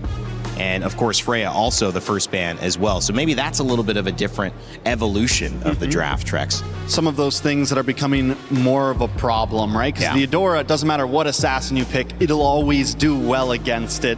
Even if there's no Ling, even if there's no Harara, Eudora will always have a place there. Outside of that, we talked about the Cho a little bit. You know, I think Cho got a little exposed the other day. The Ruby was just a beautiful answer to it. And the Ruby's not something that's going to get banned out in first phase, meaning it always has a quick response. And normally if you're going to lock in the Cho, you might just lock it in that first phase, which means unless you're a last pick red side, that P3, most likely, I don't think we're going to see the Cho anytime soon. Yeah, we saw it go well for Keyboy, but it also went badly yesterday. Very up and down. Yeah, it's up and down. It's either going to work or it's going to ruin your draft. Yeah, that's why you really have to prepare for it, I think. If any of these two would want to pick up something like the Cho. But then if you're Falcons, you're also looking at someone like Finn and acknowledging that he is one of the best Atlases in the world. He tore through MPL ID with that pick. And then now, so far, he's done a great job here at MSC and EWC with the Atlas. So I think it's in consideration for taking it away from him, or you open the Valentina so that Vitality picks up the Atlas, then you pick up the Valentina for Haji. Here goes that Ling ban, though. So now Falcon on the gun of, do we ban out the Harara? Right. Or do we go for a possible trade? Because there's not much left. With the Freya gone, the Eudora gone, I feel like at this point you have to ban the Harara. And then we finally get the answer of, what's left after that? Do we get one of those picks up front? I think you can leave the Harara open, because if ever it's Harara Fanny, that becomes a trade. Fanny, yeah, I guess you have to leave it, and that's the trade. And they take away the Atlas, actually. Fanny's kind of, but you know you're going to have to pick it early. Yeah. Which means if Vitality says, we're going to take the Harara, we know we get to get 2 immediate answers to your Fanny. Yeah. Well, they've got a chance to grab the Fanny here. We'll see how much they prioritize it on the Team Vitality. We know that Harara's also available, so if Niall feels confident in that matchup either way, they don't have to force their assassin pick here, their jungle pick here, and they could try to prio something else. With Atlas gone, does Belleric become more important? Oh, for sure. But I think if ever, it'll be Falcons who'll be incentivized to pick it up as one of the first 2 picks red. Honestly, yeah, Belleric could just be up front, because either way, you get the Harara or the Fanny or something else. You get one of the 2 power assassins. Regardless. It's not worth... They go for it anyway, so they take the Harara. Okay, so they get Harara, then in terms of the theories that we've been making, then it's probably going to be like a Belleric plus a Fanny early on now. Well, you take Fanny 3rd pick. Right? Yeah, you don't need it now, right? So Belleric and... Belleric plus 1. Atlas is gone. What are the other big names that I'm missing out on? There's always someone that I'm missing out on.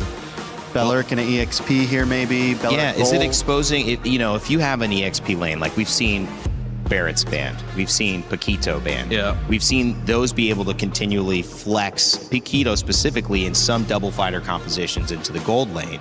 Is that too early to grab something like that because you have more options? What's your idea, Trex? What's a good I mean, a lot of here? time you do want to save that EXP. You see a lot of them save it for last, especially on blue side, but also sometimes you want to pick it up front. It really just depends on where they want to go from here. They go for the Valentina, a safe mid lane pick, something that's always going to be viable, and this still gives them some room to flex around. Selena's going to get locked in as a preemptive to the possible Fanny, plus you get some range.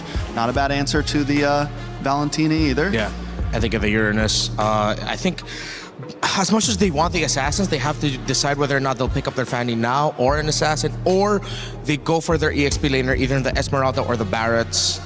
The Uranus will be playing away from the lane often, invading. Esme matches that, while the Barretts can also just be really annoying, because right now Vitality doesn't have enough of a damage profile to deal with it early on, especially through the Selena. It's not going to be a good time. Then they start banning out things like the carries or Moskovs, if ever they do decide to pick up something like the Barretts here. So it's a tough choice for Falcons. In a weird way, if they don't pick up the Fanny there, I was going to say, they risk it getting banned. But if you ban the Fanny, that means you leave something else open, like the Barretts, or the Moskov, which had been getting banned in this second phase. So both assassins on the sides of both teams. Niall able to get his, and Kyle able to get his. I don't know, the Fanny feels so telegraphed. Like, you would think Vitality would be ready for it, right? The moment they know they're both open, it's like, okay, you're going to get the Fanny, and we're going to get a bunch of answers to it. Not completely sure how I feel about the Selena still, but I think on Vitality's side, they need some hard crowd control at this point. They went for the Uranus instead, which has a survivability against the Fanny, but still nothing to extremely lock it down. Yes, the Selena could land an arrow, but that's not a whole lot. They still need something, Kaja, Cho, some of those types of answers. That's why Falcons decides to ban out the Cho for themselves. Okay. Also, I'm thinking that what if Falcons are considering putting this Beleric in the EXP and we don't see the roam just yet. But with the Valentina, I think Beleric and Valentina already is a pretty good roaming duo that will provide difficulty for the Selena. So I think for EXP, if they're not going to go damage, then they go tanky. So as expected, Vitality will ban out the Esme. I think it'll be also very safe for them to ban out the Barretts. And then in terms of the really tanky EXP laners, the lineup is too mobile to pick up a glue. They might have to fall back into something like a Terizla, which is really slow. But you just want one lane that you know is going to be hard to kill. Brody band from the side of Falcons. They're going to be on first pick here. They do still need a marksman. I think Moskov, yeah? Moskov could be a decent answer. You have the movement. You have the shred. You already have the Beleric, so you don't really have to worry that much about the Claude. I mean, just about it, yeah. I mean, even the Claude, like any of it would kind of work at this point. I don't think it's too heavy of a reason. They could, honestly, I feel like the marksman may be the better first pick here, and it still gives you a little bit of room to possibly get the EXP flex in. Yeah. Moskov still available, still unbanned. So is Paquito. And 2 picks remain. 1 ban remains on the side of Vitality. They're already taking their time. You see, it's Emann who's being very vocal in this phase of the draft. So I think, instead of taking away an EXP, they were thinking, okay, matchups, gold, what are we going to end up with? I think if ever this is a Moskov, he's confident that his Claude will be able to handle it. So he just calls it to ban the Harith instead. So there was a little moment earlier you saw he was really being very vocal about it. Great to see those little things in person, right? Dyroth comes out. Yeah. I haven't seen that very often, Trex. But we have seen it a little. Yeah, we saw one from Flap. From Flap. Yeah, it was him. Yeah, it was Flap. Yeah. This is a pick that used to get used against things like the Uranus, the Esmeralda. It was kind of a cheese pick back in the day, but it has the armor shred. Yeah. It has the burst damage. It is a high risk, high reward pick for me still. If it pops off in the early game, this could be a huge threat to everything down the line. If he takes 2 or 3 deaths early on, it's a wrap. He'll be useless the whole game pretty much. Yeah. Okay, so they'll pick up the Badang here. And they'll go for the Melissa. I wonder if Falcons will lean back to a very old combo with the Dyroth, which was the Irithel. Because the mobility would help from getting away from the getting linked by the doll of the Melissa. I mean, most likely they're still going to end up with either, I don't know, maybe like still a Moskov, but no, they still go Claude, and they played with like one of the safest gold laners. I'm going to be honest, Vitality, yes, they have a lot of defense against the Fanny, but not a lot of answers against the Fanny. You have the go away, which can stop you from getting dived on. Yes, you have the fist crack, some of those things from the Badang. You have the arrow, but outside of that, you have no hard crowd control for this Fanny, and it could be a problem. Well, the lineups are locked. Coach Moody and Coach K-Dot getting their teams, Falcons PH and Vitality, ready to go. And this one, well, looks like fireworks are set to go off here at MSC EWC 2026. Our 3rd series of the day is about to begin, and this is going to be a banger. Team Vitality and Team Falcons PH. Let's send it over to your casters to begin game 1. It's Brigitte and Gideon.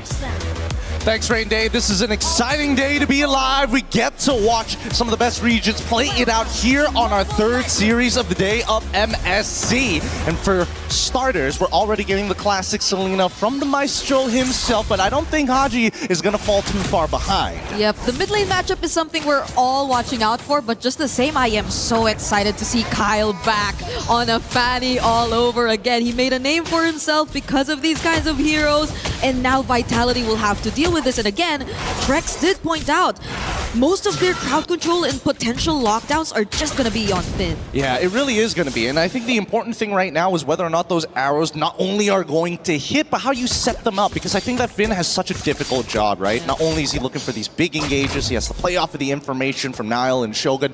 But the hard part is catching this Fanny half the time. Yeah, because like you're torn between catching the Fanny or also going for a backline play, because we see Badangs do that oftentimes, but that's more so when you get to the late game.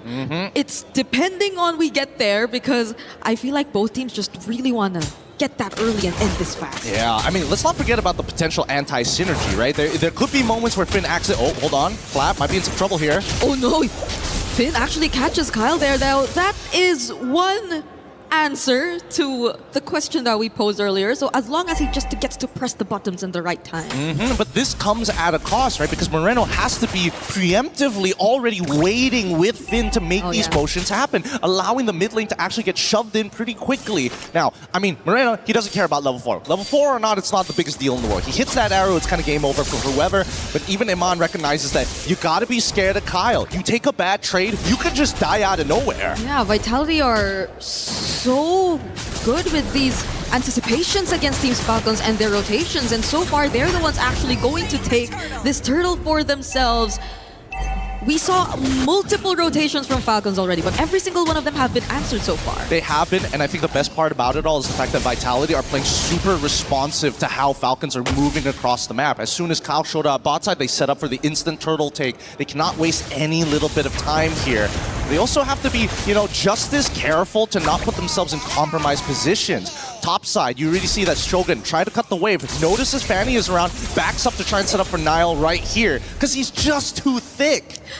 The moment Nile showed up, Falcons could just not commit anymore. Every single time, it seems like Vitality are just always prepared. They're not in any way taken by surprise by the presence of a Fanny, and it's something that they probably willingly played into, but that's going to be a setup onto Finn. Now they're trying to go for the burst. He gets caught once again, though. Kyle will make it out alive, but does Finn, though? He does not. Flap takes first blood. He could have lived that. He could have lived that. He wasn't 100% sure about the timing, about when Dairoth's ult actually finishes the channel. Yes, there's a bit of a channel time. He could have just pushed himself out of there, but wanted, hey, no abilities, I gotta just try and punt somebody backwards as best as he can. This is what we should expect, right? Falcons need to win this early stage of the game to get Kyle that advantage that we're hoping for, and it's not like the Ling. He's very dependent on that purple buff and can only do so much. It's not like you can just go back into your jungle and charge it all back up and you know, farm extra fast. It's all about, hey, I go in, if I don't have that purple buff, I have to recall, do it all over again. Yeah,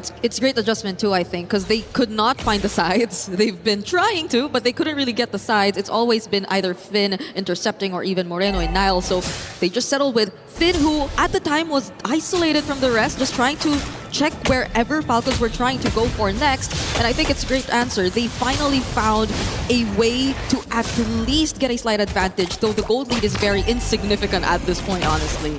And honestly, a really difficult comp to pull off. I mean, I'm thinking about how Moreno needs to kind of keep up with everybody else, but wait, hold on. First, Flap, he's already going to get chunked down to 50%. Now, Falcons, this might be a harder contest. They do have a bit of a regenerate for Flap, so he's going to top himself back up here, but I think the real question is whether or not he gets caught when he tries to shred down that front line, right? Whether it's front line or back line, that shred is only good for Kyle and Super Marco. Whoa, Finn, are they actually going to go for open? The Wrath of the Giant as a response, though, but they catch two, and now Nile is going to go down alongside Finn. Falcons actually take two and will win that trade instead, despite Vitality being the first ones to set it up. And look at Owen, he's just blocking the shots. He's making sure that the softer members on his side don't have to worry about some tough angles that are being set up by Moreno. Is this a potential punish? No, he should be able to get out. Oh, Blazing Duet used two, but even so, Moreno gets to dash away to safety. Shogun will try to block the rest of the members of Falcons, but they're not gonna force it anymore. Still though, it's a 3-0 lead already in their hands.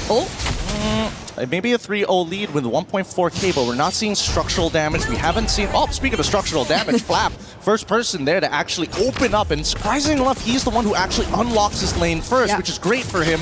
But what does that mean for the rest of Falcons? Does that mean that he gets to walk around for free? I want to see how they utilize his Dairoth, because we didn't get to see a great showing the day before. Yes, I agree. It was on a not-so-okay KDA, I think, if you look at it from the previous performance, but I think this is a much better spot for Flap now. He's clearly winning the lane, already taking that tier 1 up top, and the fact that he was also able to be active in the first few skirmishes and even pick up kills too, I think grants him a much bigger advantage to serve as a threat against Vitality, who at this point have mostly been, yes, responding and answering back to Falcons rotations, but we're not seeing any of their own just yet. or maybe it's also, in a way, an effect of having very slow clearing mid duos in the form of Vaselina and Bada. Oh, but hold on. Oh! Kyle will find Nile! And Finn all alone! It's a double! Oh! I hate the fact that Super Marco, he's laughing about it already, and now they create another attack on the bottom side, and they can't do anything about it. Emann just had to flicker out of that and use the go away, but Flap now is unstoppable too. With the help of the other members of Falcons, these are just two really heavy damage dealing heroes you're looking at already. It's both Kyle and Flap. And let's just look at that replay and how flawlessly Kyle just flew around these two members of Team Vitality. Dirty outplay. Dodges the immobilize, waited the iframes out, even dodging the knockback. And you see that Kyle's just like, nah, just another day in the office, try harder next time. And Vitality, they will oblige here because they're starting to siege this turtle. They want to make sure they have control, but more importantly, they're waiting for Kyle. They know he's around. Yep. He's gonna take this first. Abyssal Arrows are not connecting just yet, but at least you also see Emann taking part in this fight. Nile will yet to have to reveal himself, because Falcons are taking pretty good control of this. Vitality will change targets though. They're just gonna go for Super Marco, but he still has the Purify! Moreno finally gets the kill, but he might just go down too. That's a 1-for-1 so far, and Falcons are chasing after Finn, but they might not be able to find him anymore. It's not bad. Honestly, trading gold laner for mid laner, and considering that Moreno, really, he's not the one who wants to be able to absorb all this gold. It's Nile and alongside with Emann. So as long as these two are able to scale back up, it's great. But Finn might be in some trouble here.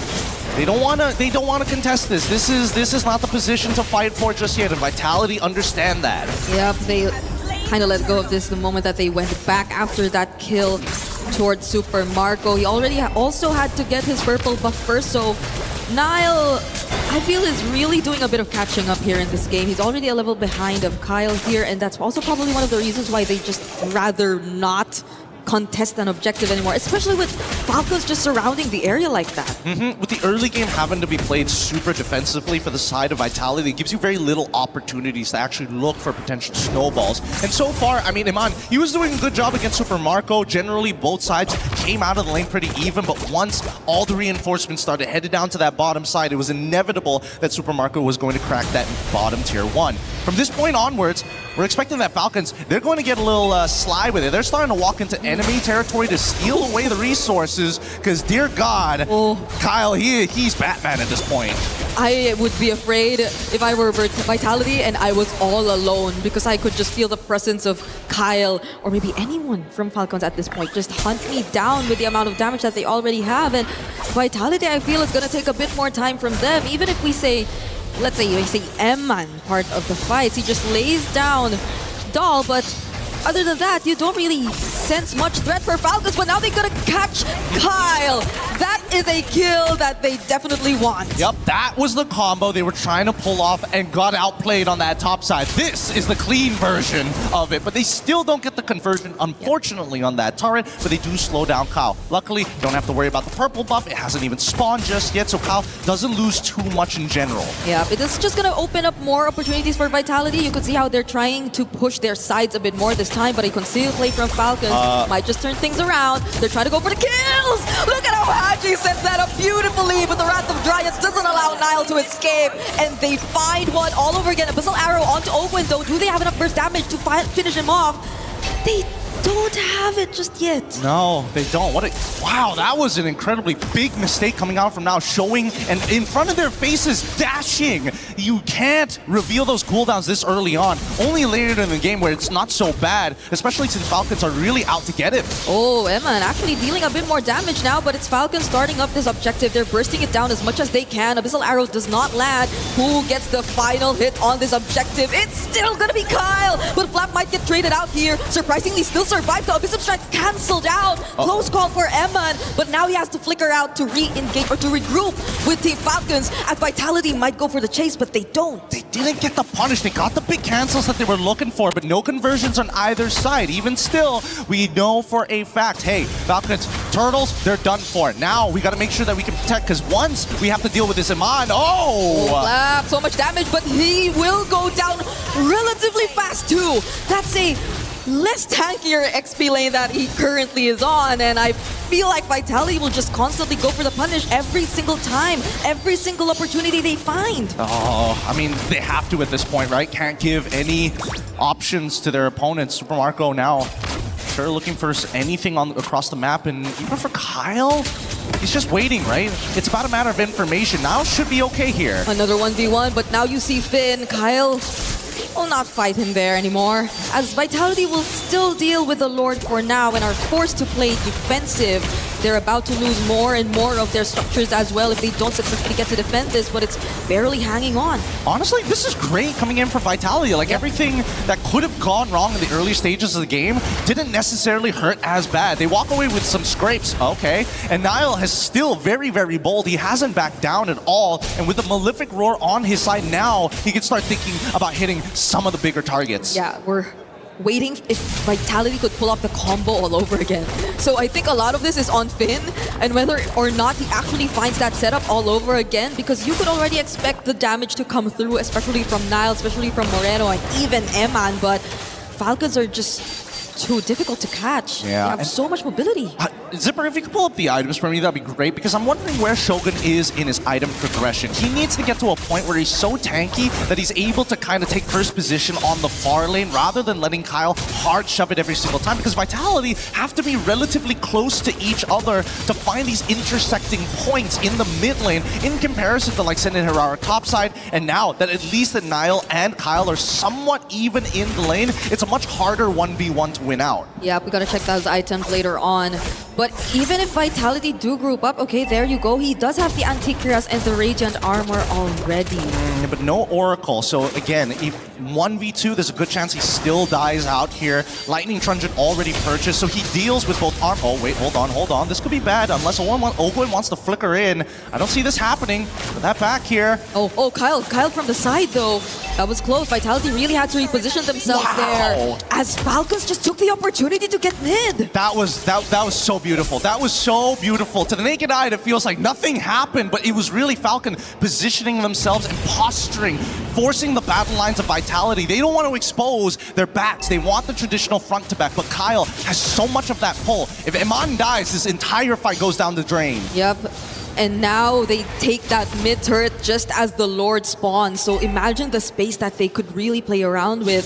Vitality feels very uncomfortable with just freely positioning themselves. They have no idea Haji's in this position either. And you mentioned something about Vitality grouping up and using it to an advantage, but they have to be careful of Haji. Haji's been stealing away that ultimate from the Badang, and that could be something to punish Vitality later on. Wow, both of these guys, it's whoever shows up in the lane first, and Hirara shows, and guess what Falcons is going to do? Instantly take that space as Vitality are forced to move backwards. They know for a fact they got to clean up these lanes, but Niall, he's not wasting any time. He sets up the slow push and now is running back to try and collapse upon this. Oh, Emann tries to go for the poke, and with the go away, they don't actually find the kill. Now it's going to be a clapback from Finn. It's a shutdown onto Haji. Super Marco finds Shogun, though, and will surprisingly pick up a double. But Emann is still alive. Do they still have hope? Abyssal Arrow will land onto Ogwin, and they find another trade. That's exactly what you want to see. It's all about Emann here. Wait, no. Oh, Flap, you have to avoid Flap.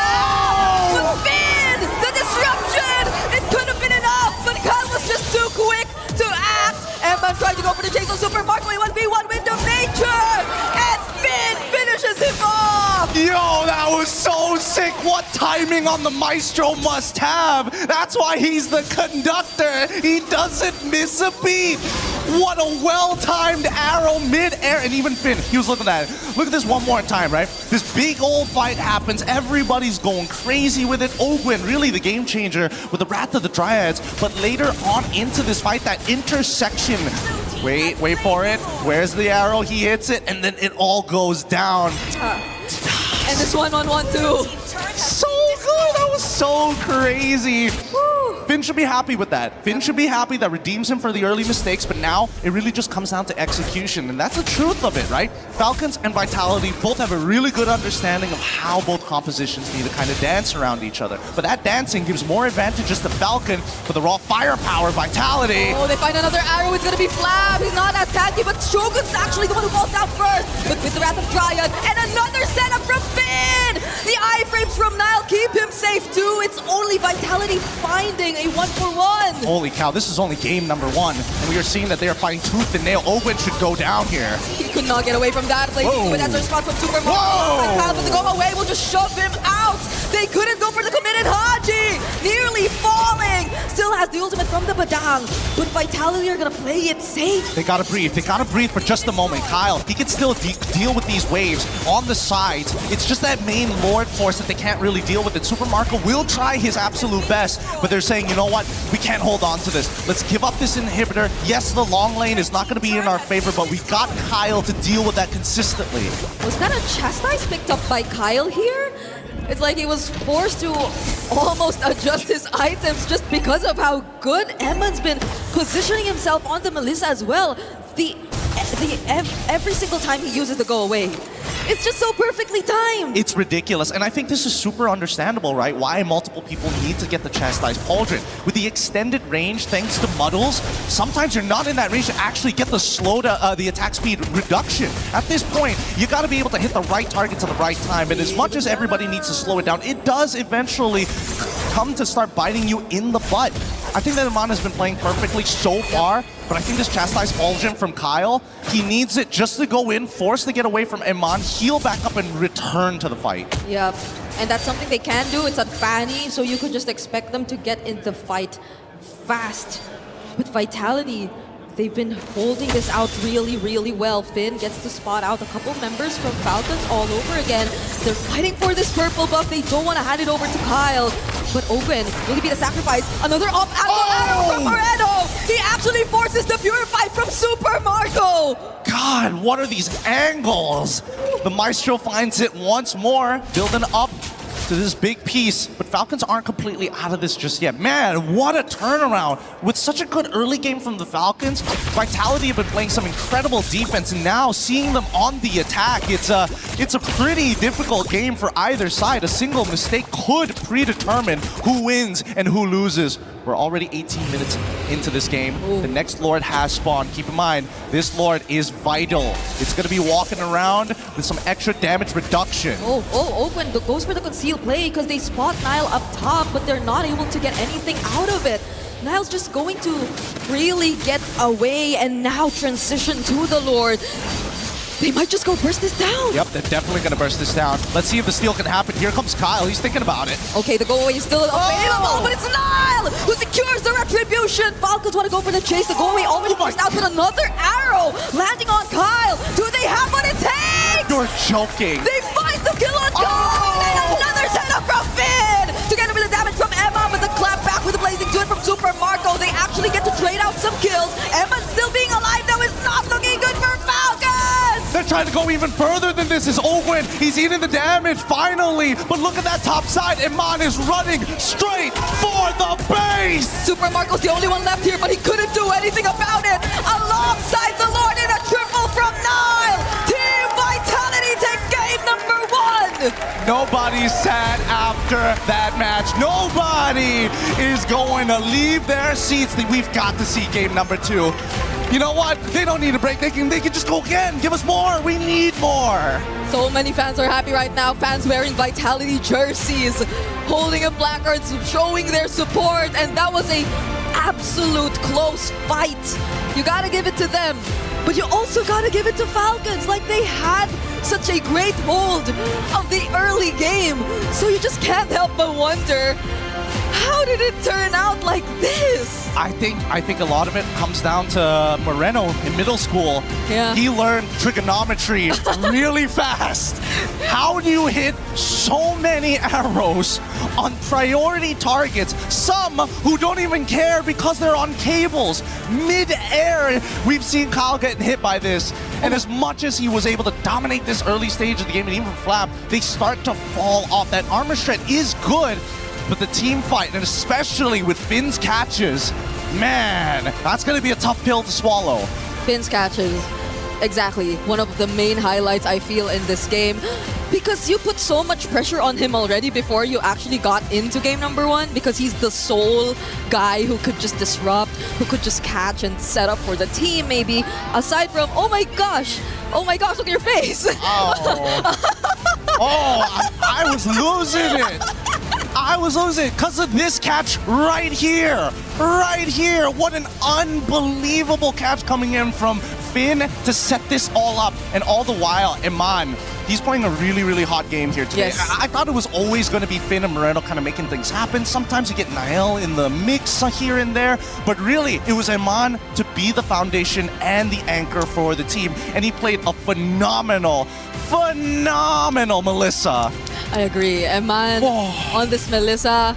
You guys just couldn't see it, but we're honestly sweating right now. It is boiling up in here on the caster's desk, considering how much energy has been expended here on game number 1. You saw it from all the Vitality members. They all had to, crack open their waters because they were not only just communicating, they were shouting through and through. I can imagine. I guess we were too caught up in what was happening here too, but I could faintly hear the screams. Also from Team Falcons fans, because imagine that. It was so beautiful. It's great to see that now we've come to the point of the game where it's not just about learning about fundamentals, the different little types of matchups. Not only are they playing to their strengths, but it's about execution. And that's the beautiful part. Both sides have traded blows at this point, and I think that Falcons now recognize, okay, if we're going to have to keep this clean, we gotta keep it more standard. We gotta figure out a better way to start exploiting Vitality. And number 1, it comes down to whether or not they can get this Melissa out of their hands. And I think for the last 3 or 4 team fights,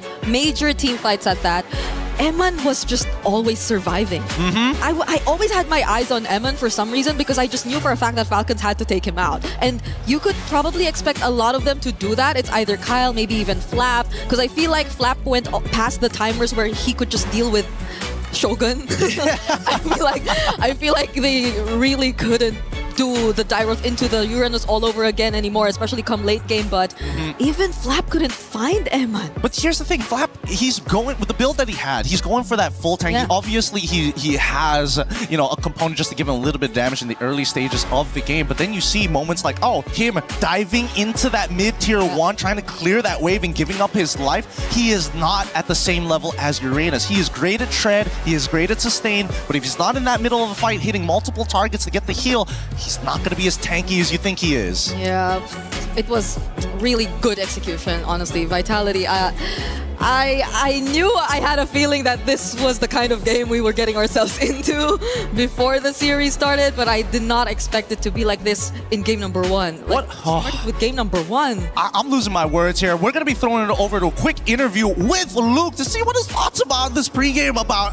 It's too much. Let's throw it over to Luke, man. Is in our DNA.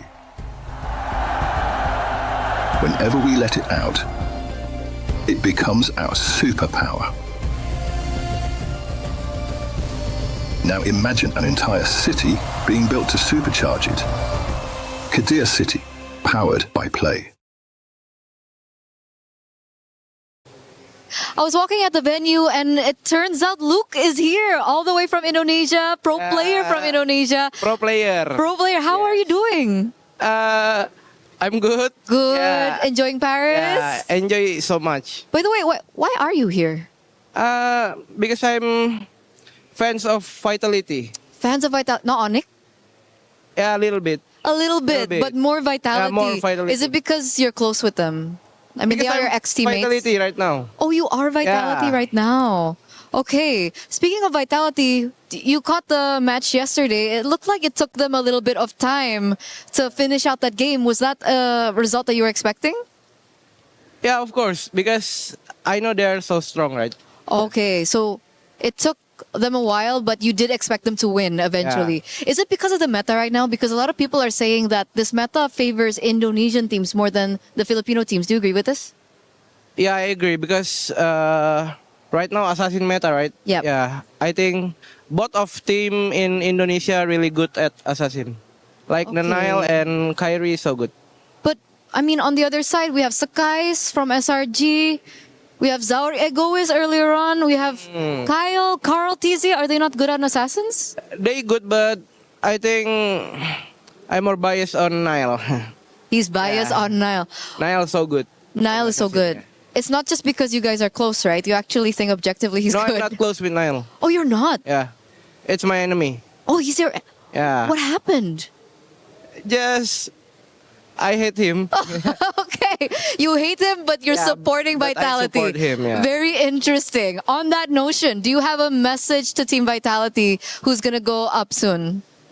Just give space to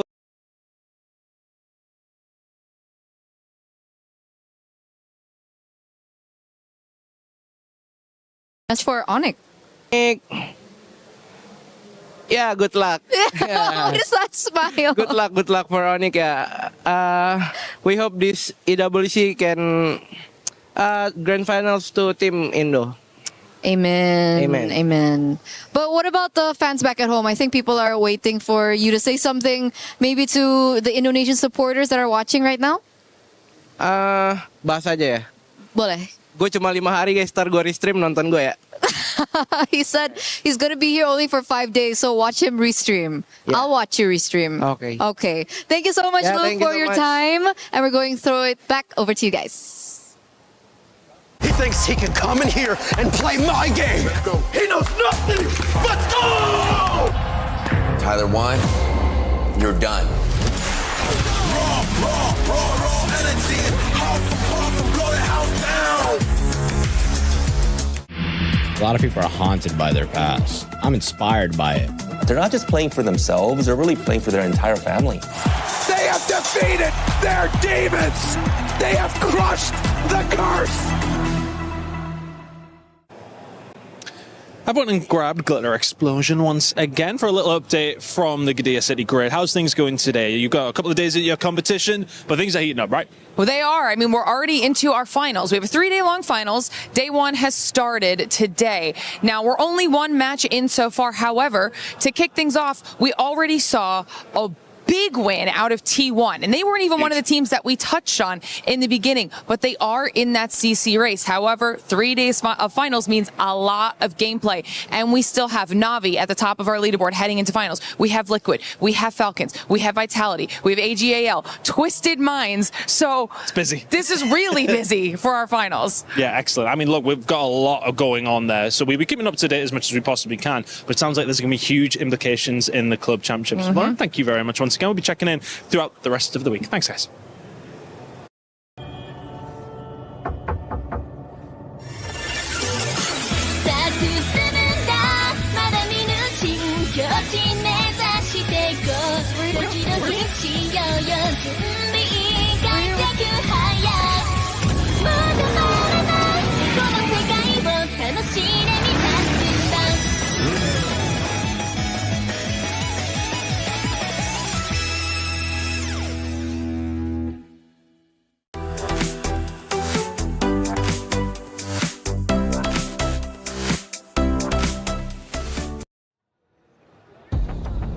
Welcome back to MSC.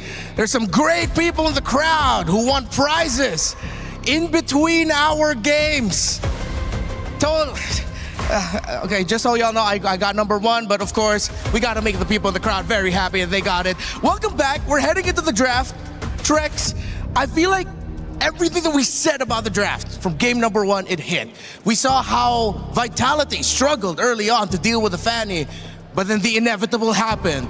The Melissa, and of course, when that Selena and Badang started hitting together, they were unstoppable. Yeah, I'm not gonna lie, I doubted the Badang and the Selena a little bit there. I did not respect the game completely, and though it took some time, once it mattered, once they were able to buy into that late game, it was on. That final big play with the fist crack followed up by the arrow, completely foreseeing Kyle's entry into the mid lane and just stopping in its tracks. Very well done by Vitality. Now, will I say that the draft was a complete win? Will I say that I think honestly they won that game off of skill as well, right? 100%. Both teams had the ability to win that game off of their drafts, which means coming into game 2, anything could happen here, right? It's definitely possible for Falcon to tie things up. Both teams have shown that they know what they can do in their draft. And it's definitely possible for Vitality as well to pull this off and look for the 2-0. And it was such an entertaining game because we got to see both lineups do their thing. As we mentioned earlier, Falcons got to do their thing for majority of the game. But then Vitality, with their sheer mechanics and skill, as you mentioned, were able to pop off, make sure that Melissa and Emann was the one who was bulletproof in the previous game. So Falcons goes ahead and bans out the Phoveus, trying to bait out a reaction towards a potential first pick of Freya for the side of Falcons. But we also can't forget about some of the major trades that we have through the Atlas, the Valentina, and other great picks that we still have in the meta. Marcel is still open, by the way. Falcons will opt for that blue side first pick on this. Quick fun fact from Kyle. He has said that they're very strong, Vitality. Niall always bullies me in scrims. Just don't bully me in the tournament too. So it's a little bit more context to what Niall said earlier with the interview with Eterna about how he sees just him and TNT as the top junglers here mechanics-wise, based off of results of the scrims, but not referring to what he believes when it comes to the tournament space once you're there on the stage. So the Valentina gets taken out here by Falcons now with the Atlas gone. Yeah, that forces out the Marcel ban. So far, it's the bans of Falcons are more on forcing Vitality to ban certain heroes. Yeah, and it's a little bit different than last time. We're not going to see the Valentina this game. Marcel banned out. Will that Ling be banned out? Last time it was Vitality on blue side who decided to ban out, which forced the big trade of either leaving the Fanny open or not, and Falcon called the bluff and ended up paying the price for it. Now with Falcons putting in their last ban, we still have all the assassins up. Jushin also still available and open. Freya still available and open. With things like Valentina and Atlas and Phoveus getting banned out, it means that there's a lot to trade up on, and Falcons want to go for that trade. Whoa. And while they're doing it, they take out the Selena, which I think is a good play overall. Do more of a target ban and leave some of those prio picks open. Yeah, I think at that point, Falcons are already deciding the possibility that the Seleno is going to come in way early, similar to what we saw get drafted earlier in MSC. If I'm not mistaken, that was Vitality who was able to do that in day number 1. So a lot of great options here available for Falcons. All right, so Freya, Ling, and Fanny all open, meaning Vitality could go for the Harara ban. Yep. Could definitely go for the Harara ban. They could still get a Fanny or a Ling, or they can go, I mean, for any of the three essentially, right? They can still, they go for the Frey instead, which I'm a little surprised about, but still very viable because they still get the Belleric, that means, because if they wanted to go Freya +1, they would have had to give over that roam position. Falcons now deciding, what do we want out of the big three? Yeah. And what do we want to respond with? They go for the Eudora, which didn't even see it. It's a hero that I still have to get used to. Yeah, same. Eudora as the first pick. Because with the Valentina getting banned out, they have to be wary of picking their jungler right away. Because Vitality, they are encouraged to pick up the Belleric in the first phase. With the Valentina gone, then Falcons won't have their own Wrath of Dryad to steal away. And with the Atlas banned by Vitality as well, they might just pick up the Belleric here and now. Yeah, did they just go for the Belleric Harara? They were the same thing as last time, pretty much. Belleric Harara, Belleric Ling. Honestly. Or just either don't even pick up the assassin because you're going to get one of the three. Yeah, it's like you have such a wide field to play with. You could just adjust. A lot of options here for Vitality, but because left for mid lane. Okay, so they will get the Ling Belleric as expected. Mid lane for Moreno. Let's see if they're still willing to play the Juice in later on, maybe into Red 3, Red 4. But I think a lineup that can clear the mid a little bit faster for Vitality will encourage them to take control of the river and make sure that their Ling is happy. Does Falcon commit once again to an assassin pick, or do they try to switch things up here a little bit? We've seen a lot work against the assassins. They go for the Fanny once again. In the Barats into the EXP this time. Do we think we're going to see maybe something crazy and get the double fighter off? The only time we've seen the Barats so far is when there's also a fighter in gold or something of that nature. But it's tough considering that Vitality is going to be coming back at Red 4 as the first pick and they have bans. They can just take away the Paquito. The Freya is already gone. Usually when we saw Barrets in the EXP and then it's paired up with another fighter in the opposite side, it's either just the Paquito and the Freya, unless they're going to dig deep and go for something else, like maybe along the lines of a Ruby, but you don't really see enough picks that would warrant that. I think they can just double down and play the traditional arsenal in terms of their gold lane option, but let's see how it's going to go. Melissa is still going to be the pick here for Vitality, and the problem right now is for Falcons because of their picks. They don't have enough that long-range reach to really mess up this Melissa. With the Ling, with the Belleric especially, Emann might be on the way to another bulletproof game. Looking good for Vitality in my book, at least for first side of this draft. At least in terms of how they were able to make everything work last game. Don't get me wrong, the early game could still be troublesome for them. Falcons had an amazing early game last time with the Fanny pick. Yeah.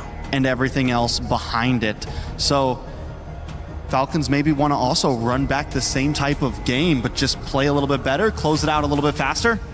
Maybe. Oh, wow, respect on the Minotaur of Ogwyn. That actually could have messed up the lineup of Vitality. At least that wider reach might give Falcons a moment to not get peppered by the basic attacks of that Melissa. So maybe the fact that they're not going, they're going into the second phase of the drafting without their Ogwyn pick just yet might hurt them. Atlas is gone, Belleric was taken away, the Minotaur option's gone. We see the Badong Ben from Falcon this time. And they did. Good call, Drex, good call. Still.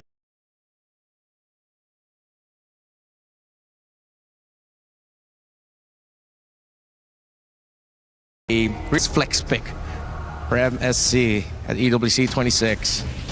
All right, so now Vitality, last ban on the field.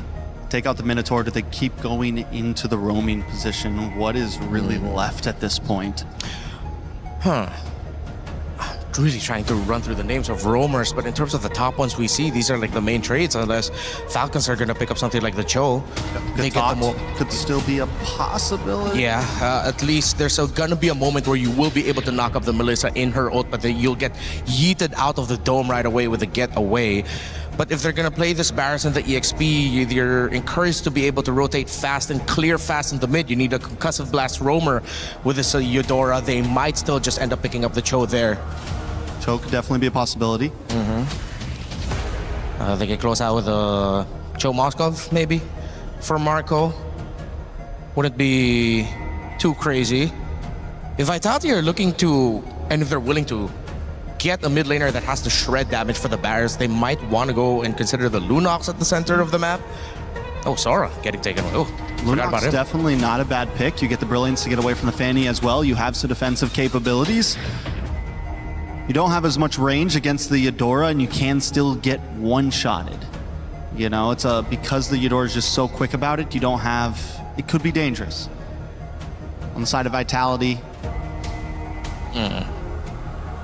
They do need to lock in your mid here and save the flex. Yeah. Save the EXP flex, the possibility. Yeah, at least you have room to adjust and surprise. That Belleric, I think it's something that's making Falcons scratch their heads. They banned out a roamer, they banned out an EXP option, so that is still definitely something they're thinking about. Is Vitality going to be picking up here? Maybe a little bit more range through the mid or a little bit more shred. Which route are they going to go? How about a little bit more sustainability? They pick up the Esmeralda at the EXP. They do show their options already for Roman EXP. You're just waiting for their mid laner now. So you just, like you said, we pick up the Moskov for Falcon. Yeah. Moskov and Do you think Cho? They could go something like the Kaja here? Something to pick off this Ling? I think for that... Ruby roam? Just of how fast... Ooh. Against the Esmeralda? Possibly catch the Ling whenever he dashes in? Yeah, but tough considering the Belleric and the Melissa, so... It sounds like it's 50-50 because you're getting a lot of good things, but I feel like the bad things you get out of a Ruby Robe surprise might be worse, so... Kaja, in terms of pick-off, I can see it, but I still lean towards the Cho. They go for the Brody, okay. One of the few heroes that can probably get... that can put out some range. Right. This was one of the picks that Falcons have already shown here. The Akai roam for Ogwyn. They get the Brody. Kai and Eudora in the center. It's fast, clear. Not as fast in the rotations, but it will be annoying for the Link to deal with in the team fights. But again, the problem still stands. Will they be able to reach this Melissa with a composition that Falcons has? Their front line needs to be stalwart. It needs to hold for a long time so that Brody could get the stacks off, pop that torn apart memory, melt them front to back until the Melissa has to get away. So last pick for Vitality, still need a mid laner. Yve's open. We haven't seen that in a bit. Jushin. Jushin's also still open. They just go for the Jushin, right? Yeah, something that we mentioned also. Could be good and could be annoying for the Akai. You're going to be forced to use your dashes. The Vexana. Because of the Akai and the Barretts in front of you, and it does have a lot of disengagement protection for the Melissa. Yeah, definitely a great answer. Overall, we've seen it picked once before. And even when before I was kind of questioning it, we saw how well it can do with the stiff arm, with the ability to get that Terrify. Something similar to the arrow, not as long stunning as the arrow, but something still similar, right? So if he can make some of those quick picks, drop down the Warrior in the nick of time, it could be detrimental to the way they want to play this game. All right, that has been it for myself and Trex here at the studio. Will we see another game where both teams get to do what their lineup wants to do, or will one of them dominate? One to either advance right now or to still hold on and force a game number 3. Bring you over to our casters, Brigida and Gideon. Thanks so much. It's going to be a good day here today because we're all hoping that this is not going to be a one-sided battle. We need to see a repeat of game number 1 where both sides are basically turning this MOBA into a fighting game as we jump into game number 2. Team Falcons PH on the blue side, facing off against Team Vitality on the red side. And let's go through this composition because, again, that Vexana last pick actually is pretty genius here. So good at like just not only peeling off, but becoming a legitimate threat to the front line. It's like Ogwin at a certain point will not be able to take that kind of damage from Moreno. And it's like adding an additional front line to your lineup in general, which I feel would work out really well for them, but that's multiple pull yourself together. So many. And now instant evade here. Fork Lightning, stunning multiple members, but Kyle unfortunately had to be the first one to go down in this fight. A not so good start for Falcons, but they traded out with the Roamer, which I don't think makes it any better. It does make it any... can somebody punish this? Yep, there we go. Haji goes down and Moreno survives as Ego challenges it. No problem. Full faith that the rest of the team... I mean, Moreno got the last pick. He was ready to give that kill over and trade his life for Nile. Like, he did not care at all. He has done his job, and he knows he's going to do it again and again and again. Okay, that looked really good with Fork Lightning just catching multiple members too, though, but I guess you have to really pay attention to this being a Belleric and you just potentially being caught again. If Moreno went down here, I feel like that would somewhat equalize things a bit, but the fact that he didn't, I really feel like Vitality got the better out of that. But also, I feel like in terms of compositions, I also want to point out how at least with the Akai pick, they kind of forced out the Purify from Emann. So that might make things a bit better for Falcons too when it comes to the team fights later on. And that was something that I was trying to figure out, right? I was talking to you, telling like, man, how do we force this Ballista to actually take the Purify? I think Ogwin has got a pretty good answer to that. Falcons already have this first position, and I don't see it happening as bot side is getting attacked. Yep, Super Marco looking like the target here. Doesn't have the ultimate yet, but he doesn't need it anyway and will survive. Just had to burn the flicker nonetheless, but at least he didn't have to go down with that attempt. Yep, all he lost was his flicker. He still doesn't lose out too much. And even you can see Emann making sure he's doing his due diligence, throwing muddles into tri-brushes to open up that side of the map for him, just in case anything... that was a Daytona's welcome. On to Shogun, and with the help of Kyle, they actually pick up the kill. So this is a different approach to the combos that we saw from Vitality. It's a Barretts and a Fanny working together now. But I do think it was interesting, right? They already knew that it was going to be Barretts playing into Shogun at this stage of the game, right? And I think the only way that Shogun actually has any chance in this lane is hitting and trading really well against Flap before he gets the stacks. Once he's gotten to that enraged Dino form and he can start doing the stomps in the middle of the wave, he will out-sustain Shogun until Shogun gets that enchanted talisman. Yeah, he didn't have the Purify at that point too, right? You're right. So yes. There was just no way to really get out of it, and he had to accept his fate right there. Owen gets poked down a bit here, though. He still have a couple seconds before the next objective spawns, but Falcons have been just quietly increasing this lead that they have in their hands. It's still a small lead. We saw how game 1 went, so until we start seeing like a 5K lead, something closer to like the 6K, then there should be, you know, a sigh of relief for all the Falcons fans out there. But for now, 2-2, a pretty even score as Nile has been hopping around and stealing away camps here and there. He actually got that gold crab, I feel.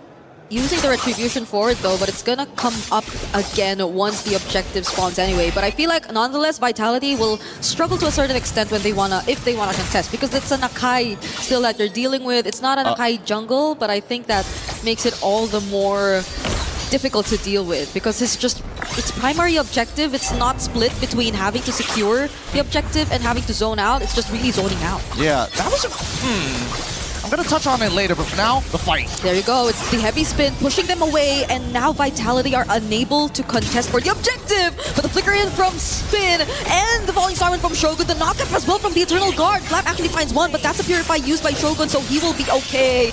Tempest of Blades coming in from Nile. Kyle trying to look for his target to go away. He had to change target, and the Terrify from the Deathly Grasp. He couldn't just freely cable his way through the fight. That's a 3-for-2 trade in favor of the Falcons here. And I think that Vitality, it was a pretty good idea. Overall, if they got Super Marco at the end there, it would have been 100% worth it. But just look at this Wombo combo, right? How do you deal with this? And this is why I think the Vexana is so good, because now it's not about priority targets. I do max % health damage. Build what you want. Hey, you know what? Build 3 Guardian Helms if you really want to. Yeah. So far, Moreno again and Emann have been untouched in this game. And it's starting to become a problem, I feel, for Falcons, because you even saw how Flap was just so decisive in wanting to go for it. Hold on, Ogwen. It's not a good time to be. Look, he's not lagging. Both sides are not lagging. They're playing a perfect ping here at EWC. Emann is baiting him to do it. Oh, they're all going in for Haji! Couldn't survive that. Now it's going to be Kyle trying to look for a trade, but he will be unable to find Nile. Now it's Finn setting up with a Wrath of Dryad, and now they're in the...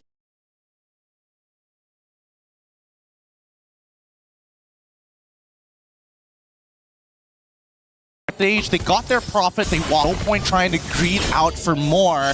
And I think the Falcons this time, they need to kind of break the battle lines. I think instead of Flap having to target some of the other characters here, I think he might need to just jump on Moreno. But I want him to go for Emann at the same time. It's just a tough call. You really have to think hard about who your target is going to be, because it's very single target. And Haji has just not been able to have the same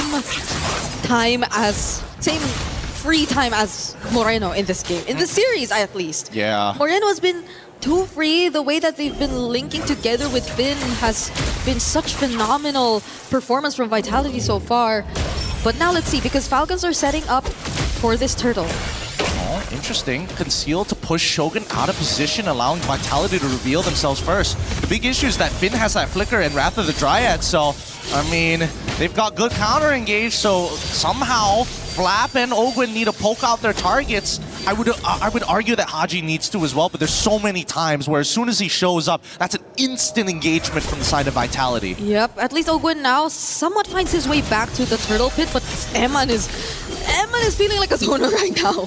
The way he just puts Muddles out there and deals a certain amount of damage towards the front lines, it's not just making things easy for Falcons, who just want to position themselves around this pit. Ogwen now below half HP! Flap doesn't land the Daytona's welcome, and the heavy spin flicker combo just to get away, but Ogwen might just be the first to fall here in this fight. It's a killing spree for Moreno. Kyle doesn't even have his purple buff yet, and Nile's not allowing him to take it freely. He still has a Retribution, but he can't get close. This is a scary game. Holy cow. Holy cow. Oh, whoa. Oh, Flap could not stand that. What? Where could he go? There's not much mobility you can rely on as a Barret's either. It's just the Daytona's welcome charge, and that's about it. This game is kind of ridiculous because it's really a game of chicken, right? It's whoever backs down from the fight first, and unfortunately for Falcons, for them to reposition, it's a lot harder in comparison to Vitality, who again are playing all for one and one for all with Emann here, who's doing a phenomenal job of keeping himself alive, and best yet, he's almost single-handedly getting Ogwen to use the heavy spin on him. And when Kyle went for him, he didn't even feel the need to use the go away just yet. He's just that much ahead on this Melissa. Again, 0 deaths in this game. No one could target him. So you could just sense that he perfectly mastered the timings in which he is supposed to use the go away, and that's posing multiple problems from Falcons right now. Yeah, and every single time you see Kyle trying to contest, trying to get a side. Wait, hold on. Okay, Emann still has the Purify, not using it yet, just uses the go away, and it's gonna be enough to push Ogwin out. Kyle trying to go for the engage, but the Wrath of Dryad once again catching members. Emmann's though alive again. No. Falcons are low, and Nile is here for the cleanup. No. Even under the turret, he's fine. Kyle missed one cable, the most important cable from the destroyed structure of the turret. It just slipped right in between. I thought it was going to connect, but there was just too much noise in the middle of it to be accurate. Let's look at it one more time. Because again, Owen keeps him locked down, but as soon as the go away is done, Kyle instantly takes out one target, looks for the second, but that last cable didn't connect, so he couldn't get that last bit of burst, allowing Emann to reposition. How unfortunate.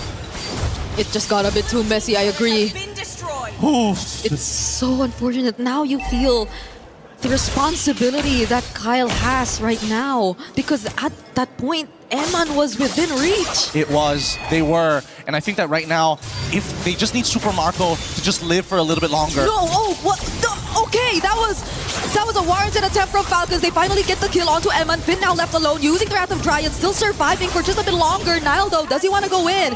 Will he find a target?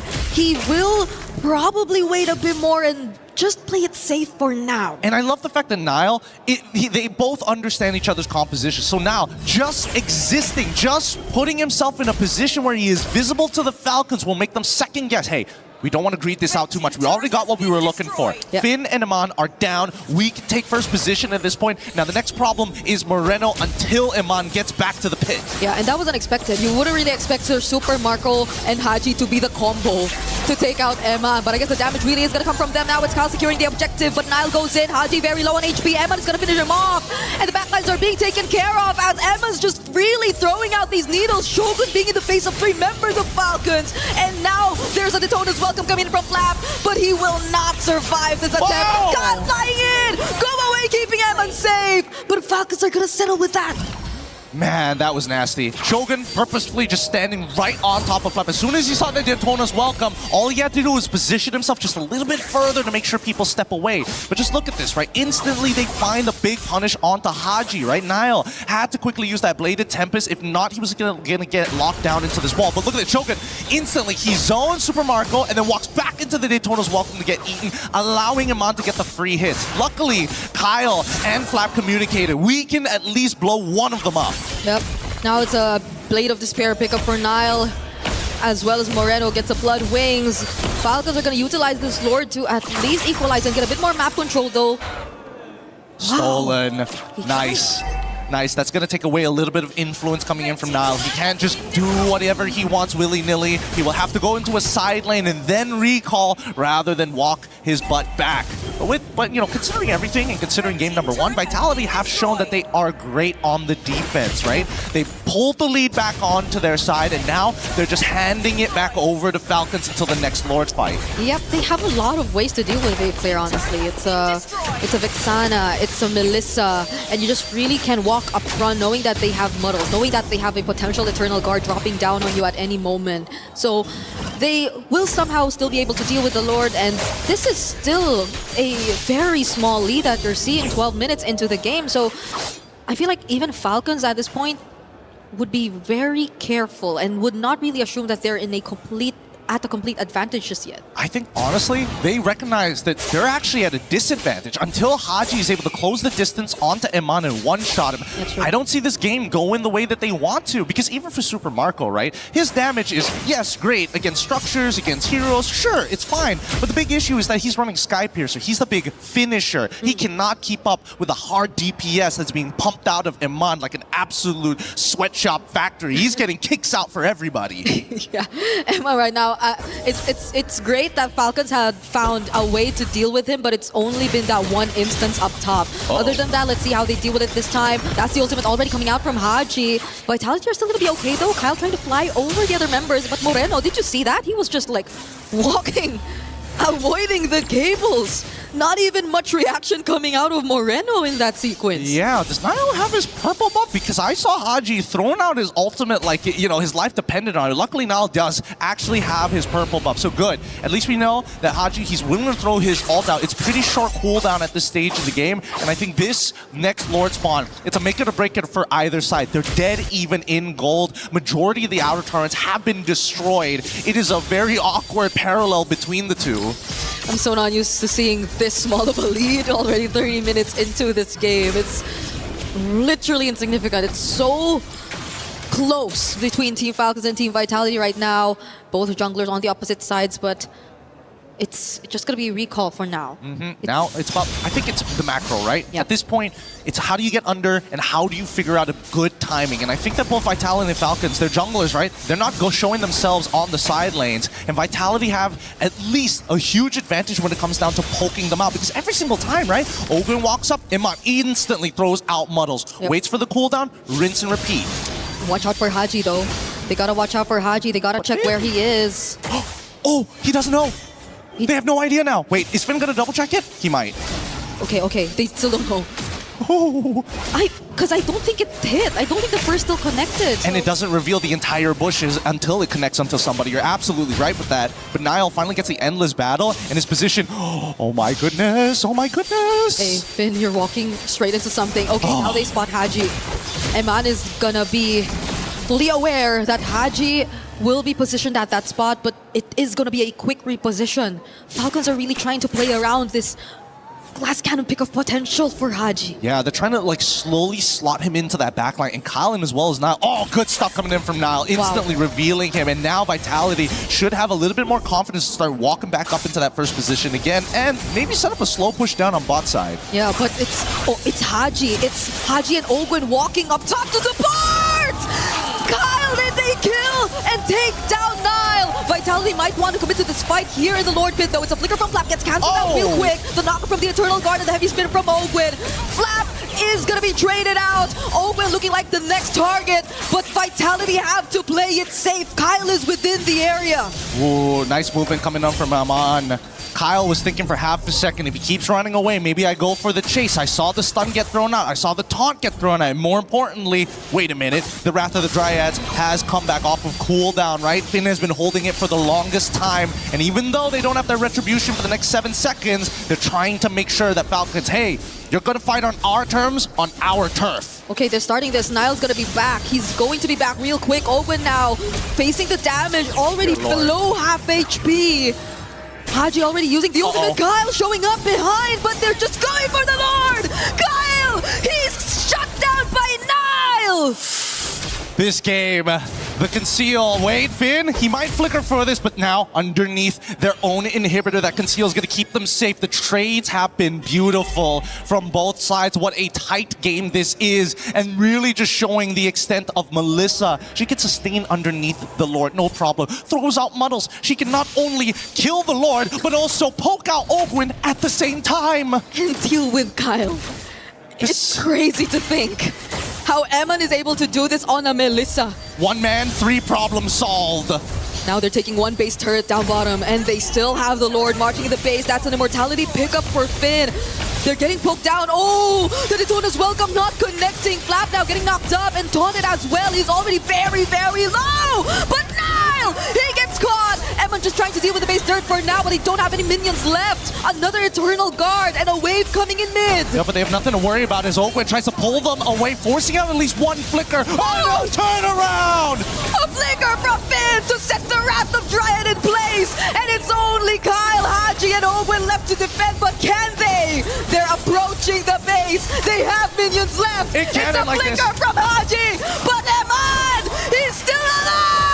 And the defense is successful from Falcons. Haji, despite all the damage thrown into his face, manages to hold on. There's one more wave though. Kyle, he's gonna have to pull it somehow. Emann got his HP back, but does Kyle finish off the kill? He had a bit of nature. He couldn't, and another Muddle setup. Haji fights Shogun, but the heavy spin to push the minions out. Can they do this time? Come on, Emann! It takes out Immortality purchase with a Haas Claw. He's going to be able to sustain. Finally, this might be a Super Marco. Doesn't make it in time. And there you have it! A 2-0 for Team Vitality as they secure the knockout stage! Oh, what a beautiful game. Oh my goodness. I needed to see just one more game. That would have been great. But now a new problem has arisen. A polished Melissa coming up from Emann, solving 3 unique problems all at the same time. The tournament meta is starting to evolve and really coming into its own. And it feels like each team has their very own version of it. It's so crazy. It's so crazy. I'm speechless because this early game, right? This Vexana pick.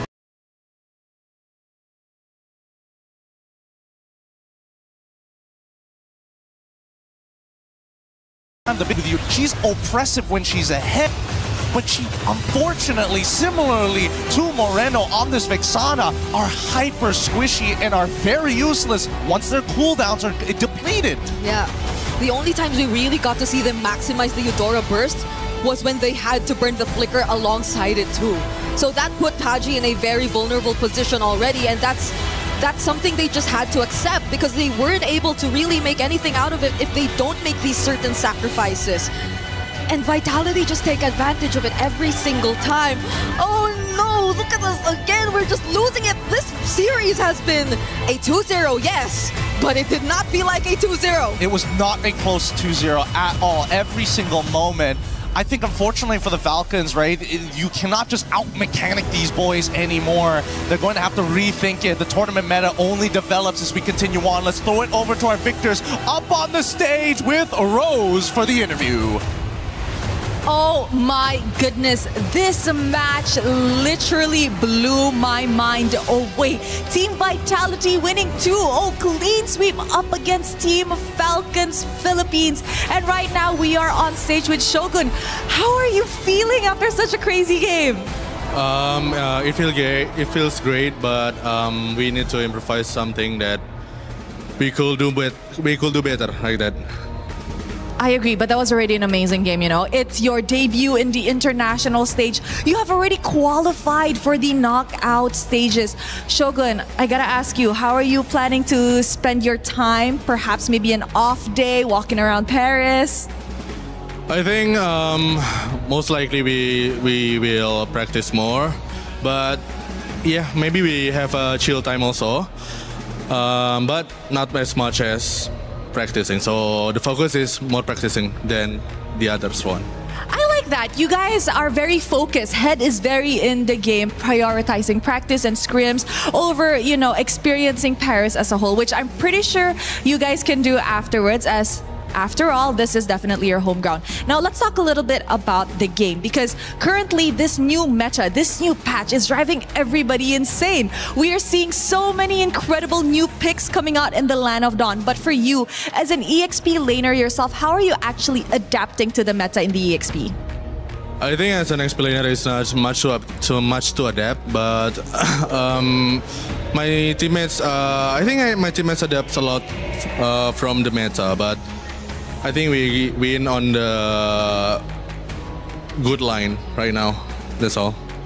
And I think you guys are definitely on track. Now, you know what? As you head onto the knockout stages after today's win up against Team Falcons Philippines, how does this win actually boost you guys? Are you guys like morally even, I don't know, better? Are you guys more confident heading into the knockouts? Or are you guys still just chill and taking it one step at a time? I think not boosting, but I think we treat all our enemies the same, like that. We treat they're the same, so confidence is all up there. Oh, wow. Okay, I like that. I like that. Very humble. You know what, Shogun, I know a lot of the Indonesians are, I'm pretty sure, very, very happy to see you guys taking the second ticket to the knockout stages. Is there perhaps any message you want to tell them? I think, yeah, just we wait and see. Wait and see. Wait and see. And as you can see, Mirko is there screaming his voice out. Thank you very much, Shogun. I'll see you in the knockout stages. Once again, congratulations. That's it from us over at the stage. Showing it back to you guys at the studio to break down what happened in the series. Terus, MPL Indonesia's champions, Team Vitality take the win, and they move on to the knockout stages, which guarantees at least $100,000. What a big moment for this team, and what an organization that is on the run in MLBB across both sides, women's and men's MLBB. Vitality taking the championship at MWI last week here in Paris, so a great start for that org. Welcome back. I'm Rain Day. Joining me is Renmar and Trex as we continue. I'm getting a notification. I think that's my daughter FaceTiming me back in LA, just waking up. So that does mean we're getting close to the end of the day. But to wrap up the series, Renmar, I mean, what's the takeaway from you? What did you notice about why Vitality was able to be successful in a pretty contested game too? Mechanically gifted and busted. Finn and Moreno, I was saying, busted. I was saying it during the restreams for the MPLID playoffs. Finn and Moreno are my favorite Roma duo right now, coming out of Indonesia. They're just so good. Finn, the timings. It's like the teams from Indonesia, and even not just Indonesia, teams around the world have finally met a perfect marriage of the macro that has helped the Philippines dominate for such a long time and marry it with their own great mechanical abilities. And Vitality is a great example of that team. Trex, you agree? I completely agree right now. And I think there was some doubts before this tournament came in, but Vitality is showing all the naysayers that not only is their draft and mental gifted, but their micro, the mechanics, everything was just on point in those two games. I liked seeing the draft kind of continue to develop. That last game, we got to see Barrett's opened up again. Yep. And we also got to see Eudora played against a Vexana. And to me, we were talking a little bit about it, Renmar, in the green room. Yeah. I feel like it's a great answer to Eudora. I think it puts, as Gideon was saying, her behind in lane quite often. And when Eudora's behind, she's not the same, would you agree, impact as when she's ahead? Yeah, there's just something about Eudora's pick, which is why I've been quite passionate about it online with my post this morning, saying teams have to really consider deprioritizing her. Yeah. Because Melissa has come back up, and now Vexana is an option. And you can definitely say, because of the lack of range, this is what we've been saying for 2 drafts now, the lack of range to really mess with this Melissa means the Vexana, especially this one, just supplemented the Melissa even more. Yeah, I think the reality of what we're seeing is even some of these teams haven't completely adapted a full meta just yet. We're seeing answers happen mid-tournament. This isn't something that they were all completely prepared for. Yeah. And Vexana, back in the day, what was it, about a year or so ago, was meta, and she was so good against some of these heavy, bulky fighters, these people that want to get up close and personal with you. And that's why we're seeing her slowly come back against things like the Barats, against things like the Esmeraldas, against a Eudora who doesn't have long range. Some of these types of compositions that want to kind of walk up towards you, and we're seeing already counter picks happening once and once and once more. In my experience of just watching and enjoying learning about the game, I saw, differently the approach of when I saw the steal. I'm forgetting the character's name, but she steals ultimates. The Valentina, who is being the choice most often, and they were letting sometimes the Atlas go, knowing they have the Valentina. Yeah. But then that was requiring a really aggressive approach to get in and use that ultimate, which is for a tankier character. Do you think Vexana might actually be a safer, more reliable answer to provide some CC and then ban the Atlas? You don't have to try to counter it? Yeah, I think for the Vexana, in this specific makeup of the draft, it made a lot of sense. Again, because of the Eudora not having that range, the Barretts needs a lot of stops. You're trying to protect one piece of your lineup that needs to stay alive in the Melissa, making it even so much harder to kill her. Yes, the one kill that they got onto the Melissa was because they were able to find the combo through the Eudora, but that was just once. It was so rare. In the end, you saw how Falcons was struggling over and over again just to get Emann done. They couldn't. I mean, honestly, you might be onto something, Rain, because the games that we're seeing those Vexanas get picked up, the Atlases have been getting banned out. So for future drafts, it could be preemptively telling us something. When those Atlases get banned out, maybe be prepared for that. Yeah, I think it's so cool to see how this meta is developing and how good all of these players are. These players giving us insights into what they're thinking. These conversations, as you saw Shogun have with Team Vitality, going to continue into the off day, and that is going to make a world of difference as they have a chance to watch Group B. Let's take you to the schedule for the rest of the day because we have one more series coming up. Group B will be tomorrow. We'll do the exact same thing. So we'll send 2 teams home. We'll see and we'll send 2 teams to the knockout stage. We'll send 2 teams to continue playing. But Team Falcons Meta in Group A and Ignite Gaming, that is of the latter consequence. One team will be going home. One team will be continuing on. And that is high stakes, about as high stakes as it gets. Trex, I mean, any words previewing that series for you? I think it's going to be I think a lot of people are thinking it might be one-sided. I believe it could be a pretty close series. I think it might go the distance. Falcons Meta, yes, a great team. Ignite had a bad showing in their previous game, but I think they still have a little bit more in their pocket, honestly. 51-49, who you leaning?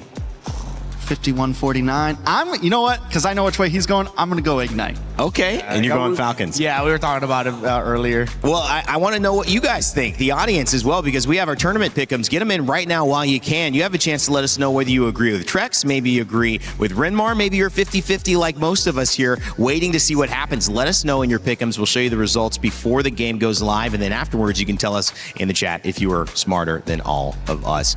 Coming up very soon, we're going to have that next series, and I cannot wait for you guys to be here with us. We'll catch you right after this short break.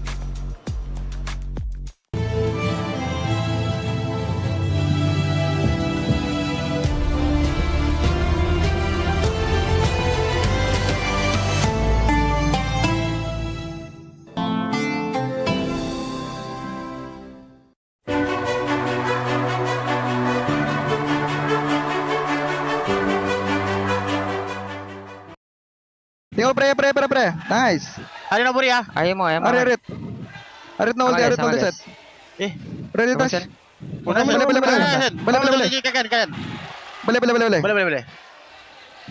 Kilin.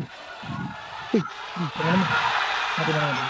Tawa. Crips. Nice ba? Tama naman. Uy, jing. Nice try. Nice try, bang. Gusto dahil, guys. No, tailing. Go, guys. Behave Lara. Nice one. Imaw. Half clean. Guys. Tingin sa akin, Wait, clean. Wait ba? Wala kang skill ba? Cannot ko. Which one? Nice one. Time, big one, guys. Big. Nice one. Nice. Mo. Let's go. Minyan. Let's go. Nice one. End first. Unfabric. Maharapan ko to, ah. Mabubuhay din ako. Kaya, Deb. Si Teddy lang. Wait, light up. Wala pure si Ted. Bigyan na. Kaya, alis ako. Kinain. Makulat pa ako, ah. May ulti ka sa Sanji, ah. May ulti ako. Ulti rin ako. Boy pa ako. Mga low, pre. To, sa akin, pre. Go. Wala sila skill, pre. Sa akin, pre. Go nyo. Puro low. Nasunog ako. Ginagawa ko lang. Babalik. Farley. Pakito. Binata ka. Hindi natin kaya, pre. Ang damage. Flash will out, jump. I go consig. Go zone. They can't do anything. Go tower. Kesin bunu ya. Kesin bunu. Yut. Just kill Belerik. We're on Belerik. It's okay, we don't care. I have flicker, guys.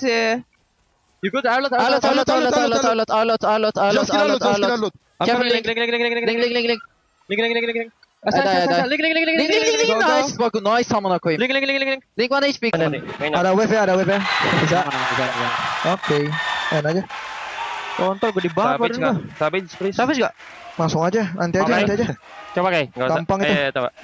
Gua 2-1 ya. Try mo. Kayak. Kontol gitu tuh. Dia spawnnya dekat banget sih.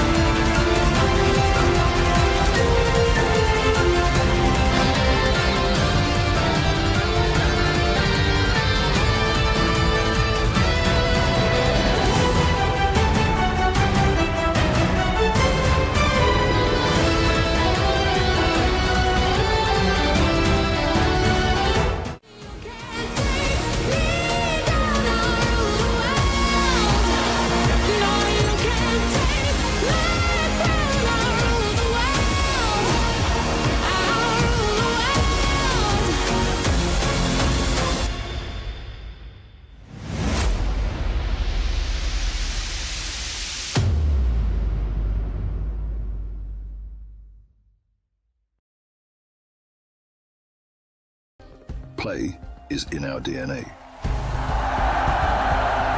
Whenever we let it out, it becomes our superpower. Now imagine an entire city being built to supercharge it. Kadir City, powered by Play.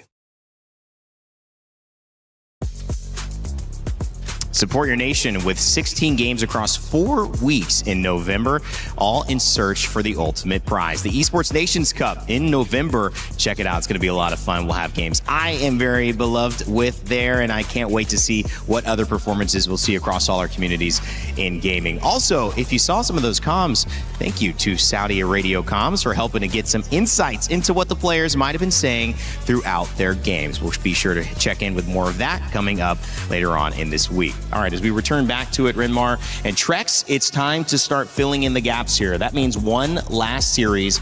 It's going to give us our final team that's moving forward to continue playing. It's going to also, as our final match of the day, also send one final team home. Yeah, I think for these two, they got to play fast, man. Play fast, play rough, play hard, because it's potentially your last showing. You don't want to go out on a whimper. You want to go out on a bang, bang. I'm glad you added that second one. Thank you. Yeah, it may honestly be time to not take things slow, get aggressive in the beginning, try to catch your opponent off guard.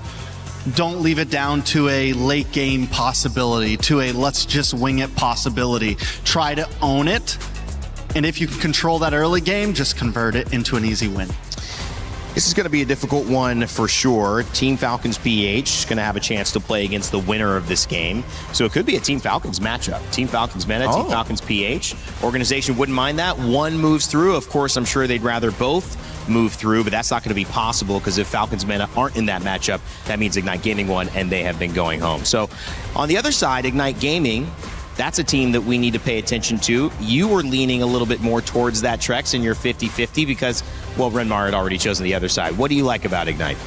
I just think we have Diablo. We have a veteran, someone who's been doing this for a very long time. We also saw some great plays from this team the other day. Even with their loss, they still showed up at some times.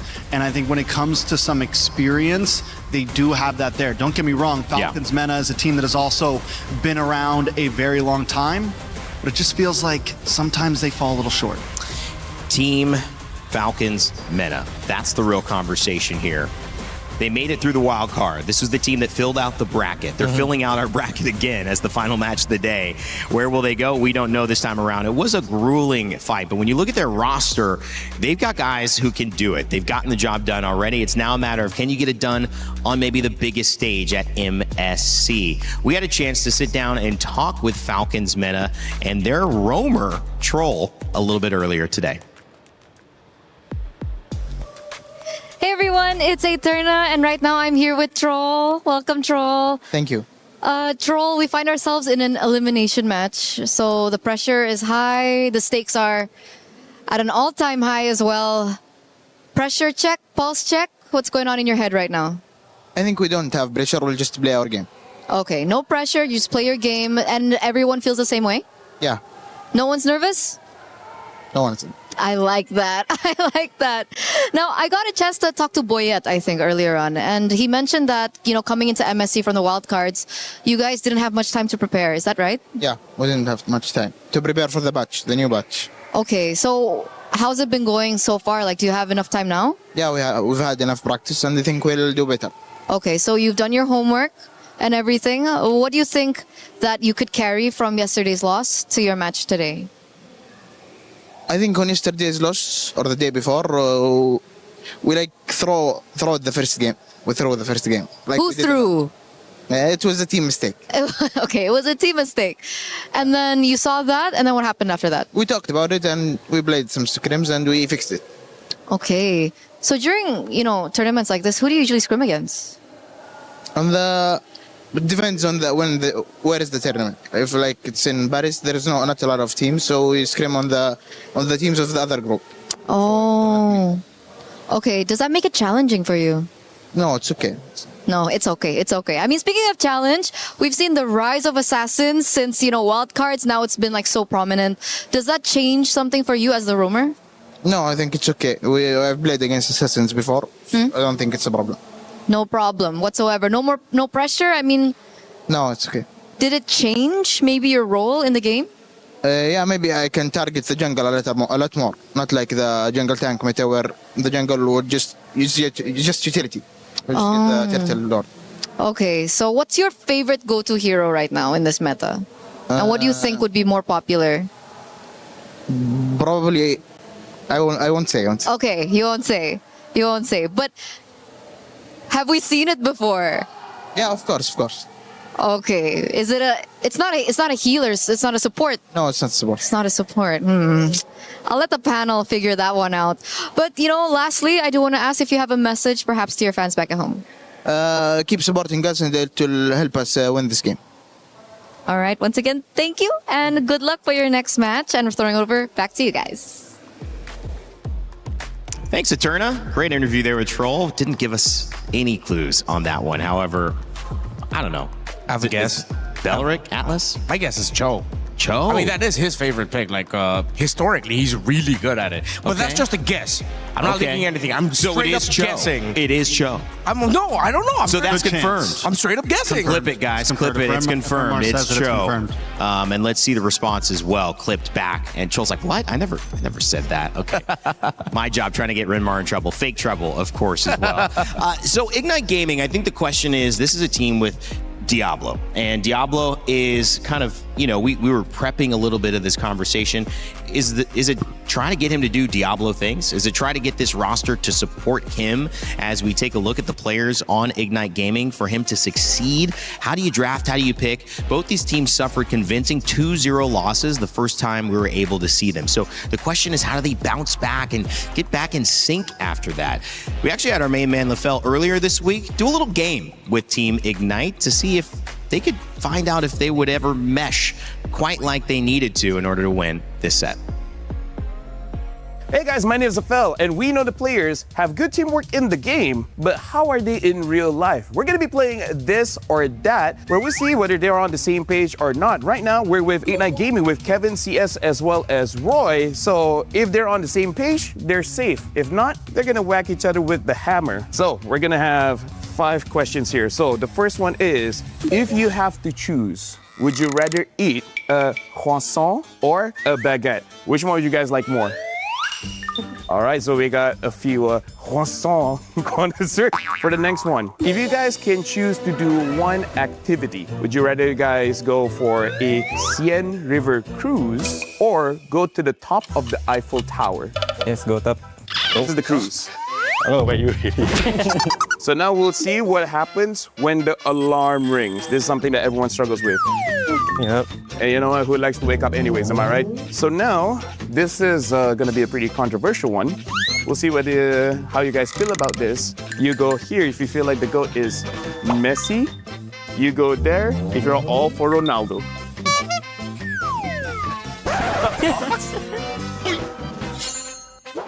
This is gonna be the final one. When you try have a nice French dinner, would you rather go with Diablo or Jay? Hey Jay, you got a friend. So you guys were not completely on track. You guys will have the hammer where you guys can whack each other. It's okay, it's an inflatable hammer, so there's like, just go for it. What? All right, that's good, that's fine. So that is Ignite Gaming. I kind of feel like whether they got it right or wrong, they would like to have that. So good luck for you guys at MSC, and we'll see you guys next time. Now, what I would have loved is to come back with those hammers on the panel and all of us to get in that game. That was fun. Yeah, can we get that? I want it. I wouldn't even need to play a game. I think I'm just straight up whacking all of y'all. Turning in what an incredible international competition for MLBB. Let's check out the broadcast and just swinging some hammers, having a good time. We do that too here at EWC. Hopefully you guys have been enjoying this one. It's been a phenomenal day. Our final set of the day, our final series, we've kind of previewed a little bit of Falcons meta, now Ignite Gaming. Trex, I mentioned Diablo. Kelvin is a great talking point here. Who stands out for you?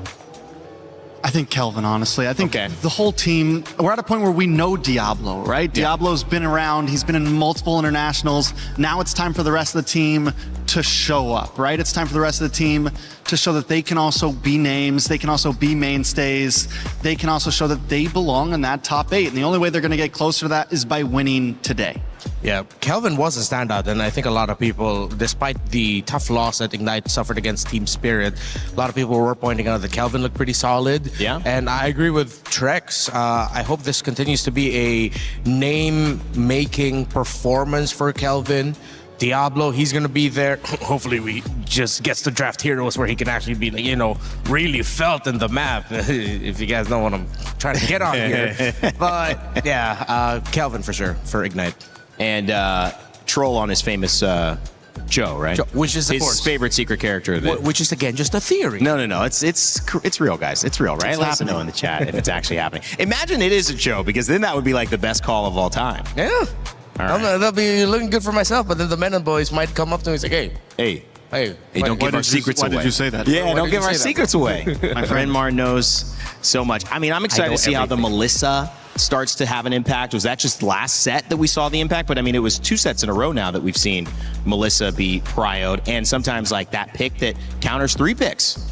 I'm wondering how many teams are actually ready to use that. Emann, obviously exceptional on it, but I feel like he's had a bit more experience playing this hero. And I'm wondering, yes, I do think we're going to see more of it, but how many teams are ready That's a good to actually question. slot it in, and how many gold laners have played it as much as some of these other players? Do you need the same micro to be effective with the Melissa the way that you might have that conversation around hitting Aurora iframes and min-maxing that, item buying, and all those crazy things? I think it's a lot about positioning for Melissa. Okay. Yes, there's some micro, but so much of it is more in the sense of where are you on the map? How good are you at kiting back and forth? It's a very different type of micro than, say, a Ling or a Harara, right? Yeah.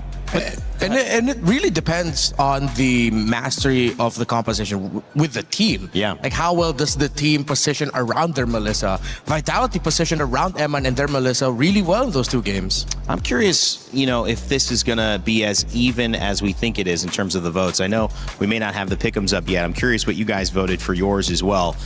I think it was up a minute ago. It was? ago. What was it? 83%. Oh, 83% for Falcons meta. Falcons. Wow, that is a lot. Okay, so a big Falcons fan base here. I mean, EWC Club Championship winners 2 years in a row, so there's no issue with that as well.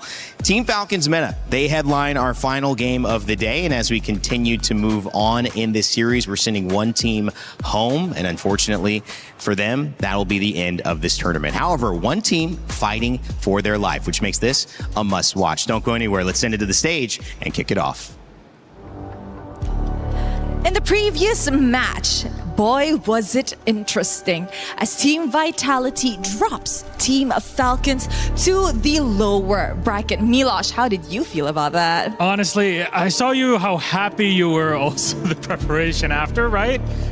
Falcons so far not really soaring too high, but that is only in the context of qualifying to the knockout stage, right? And that's the upper bracket. That's the other question. It is not done yet for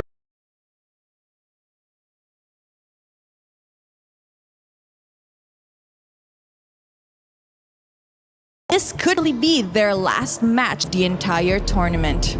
They've heat, they've hot, and maybe it'll be their last caca. Let's bring out our first competitors, Team Falcons Mena!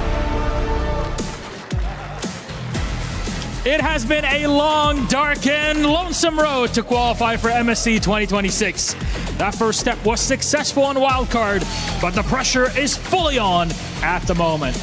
Will the journey be over before it even begins for our Mena boys? We're about to find out. Oh yes, we are about to find out indeed. And of course, going up against them all the way from Singapore, it is Ignite Gaming! They are hungry for redemption. Starting off their journey incredibly shaky, they need to move out of their comfort zone to make it out alive. But the question is, do they have what it takes to reignite their fuels for this match? One thing's for sure, they're going to need to light up the stage here against their opponents, the Team Falcons MENA. So please, gentlemen, I will give you the space here. Ignite, please, Team Falcons, you may place your keys. Gentlemen, take your seats. And of course, team captains, prepare for our handshake.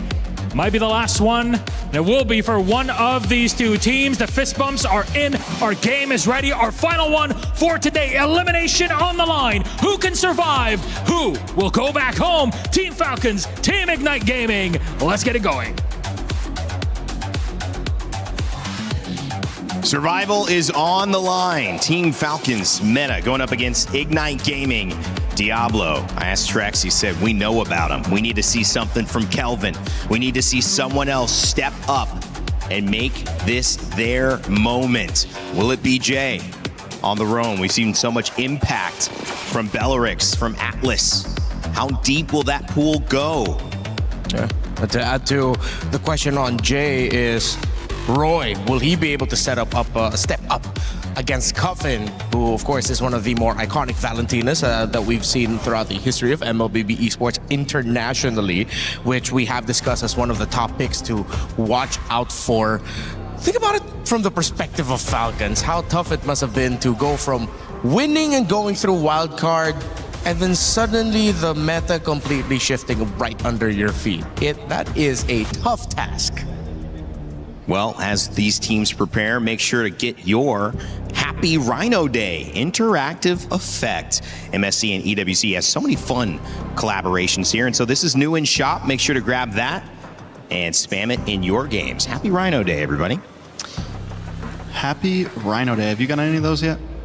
I think I can't tell whether she's... I pressed so much buttons and claiming stuff. I think I got the Lily already. Fair enough, fair enough. The really funny looking one. I like the ghost Layla. I don't know if she's a ghost or if she's scared or exactly what it is, but... Yeah, it's like that anime reaction of just like something bad happens. Like, oh.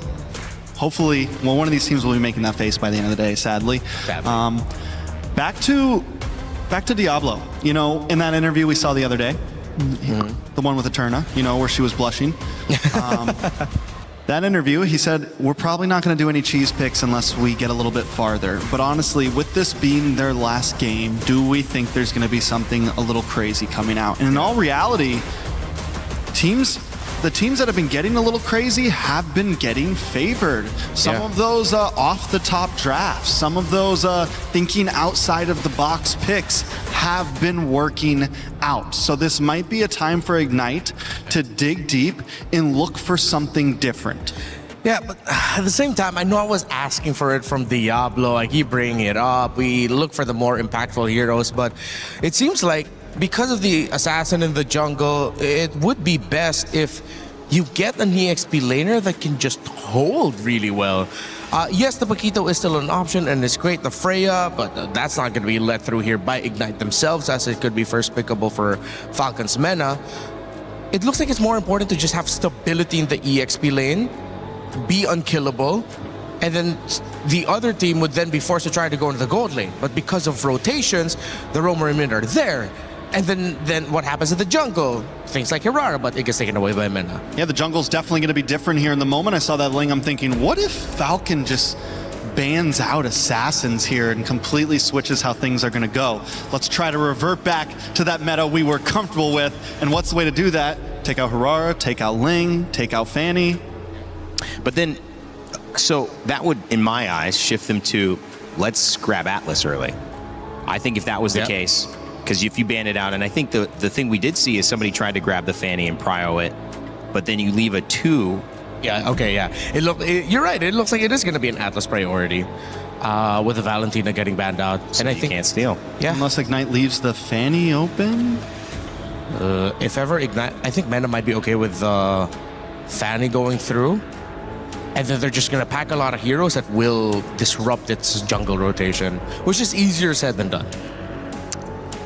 Waiting on that final ban as well. You guys said that you need to find a way to distinguish yourself, maybe be a little bit unique. Throw out some of those picks you weren't expecting. This is your last chance.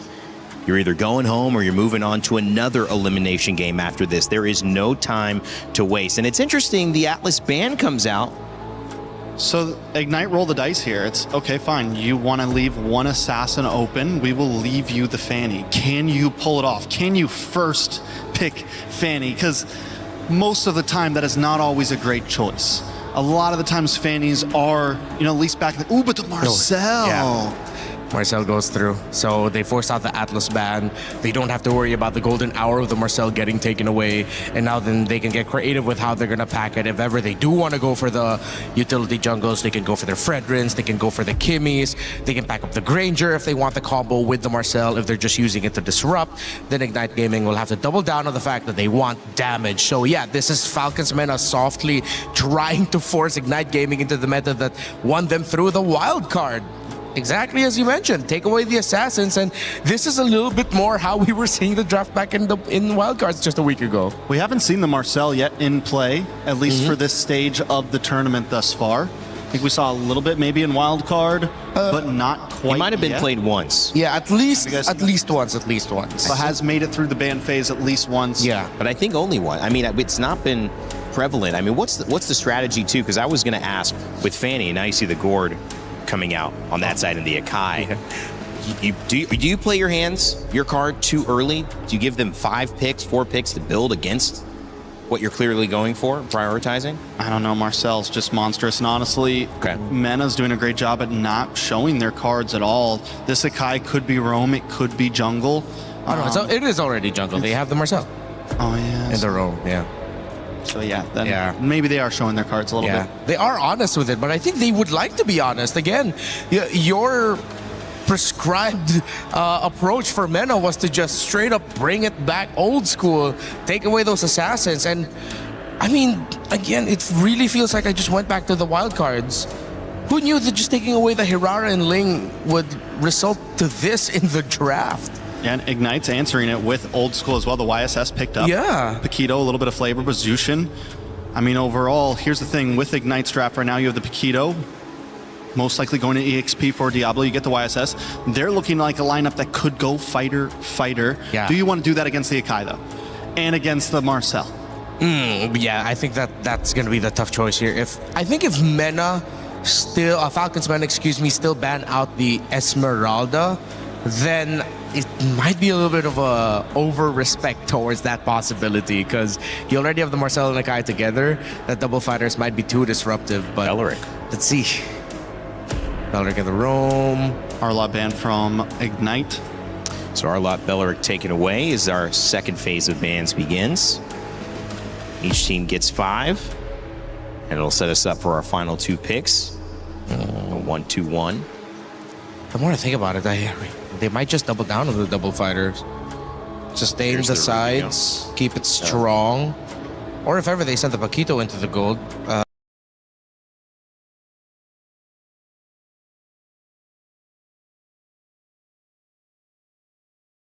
Does still make sense that Igna pick it up, because if ever you get the Esmeralda for Falcons Mena, then the Paquito EXP is pretty much scuffed.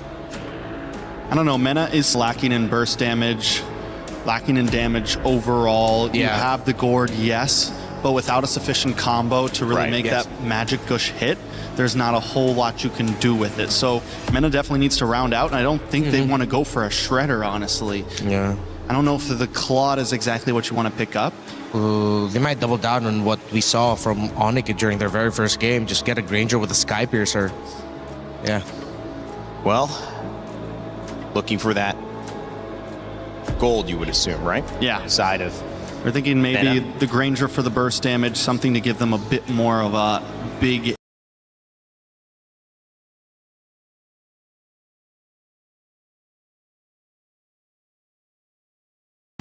juice that can have some range.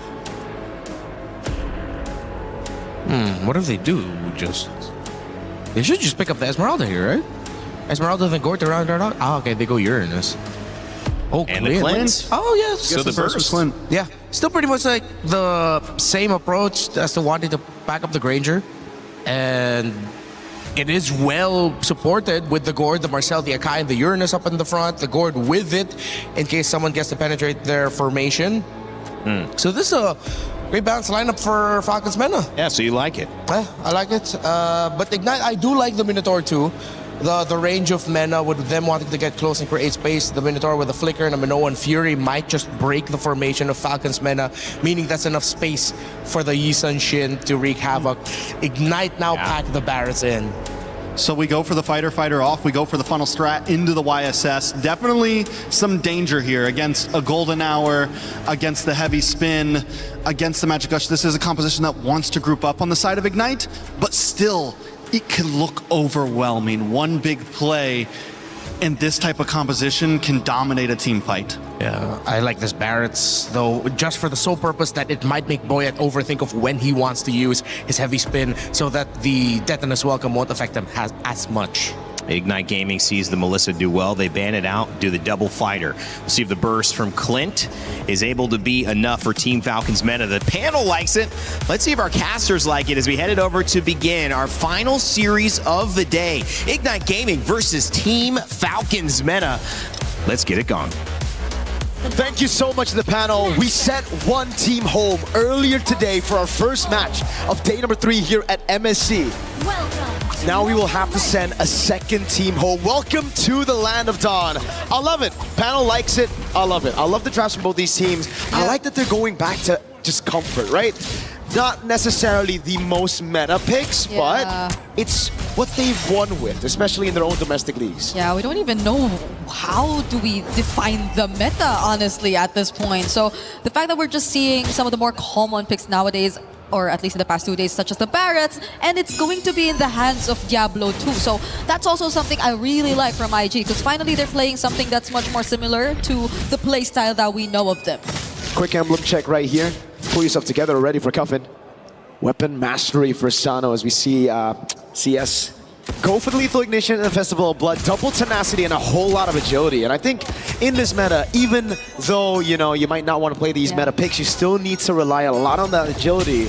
Now let's talk a little bit more about Falcons Meta and IG, right? Wildcard winners, Falcons Meta. They usually do very well in the group stages of internationals. Unfortunately, this time around, sent down straight into the lower brackets. Now IG, Singapore, they've been on a tough road. The last few internationals just bombing out of events, completely eliminated on first day, second days. And now it's time to prove that they still have it within them to contend for the knockout stage. Yeah, and a lot of questions, right, for both of these teams, especially coming from a 0-2 sweep, a loss in their first showing previously here in the group stage, and now Falcons Meta, it seems like they're still playing a very similar game to what we saw from them in the wild card. That's why it was also pointed out in the panel earlier that it feels like they're just drafting as if we were in the wild card, but I can't blame them. This is something that's very comfortable to them, whereas IG, I think they're the ones who switched things up a bit. So now we see the Barretts and the Minotaur in their hands, and they're setting up for this first objective of the game. Even Diablo on an enabler instead of a carry. Kelvin's waiting in that bush. It's an all-out fight for Turtle 1. And that Diablo is very, very low, but he still finds the Detonus Welcome. Boyet secures this objective for Team Falcons Meta. Golden R already laid down as well, but it's CS trying to find Coven in the backline to knock up from Boyet and heavy spin. That's going to be first blood over to Falcons Meta, but the trade from Diablo, he actually finds Sanji too. They keep on going here. It will be the end of the skirmish, but take a look at what Falcons Meta were able to do. Again, controlling the neutral objective with the Akai. That's number 1.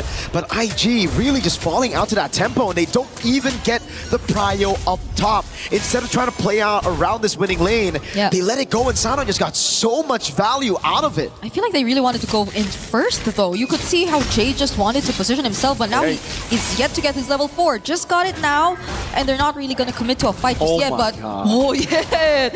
they had no idea this was happening, but Kelvin still actually takes his purple buff. So I think it will be an unsuccessful attempt here for Boyet. Does he get bursted down here? That's going to be the question. It seems like he will be, though. That's 4 members of IG on him all alone. And that's where you can see a little bit of that experience. Wait a second. Mystic Gush on Roy and a flicker as well. All right. That's a lot. Just a Crimson Beacon, but tendencies, habits, Brigida. Falcons Mena, if that was in the wild card, he would have already gotten the purple buff. Unfortunately for him, the Akai got his passive completely botched in the new patch, and that's why it was still so slow for him to actually take it away. Kelvin was able to rotate, taking it in time, and we get to see the replay of it again. The retry was also just miles too early. You see a little bit of cringe. Back room is like, oh God, why was it so early? A bit of panic from Boyet, perhaps. Yeah, this could have been a bigger lead if only they were able to take away that purple buff as well. But now we're back to a very small lead in their hands. Kelvin shows up here. Sano has no idea that even Jay is within or around the area. Troll comes up to them first, and they are going to play it safe. There's an objective upcoming down bot, and they will both make their way to this objective. All spells are actually going to be available apart from these flickers for Cuffin. So I think positioning-wise, it's going to be very crucial at this point now that it's actually Falcons Meta taking control of the Riverside. Crimson Beacon forced out of Roy. Golden Hour laid down too, but it's CS bursted down and forced to flicker out. Looks like it's gonna be free here unless Diablo is able to get in, but no chance. Boya with the red tree, and now it's Troll. Diablo has a flicker. Daytona's welcome under the turret, so he is gonna be safe. But they lose out on a turtle, and they weren't able to trade anything out of that. So IG, I think this is Falcons Mena slowly getting the advantage that they want. I think it's just the pure control, man. With the Akai, it's just very typical for IG to come in with the Yisun Shin, and it's also just them protecting their new... Yeah. No one saw that. No one saw that. It's okay. Falcons Mena protecting their structures up top. Mystic Gush! Okay, the flicker is only back for Jay just a bit, but it didn't make it. He wasn't able to survive that. Look, his flicker came back just now, and he's already taken out by Falcons Mena. So this is space for Sano. They're possibly taking this turret up top. Mystic Injunction landing onto CS, and he's bursted down too. Okay, IG are just losing the plot here. A few resources spent. Roy's gonna be caught again. It seems like there's only been one time, one style of Crimson Beak in this game, and it's all defensive. We don't really see them going in, and the few moments they do actually try, it's either there's a huge disconnect or they're just all alone. You saw it from Jay earlier on, Mystic Gush, and speaking of Jay, he had to use the flicker defensively as well. IG, there's just so much disconnect across the map, and Kelvin couldn't even handle Sanji by himself. No, definitely not. Not against Troll in a 1v1. I thought Troll was going to pop the golden hour, try to go for that Sokolil, but no. Kelvin's able to keep himself safe under tier 2. We got to take a look at the emblems, or sorry, not the emblems, the battle spells, and all of it is just down because, again, Falcons Mena have just been reacting to IG's plays, but they've been forcing out these battle spells, these resources, and IG every single skirmish. It almost seems like they use their battle spells before the fight even starts, so it already puts them at a massive disadvantage. Yeah, they gotta get back in this game. They got to sort this out. This is an elimination match you're talking about, but IG just don't seem to be playing the game that they want. Falcons Mena in control of this objective, and all they're gonna settle for is a wave up top. Not even a guaranteed turret just yet, because even Sanjay is going to deal with it by himself. So we're seeing action down bottom though. Falcons Mena, does IG respond to this? Nope.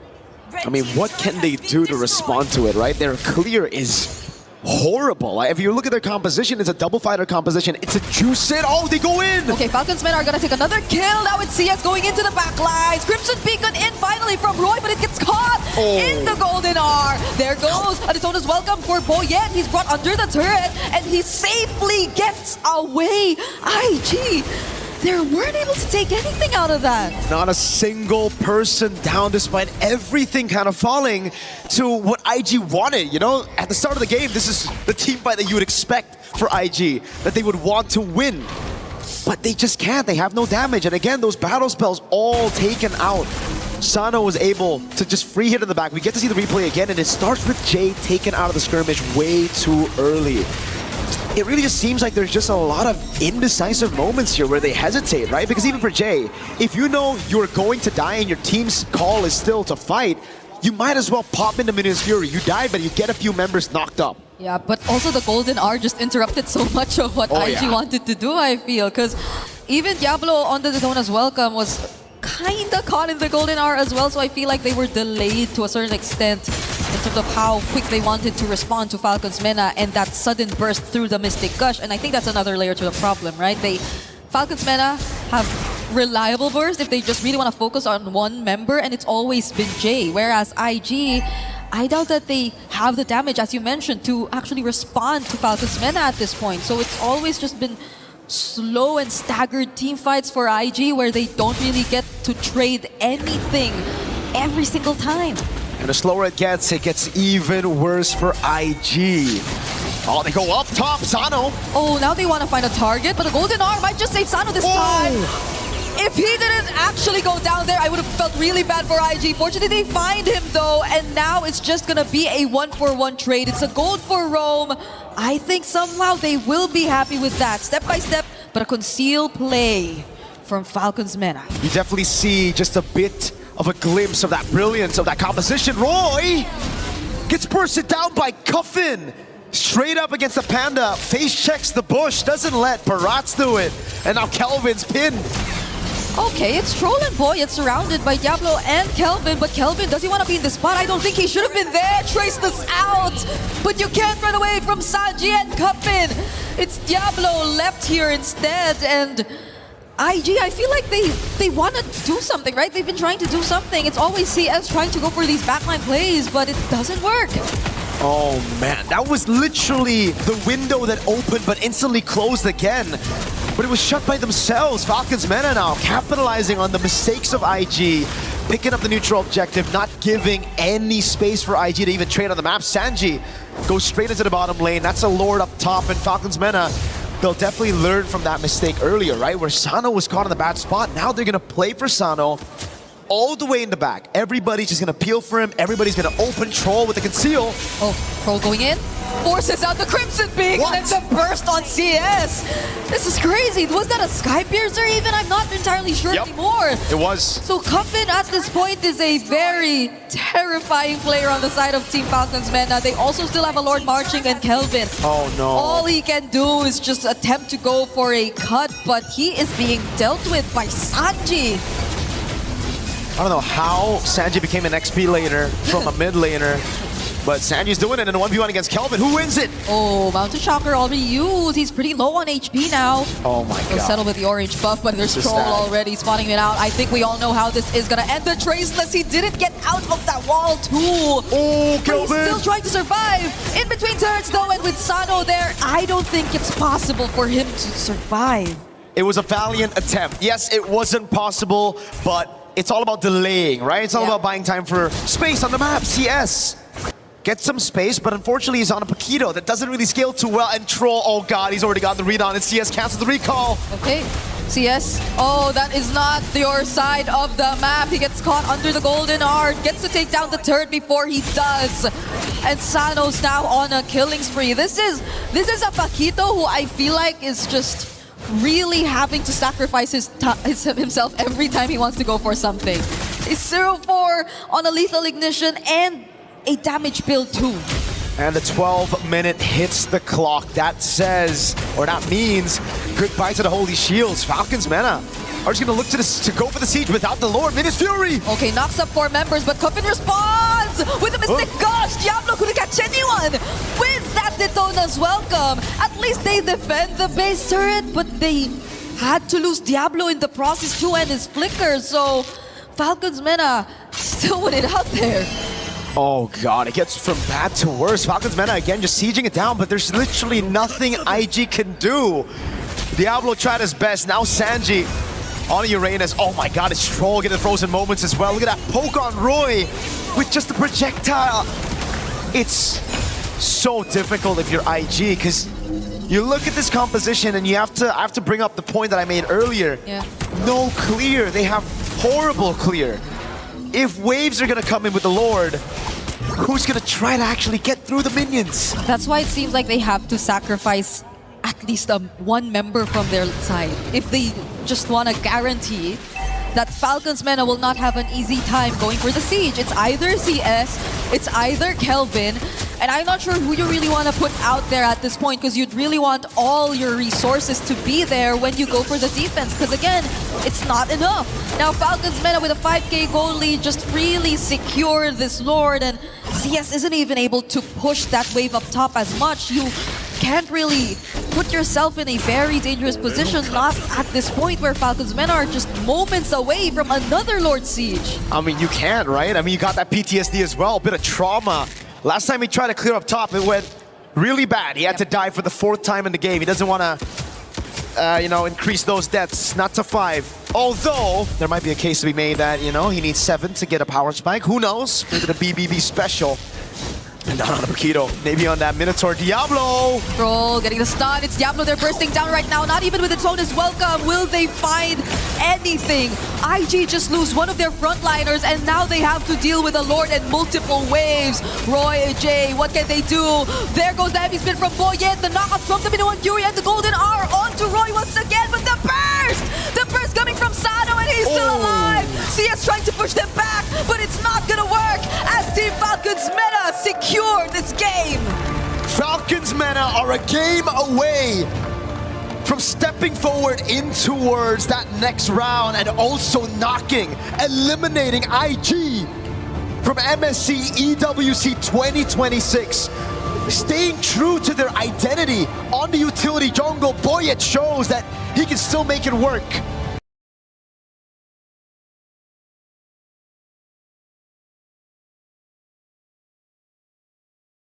Tap to this style because it's looking bleak. Boyet had his entire team to rely on to make it work. We had a lot of questions for them.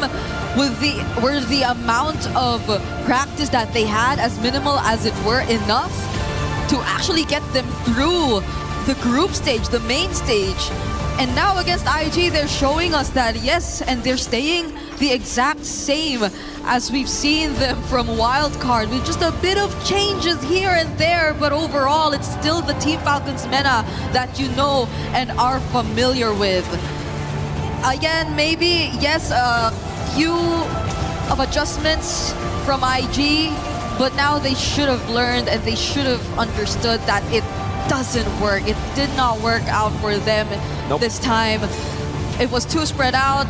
You couldn't really see them united in terms of what they wanted to accomplish here, if it's team fight or just splitting up. It's a rainy day with the 2 dinosaurs, Raptor and Trex on the panel. What you got for us? Almost like you were saying it's a rainy day, and I think you were saying rain day. However, it was a rainy day if you were on the side against Team Falcons meta, because Ignite Gaming, well, that fire might have just been put out by that first game. I love the way that Falcons meta approached it. You felt that they might have the lead in this one? Yep. They certainly did after game 1. Yeah, again, they just went back to comfort. They forced their opponents to play a metagun, and I feel like that also made Ignite Gaming very uncomfortable in the draft. Definitely made them uncomfortable, and they may have just cracked a possible code as we move forward into this, right? We were saying it, just ban out the Ling, ban out the Harara. If you really want to be crazy, ban out the Fanny, and now there's no assassins to worry about. Yeah, you force teams to go back into assassins that may not be the absolute best. You still have the Nolan to deal with, but then picks like the Akai can deal with it. Then you redefine the main trades that have affected the first phase of our drafting phase.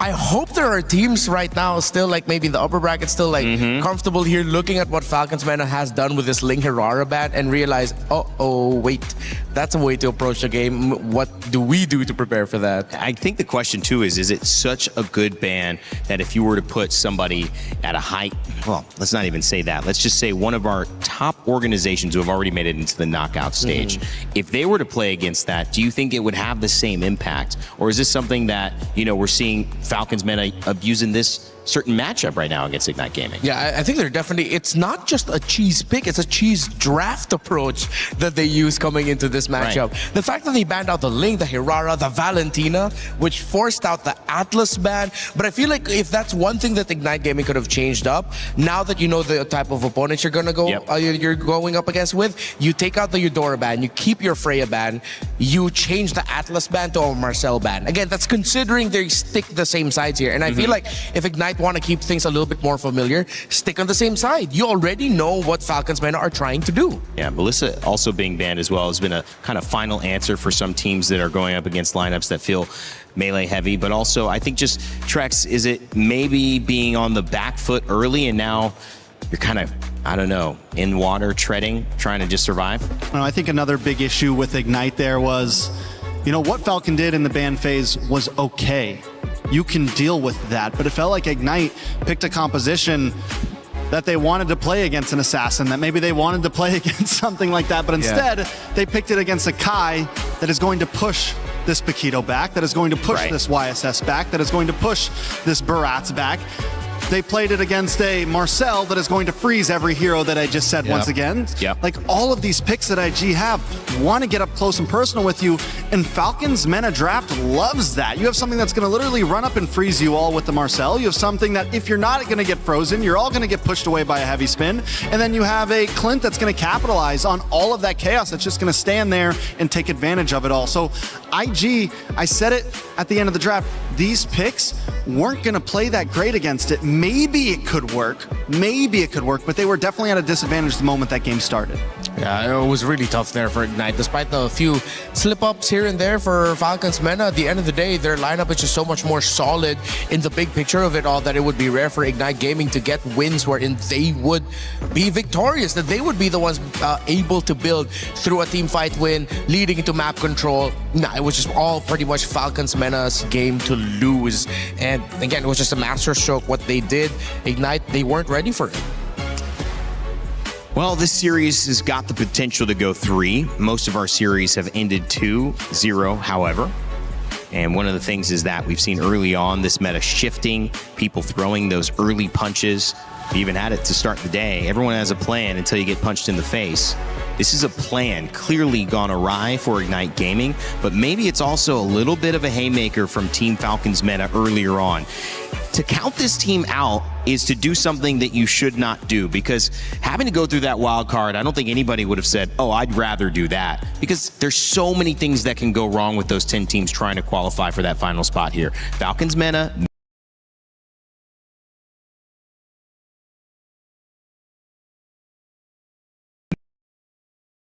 games. Yeah, I think based it off of how Troll was reacting in his interview earlier. He was so nonchalant with everything. Eternal was trying to get some emotion out of him, like, oh, are you guys nervous? Like, were you expecting this? And all that. He was like, no problem. It's okay. It's okay. It's okay. I wish I could have that level of mental strength that Troll has, where it's just like, it's all right, no problem.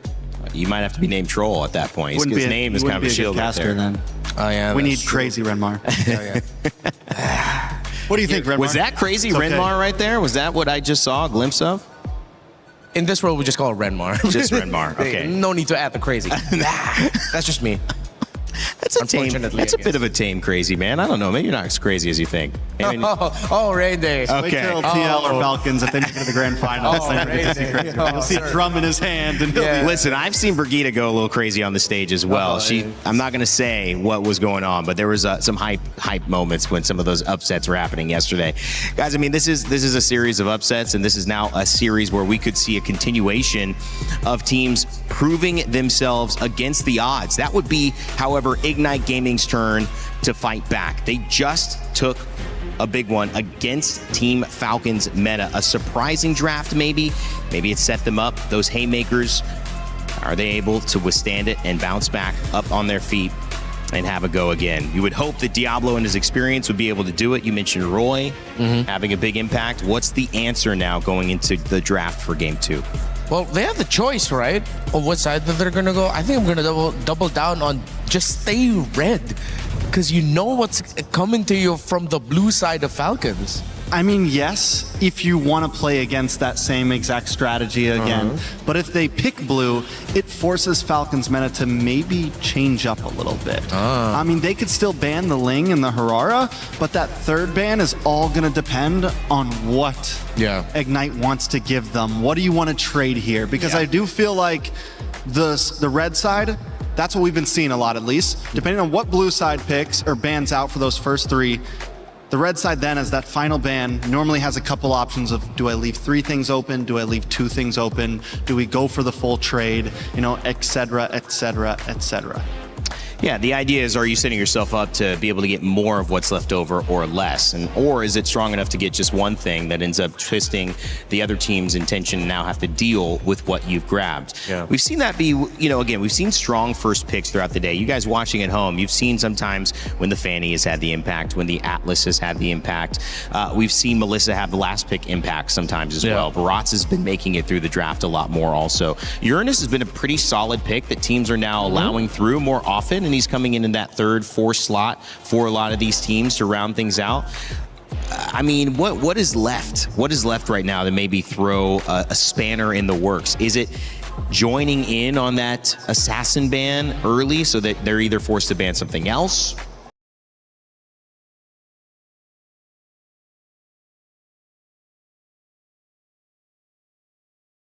Fact, once they saw it's like they went into the game knowing that they want to play this specific kind of comp and just never let go from it.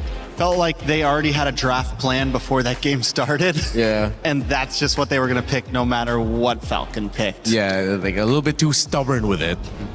Well, the Fanny, the Atlas, and you could see that started to get into the hero pool with the Ling and the Harara band. That changed things up in game one. That opened up a Marcel, which we have not seen very often. It's either maybe once or now twice in this tournament so far. Will Falcons Meta be on the front foot again? Will we see Ignite Gaming pull something off here? In total, including the numbers from the wildcards, Marcel has only popped up 7 times, which is crazy considering. All the way to wildcards? Yeah. This includes our numbers from the wildcards too. So now, I don't know if that made it the 8th time he was picked with the previous game, but still less than 10. I think that's something that the 2 coaching staffs can definitely latch onto. Yeah, it's definitely not something you want to push through. I'm ready to see the big question of if Ignite took blue side here. It is going to be dangerous grass as the map, something that some of that assassins will thrive on, something that a Harara will do great on. Let's see. I wonder if they do go to get that side switch, like Ignite Gaming follows your suggestion and just goes blue. If Falcons Meta still does the same thing red side and just go Ling Harara ban, it's Listen, like, ooh. If I'm Ignite on blue side and I ban something and then I see the Ling ban, I'm banning a Kai, second ban. Fine, let's do this. Dude, look at that. They banned it on Kai, first. Ling comes in. Let's do this. You want to ban assassins? We're going to ban utilities. All right, I like it. Okay, they're getting scrappy just at the draft already. It's like, okay, we saw what you could do. We're going to just take it away from you. No more like dancing around it. We'll be honest with it. Target bans from both sides. This time the Freya will also make the ban list. But I like how Falcons doesn't ban the Harara second. They're still letting Ignite guess. Like, will we leave it open? Will we ban it? Maybe we can bait you into banning it. Theodora does get banned, so now Falcons Meta has to decide. The thing is with the Akaigon, sorry if we keep going. Yeah, go ahead. Now Fanny is a bit more viable. Yes. Which means Falcons Meta may have hit a little hiccup here, right? Because I think they left the Fanny open knowing we can pick a Kai, we can deal with it if we need to. Yeah. Great point.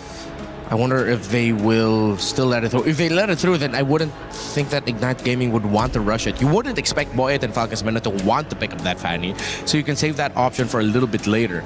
Them banning out the Eudora means they left the Atlas and Bellerin trade open though, yeah?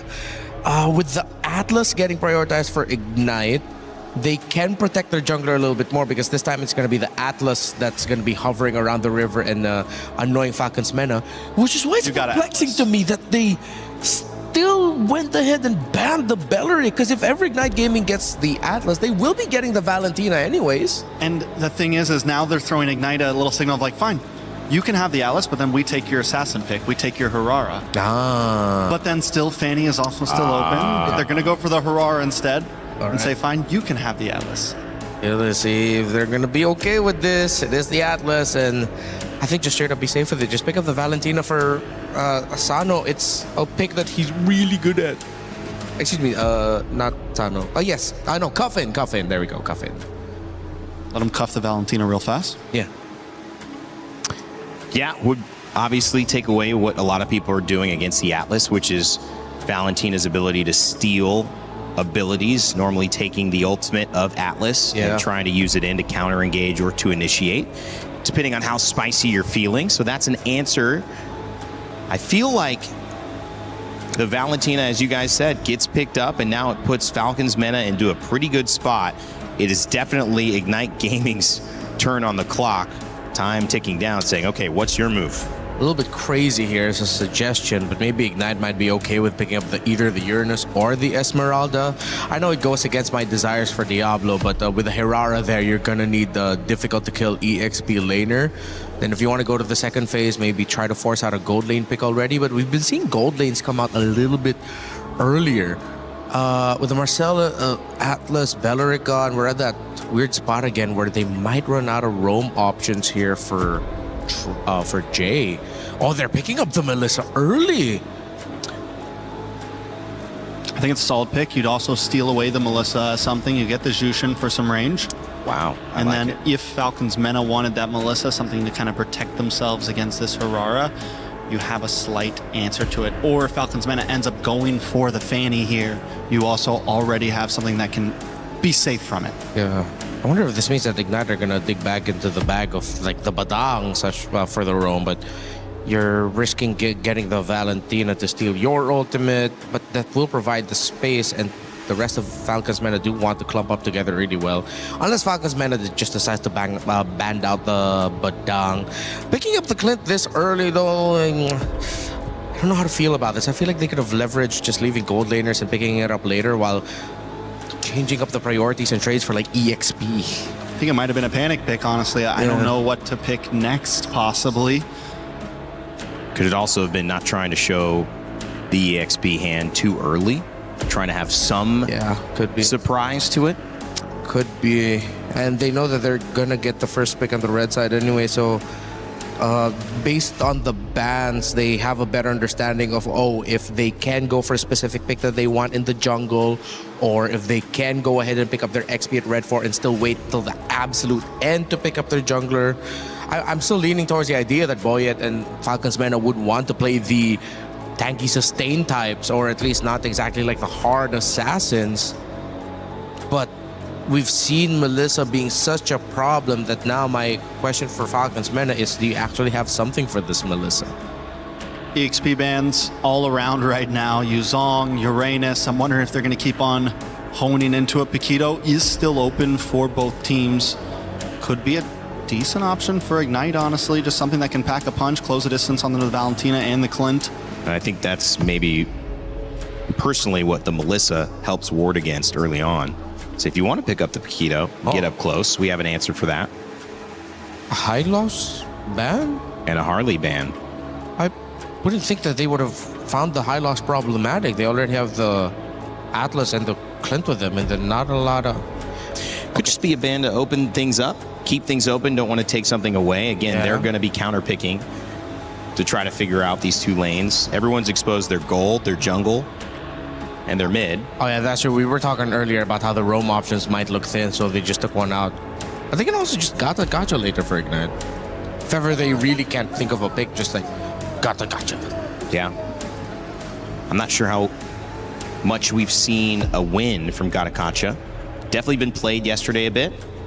I think we're at 55 unique heroes so far. We've added a few to the pool. Yeah. Still aiming for that 90 for MSC. We'll see if we can get there. Let us know in the chat if you think it's happening. So far, so good. Before we get to knockout stages, we've still got another group to go through this process with Group B tomorrow. As Barats gets picked up. There's Gotcha. There you go, Renmar. Good call. He's just settled on it. It really feels like, might as well. Oh, and they pick up the Alice despite there being a Valentina on the other side, and that makes it even deadlier for Ignite's cause. Now, actually, because of the Alice pickup, Falcons Mena has multiple options to answer this Melissa. Will it be enough is the question, though, because you still need the damage, but diving it, reaching the Melissa wouldn't be a problem anymore. What is going to be jungle, though, for Mena here? I'm thinking, can't you just maybe go something like the Hayabusa? I mean, even the Fanny isn't going to be able to target down on the Melissa very well. Yeah, we saw it struggle earlier. Get taunted by the... Oh, wait a second. So Barat's jungle. Oh, okay. Right? Yeah. So kind of like a jungle Barat, they send the Paquito to the EXP lane. All right, let's see how this is going to work. Atlas roam. I still have a lot of questions for it, but let's see. Wow. What is the final switch around? This will be interesting here. Yeah, it is looking like, jungle Barrett's EXP Paquito. Well, Thoughts, it doesn't cease to surprise us here, guys. We've got a second game coming up here in our final series of the day. If they take 2 in a row, Team Falcons Mena is going to close this one out and move on. They'll face their Falcons teammates, or not teammates, but I guess organizational mates in a win. And if they lose, well, we'll send it to a game 3. Let's get game 2 started here and send it back over to your casters. Thank you, mates, on the panel, man. I love them, this panel. T-Rex, Raptor, Rainy Man. I'm joking. Welcome to the Land of Dawn, folks. It could be the end of the road for one of these teams, and right now it's looking like it's going to be IG because they're down a game. But how are you doing, Brigada? Hey, I'm doing okay. We've had a really interesting day today. Some very intense games at that, and some very one-sided games. And so far, the series has been one-sided for IG, as you've mentioned, who are on the brink of elimination. So we're really hoping for them to at least figure things out heading into this game. But I feel like even the panel, T-Rex, Raptor, and Rainy Day. As mentioned, you're right, Mirko, we're just kidding. But I feel like even the panel couldn't really fully grasp the idea behind what IG wanted to do. I think so much focus also was put on the Alice option here, the Alice pick as well, and the fact that Falcons MENA yet again are still sticking with their identity and just shifting it around with putting a Barretts in the jungle is another statement for them if ever they do get to secure the 2-0 against IG. I mean, they did make this work at the wildcard, right? The Barretts in the jungle with the Mathilda, though, so it was already very different. And the Barretts in the jungle was a good answer into a lot of the other utility jungles, like the Akai as well, and the Baxia. This time around, you're up against a Hirara, right? Someone that can already farm faster than you and can actually capitalize on the winning lanes. I think that's where we have to, kind of point our fingers and set our sights towards. The lane in gold. I like it for the Melissa up against this Clint. And even in XP, I like it for the Alice for the matchup against the Paquito. So these are two lanes where Ignite Gaming are going to be able to utilize this Hirara to finally push in and capitalize on the mistakes or the lane dominance of the other mates on the team. Falcons MENA, though, it's all about neutral objective control. So I think it's kind of like a better IG from game one, but Falcons MENA, the same exact Falcons MENA from game one. Granted that the laning does go that way, because we're expecting it to favor IG at least in terms of the sides. We're looking at again the Melissa, who at least based on today's showing has been a phenomenal gold lane pickup, but it was more into the Fanny and the likes of the more dive type comps, which I don't think Falcons MENA are that far away from, but they're more fighter than assassin type of compositions too. So you could expect them to stay much longer in the team fights if things go their way. But right now, IG, let's see how it goes and let's see how they manage this lane. Quick emblem check as we get into game number 2 in the Land of Dawn. Wilderness Blessing for Troll. In a world where we see a lot of pull yourself together just to try to get more flickers out there, Troll decides, no, I want to get the movement. And it's the same for Cuffin. So they're expecting to win here in the mid lane, trying to rotate around. Perfect match on Roy. Yep, that's a very aggressive start, and I think it will be a lot of help to Boyet, who, again, we are so used to seeing with the Mathilda, but now it's going to be on his own. But the fact that you have a mid duo who is just so reliable in terms of mobility and just fast moving around the map, I feel would make things a bit more easier for him this time around. So at least we're seeing a not so action-packed start just yet for IG. They're still able to accomplish what they want in terms of the lanes.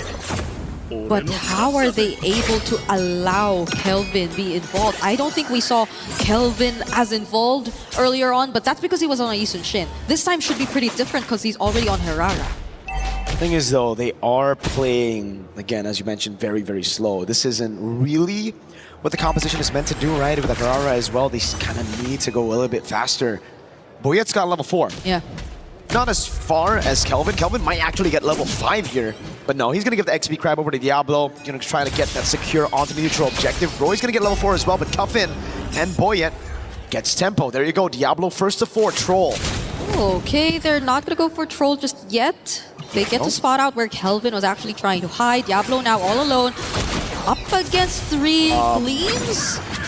Not Gleams out. And is now 1 HP away from going down. Kuffin actually steals away the Throne of Ruin, but they are still gonna go and re-engage. Their Vitalize is already committed, and there you go! Throne of Ruin onto 2 coming in from Diablo, but it's still Boyet! Winning out on third diffusion, picking up first blood onto Kelvin, and now Jay falls next!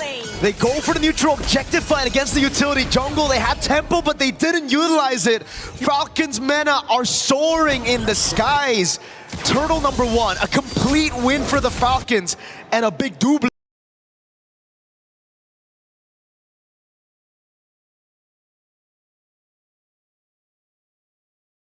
But this is going to heavily impact what happens from this point onwards in terms of their early game, because you see the setup, you see the attention coming in from IG, and it looked great. It looked great for Diablo, but the fact that it was just such a great response as well from Team Falcons Mena, and they were too tanky as well. There wasn't enough burst. Kelvin having to fall down too just did not look great for IG. IG are just so awkward in that skirmish earlier. You know, they got the prio up top, they got the tempo as well. Diablo got XP crap, and now it's gonna be Sanji. Will they jump on Kelvin? No one there to help him out though. Don't tell me it's gonna be a solo kill. It's actually gonna be a solo kill, and a flicker just to get out of that dangerous position. Sanji on a 2-0-2 Paquito, clearly winning it out against Diablo in the lane right now. Sokolil, and it's Sanji on the Paquito against the Hirara in her own jungle. We were talking about that earlier, the Paquito should, oh god, he wants to do it again. This time Diablo's gonna be there to shoo him away, but this could still be good for Falcons Mena as Boyet's gonna walk up. Okay, he doesn't steal away that jungle creep though, at least for them, but now, when is Kelvin just going to be able to play? The Sunshin game didn't work out for him. Now on a Hirara, he's 0-2, and that just slows things down even further. We wanted them to pick up the pace. We wanted them to be as more aggressive, but Falcons Mena now on a utility jungler, now with a hyperactive XP lane. There's just not much you can do. And now it's just Falcons Mena doing exactly what they did in game number 1. After getting the initial lead, they just played slow. Diablo just used Throne of Ruin to survive against Sanji. And it's still Sanji who wins it out in that skirmish. So down below, they're going to go for the turret. They're losing this tier 1. Now the Fatal Links onto a single member, and that's going to be Jay. Oh. They don't care if they just find one. They already have what it takes to burst down even one of the tankiest members of IG. And now both sides seem to be in favor of Falcons Mena already. Oh my god, Roy! Oh no, Roy, Crimson Beacon out. No Fatal Links for Troll. He is still gonna try and defend this, but is it gonna be worth it? There is gonna be the muddles from CS, but the damage is just not enough threat for Falcons Mena to get away. What do you do at this point? Boyet's gonna try to steal this away, but the Hirara is nowhere near. It's a retreat from Boyet. And Kelvin's gonna be very careful. Troll's already on the perfect match. Boyet's gonna figure it out. Uh-oh, Kelvin! Oh, this is a running Atlas. He's moving so fast. Kelvin, can he get out of this? There are still flickers in their hands. Kufin, Sanji, the wraparound. Oh no, Kelvin dashing out with the flicker. Oh! Iframes were close to saving him there, but Sanji says no. Nope. A flicker to take him out. Sano picking up the 3rd tier 1 in this game. He's had a hand in all the turret takes so far. It's all about sieging with Sheriff Sano. Troll again just opening up for Sano to have such an easy way through these turrets. And again, it's Cuffin on the Valentina this time around, providing that peel as well. It's just so difficult now for IG. They have a combo, that AoE with the Throne of Ruin and the AOG. But there's just no damage. Sanji in the bottom lane, picking up his own turret as well. They're just taking turrets left and right.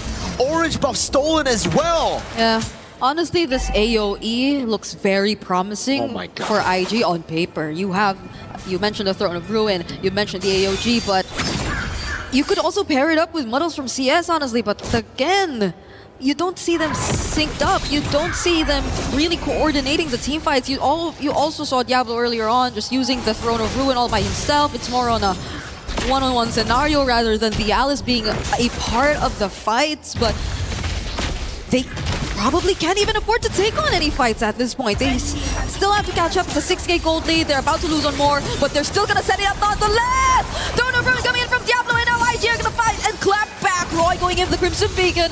Boyet left all alone, and this isolated pickup might be the start. But then, Sanji, the damage does he have? No way. Was it enough? He did not expect this amount of pressure from IG2. That's 4 members he tried to take on all by himself. They got a shutdown and a kill on Boyet as well. And finally, the combo lands. Throne of Ruin into the AOG, into Kelvin with the AoE as well. And everything, when it lands perfectly, works out. The thing is, there's still a big problem. Falcons Mena, with all the lead that they've been able to get, it wasn't through kills. Yes, Sanji got shut down, but nobody else on this lineup has a bounty on them, right? So You look at the gold lead, it went from 7K to 5K. Usually it would be a massive turnaround, but this time it was different. It started off with that crazy Toner Ruin with the AOG combo, but again, Falcons Mena were just that ahead. That's why Sanji and Boyet were able to buy enough time for the rest of the team to escape. Now Falcons Mena, they're definitely going to learn from that mistake, and they're definitely just going to play around the neutral objectives and get this. They won't stick together as much. Yeah, I even feel like that engage from Sanji would have been a huge punish if only the lead was a bit smaller, but since Falcons Mena are this much ahead, I don't think it really hurt them that much. They still have the control. They are still the ones dictating the pace of the game, but now you have to acknowledge the fact that IG can still go for those plays. Corrosion, Scythe, and DHS. It was CS who got them the shutdown on Sanji earlier, so it really comes down to CS getting those item power spikes. We saw just how good Emann could be on the Melissa. This could be an Emann-ish game for CS, but the whole team's gonna have to play around him. And Kelvin right now, not in a good position, especially after missing those 2 dashes across the wall. I mean, honestly, hey, Sanji. Oh, hey, he went back. Okay, Kelvin's gonna spot him here. Crimson Beacon in, and now he is just gonna be bursted down, knocked up as well with the Lantern Flare, and he will just have to accept that. But I think Falcons Mena will make it worthwhile. They will have the Lord in their hands, and immediately after that, they find Diablo to bring him under the turret. Throne of Ruin just cast it alongside the Flicker, but the AOG from Jay! Counter AOG from Cuffin with the IMU! And there is a Daytona's Welcome possibly coming through. They're gonna catch Jay, they're gonna put him back, and now they will find more. It's Sano picking up kills after kills, but Cuffin dashing in! 2-man Terrify, and Falcons Mena finally disengage. It was a valiant attempt from IG. Again, though, they just get overconfident, I guess, with the lead that they got, man. They were able to get an initial pick down below. With Sanji down, they thought the 4v5 could work, but then Diablo just took too much of a beating. Then he had to use a Throne of Ruin, miscoordinated by Jay. He thought it was gonna go in. The AOG went wide, and then Cuffin responded with an AOG by himself. Literally, Cuffin the IG boys. Okay, it's a concealed play. Already committed here by Team Falcons Meta, but Diablo is still gonna go in, doesn't catch anyone! Oh no. But the AOG does catch 2. Sano though, with a free hit, is gonna land a couple bullets onto Jay. And they now find one. It's a trade, a 1-for-1 so far, but IG get to defend their base turret. They still got waves though. That was only the first wave with the Lord. Now Roy's gonna have to defend. Sano, Sheriff Man, he's taking a lot of damage also. Oh, that's a Flicker forced out. Falcons Mena are not gonna force this anymore. The fact that Diablo's still there too, and CS is just very active with the defense. It's probably not the best, but it's better. I feel like IG right now have better ways to rely on when they have, or they are forced to play defensive, but they're forced to just clear the waves. Would love to take a look at the items right now, man. Damage dealt, it's Cuffin and Sanji who are leading the pack, not even Sano. And no wonder. Sanji's just going full damage to Hunter Strike. Sea Halberd into the War Axe. All right, for the Valentina, Cuffin, it's just a glowing one on Blood Wings. You wouldn't expect that guy to be doing the most damage, but now makes a lot of sense. If we got the Lightning Truncheon earlier, then my lord, these guys on IG would just be completely bursted down to the ground, man. Yeah. Also, Sano, 20 stacks in the Sky Piercer, I believe. Yep. On the way to a BOD, a Blade of Despair. This is just rough. When a 2,000 gold lead forms around your XP, you know it's kind of chopped. And you saw how the damage from Sano is really starting to pierce through. IG, Diablo, I think, is always the one who has to put himself up front, but even Diablo is just struggling to stand for any longer than maybe 2 or 3 shots from Sano at this point, considering the amount of damage that he's already accumulated, on top of the fact that his Sky Piercer already does have 20 stacks. So Falcons Mena, they barely have to change anything and adjust anything. It's just them having to take this step by step, because IG at this point, there's just too much that they have to get back from. CS is up top. This is very good for Falcons Mena. Melissa isn't really known to be mobile. And guess what? They didn't even deal with the slow push here, so he's gonna have to stay up there for a bit longer. Visible again, but the Lord gets reset by Falcons Mena. They want to play the long game here, so it's back to resetting the Lord, pushing up top with Sanji. IG somehow gonna look for a pick off here, and I think the right way is grouping up for the neutral objective or going for the pickoff onto Sanji. Yeah. They're trying to do that right now. I mean, CS got it, but Sanji just walks away. Oh, what? The go away committed too. Guys? I don't think there was a need for that to happen. Kelvin trying to help as well, and they might just successfully find the pickup onto Sanji because he did kind of get an off-angle punch right there. But that's in exchange of the Lord. So IG, they willingly walked into that. Yes, they did. To be fair, I really feel like at that point it was already very honest from IG. It looked like, okay, we're not gonna throw the ruin. Oh, this is honest too. Diablo going in, but the response with the tone is welcome, and now he's just back. And another AOG from Cuffin. The IMU working wonders together with the Fatal Links. It's a double kill now for Sano, and Boyan just finds one more. Kelvin, what can you do? Roy is just too low, and it's just IG scrambling to get back to their base. Brother, the AOG was used on Sanji up top. That was literally, it just happened. But they went in for the Throne of Ruin with no AOG under Tier 1 and Tier 2. Oh my God. Oh my God. We are starting to run out of words. In this game, 15 minutes almost in, and it's just Falcons Meta still with this really big lead. Kelvin nearly getting caught there. Oh, Crimson Beacon in from Roy. Now they're on to Sano. They'll find and shut down the gold laner of Falcons Meta. Falcons Mena capitalize on a mistake. IG says we can do it as well. Yet again, staying afloat with a pickoff on Sano. A shutdown as well. A way to cut down on those Sky Piercer stacks. Again, we see the set. But it's like, bro, the AOG was literally just used earlier. And it's like, dang, it's under Tier 2 and Tier 1 with it not even being there, and it just baits everybody in. By everybody, I mean it baits its own team in. Yeah, valid reaction, valid reaction. Okay. That was a slow-mo.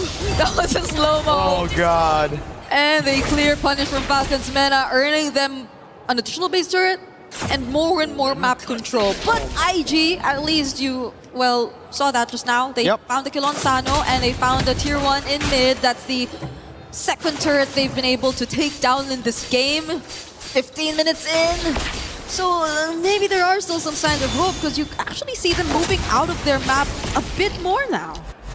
Dude, I'm just so impressed right now. Such an interesting game so far. Take a look at the equipment real quick. Wind of Nature can be built up by CS. Wind of Nature already for Sano.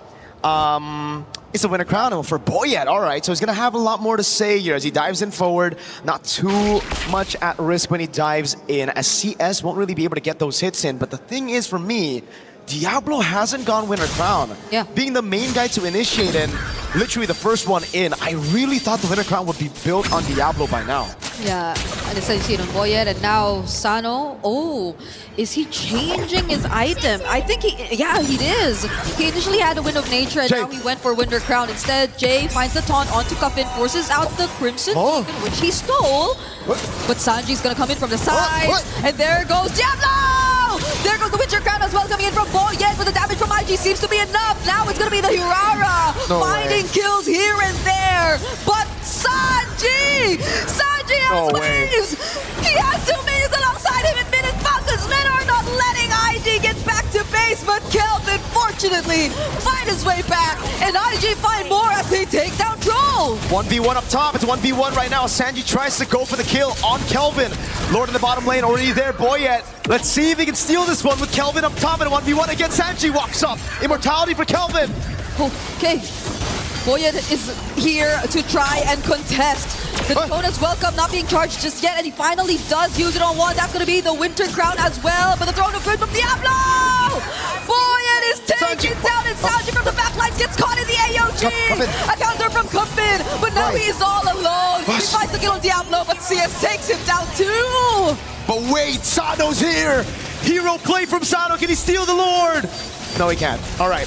Waves dealt with by Roy. IG pull up a crazy teamfight win in a brutally chaotic brawl. Oh my goodness, they put the Ignite on Falcons Mena. Falcons couldn't react, man. The heat was brought in, and it started with IG doing... Okay, it started with Falcons Mena. Yeah. Ulting everywhere. That's where it started, actually. There you go. Cuffin gets caught by Jay. There you go. I'm starting to remember now. Okay. But in this skirmish, man, it was just Boya just trying desperately to get back into that pit. Yep. But unfortunately, couldn't get in. Sanji tried to go in. He forgot about the go away. So Melissa's ult, right? Bring it up. It's a sphere. You can't get in. Yeah. Yeah. Just in case you don't know. You know? So, I don't know anymore, because it's a 2.9k or 3k gold lead now in the hands of IG. It initially wasn't like this. It was Falcons Mena leading massively, but now they're pushed to a quarter. It's IG trying to charge in the base, and CS, you could already start to feel the damage. Boyan is already being shredded down to pieces. Sanji picks up an Immortality, gets bursted down! Immortality, he just bought it, now it's popped and he has to fall! Falcons Mena, one man down. Still some waves available for IG. Trying to keep their tournament lives. Still in Fatal Legs from Troll. Fatal's onto 2, popping Immortality for Jay. Jay gets still caught and trapped under the turret, and Sano finds another stack. But they're gonna lose another base turret too. Kelvin jumping in. Turn of Ruin from Diablo and the Crimson Beacon in from Roy. They're fighting it under the base, but IG somewhat out damage. But they are not able to catch Sano. Sano is still able to deal damage. Kelvin dashing in. And they still have waves incoming. Uh-oh. Wave down below as well. They're going to go all in. It's Kelvin in the back row. Let's go medium for Sano. Sano still survives. Sano finds a kill on Kelvin. But can he deal with the waves? He cannot. IG are bringing us to a game number 3. Ignite Gaming refuses to be eliminated in game number 2. It's a fight we're seeing on stage here for our final series of the day. What a fantastic comeback that was. Raw, micro, and macro. Punish after punish. Bridaga, I've never seen anything better than that. I don't know anymore. I feel like I'm gonna jumble your name too anytime soon. It's Marco. Marco. How did it end up like this? It was maybe 15 minutes of Falcons Mena in control, and then the last 4 minutes were just suddenly over to IG. Oh my god, though. Diablo with the sets on the Throne of Ruins, you know. He was so good at getting Throne of Ruins, he even went on it while the AOG was down once, right? So, hey, you're on the right path. That got you the win. Diablo finding the angle to get in there. And man, Kelvin always catching Sanji, really pulling out that revenge story. 0-3 and 0. It was Sanji with a 3-0, and everything turned around as Sanji constantly pushed in top, not respecting IG's flank potential. Yeah. I know it's a Gatakacha and Melissa. I know you shouldn't be caught, this is the moment by the way, by that combo. But the fact that you did is like now, is it more of a good flank or is it more on like Sanji not respecting him, right? I don't know, maybe something just clicked from IG, you know, mid-game. They suddenly sync up, and I'd say we saw it happen a couple times. There were engages which were immediately followed up by Roy specifically. I'm shout out Roy because it was a flawless Crimson Beacon 2 into whatever setup was eventually later on, but I think the panel has a lot more to say about this, you know? Hey, I don't want to say anything else about this game. Throw it to the panel. It's been Tulay and Marco. Who would have thought? Just the correction really put them on the name game there. I like it. We're playing their own little moment. I mean, that was a fun game to watch, and I think when we look back at it, we'll say that there were 3 moments that it could have gone differently and maybe even earlier for Ignite. But they needed to learn their lesson. And finally, at that Lord fight, Renmar, they found a way to deal with Sanji enough to delay and actually prioritize taking the Lord, and that ultimately snowballed into winning that game. Yeah, and they found Sano. It was Diablo. It was the guy that we were looking for to step up. Yeah. Well, not really step up, but finally make his presence felt. Got the wish of getting Diablo on something that's big impact, and he delivered the biggest impact for Ignite Gaming. Yeah, I think Diablo, along with the big AOG finally being able to connect. You know, there was just a lot of miscommunications throughout that game. And once Ignite was finally able to actually combo up and play as a team, not just man for man, you know, sometimes you got to switch up the formation. and they were able to do that and actually succeed in getting a win, forcing this to game 3. Yeah, it was great. And this is what you want to see in a final series of the day where one team goes home. Now it's all a best of one. Rinmar, I mean, I know you have some stuff for us, but looking at these stats as well before we jump into the telestrator, you asked for Diablo to show up, 120,000 damage taken, 37,000 damage dealt. He was involved in both sides and made a big difference. Yeah, I think the biggest numbers I want to look at here is the difference in damage dealt between the two gold laners, 13,000 more for CS and the Melissa, which is why we had that feeling for the Falcons Mena draft where with how they closed it out, yes, we saw how well it went for them in the early game, but then that worry of, okay, what happens if the Melissa is free and the Melissa can damage? Is the Valentina and the Clint gonna be enough? The answer was no. I mean, all that really matters is the last fight, right? And as long as you can hang on long enough, it takes that one big team wipeout. And they had nothing. They had almost no inhibitors left. They were down to the wire and were able to just kind of hang on. And whether that is them making the right move or Falcon Mena making some of the wrong moves, either way it happened in the end. And though the way they got there might have been a little sloppy at times, Falcons Mena also has some things they need to look at coming into this last game. That was a heck of a slow-mo. Yeah, to see from heck of a slow-mo. Go tongue out, going crazy, and then immediately cutting to his teammates at the moment of defeat. That hurts. These are actually scrims shots. Those weren't even in this game right there. He's just doing that randomly. No, I'm kidding. That was actually recently. It was a real reaction. It was live. And what do you expect? You're playing for $100,000. I mean, the hype is real, and getting a chance to move in gives you that 65K in this situation instead of the 45 from going out earlier. So still a lot of money coming up on the line for both of these teams who are fighting for their last chance at it. Rinmar, I want to give you the opportunity to break down what you saw there. There were a lot of failed fights, a lot of successful fights, but like Trek said, you only need one fight. Yeah, I'm ready to break down. All right, could you hold this for me? All right. Both mics? Yeah, I'm good. All right, we double it. Oh, okay. Okay, so we look at the draft. So this is already post-switch up where you see the Alice come in, but then we have to put focus on this Melissa. We look at the Falcons Mena composition, and the only source of reach that they really have is the Clint. Now, yes, there is still the problem for Ignite Gaming of the Valentina being able to take away the ults of the Gacha, even able to take away the Jushin ult, and of course the ult of the Alice. All of them as a means to break the formation of Ignite Gaming. But again, the question is, will they have the damage? We saw in the numbers difference, it was 23K lead for the, I'm not even going to try to make numbers anymore, for the Melissa hieroglyphics over the Clint. Yeah, that looked like hieroglyphics there for a second. But then with the combination that Ignite had, as long as they're firing off on all cylinders, despite Falcons Mena being able to hold a very strong line of defense for their Clint, they're not just pumping out enough raw damage compared to the Melissa.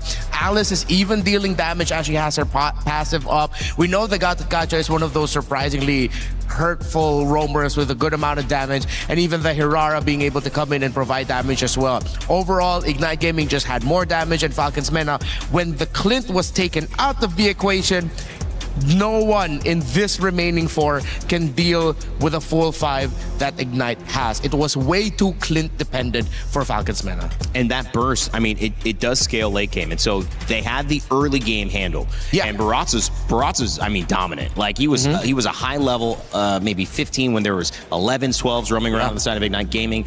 But you did say that it all felt like if the Clint was gone, then what was the answer? And they didn't have one. Yeah, it was also, everything should have gone so well for Falcons Mena after Ignite Gaming surprisingly fought Turtle 1. They committed all those bodies up against the Barretts. I think they were a little bit too egotistical in thinking that they could get the turtle, but even if they got the turtle, they still would have gotten taken down. But maybe a little bit of ego is what they needed. It is a little bit of ego that allowed them to get that surprise jump play onto Sano and Sanji and then turning it around. So, hey, Ignite, they have the ego, they have the confidence, and they force game number 3.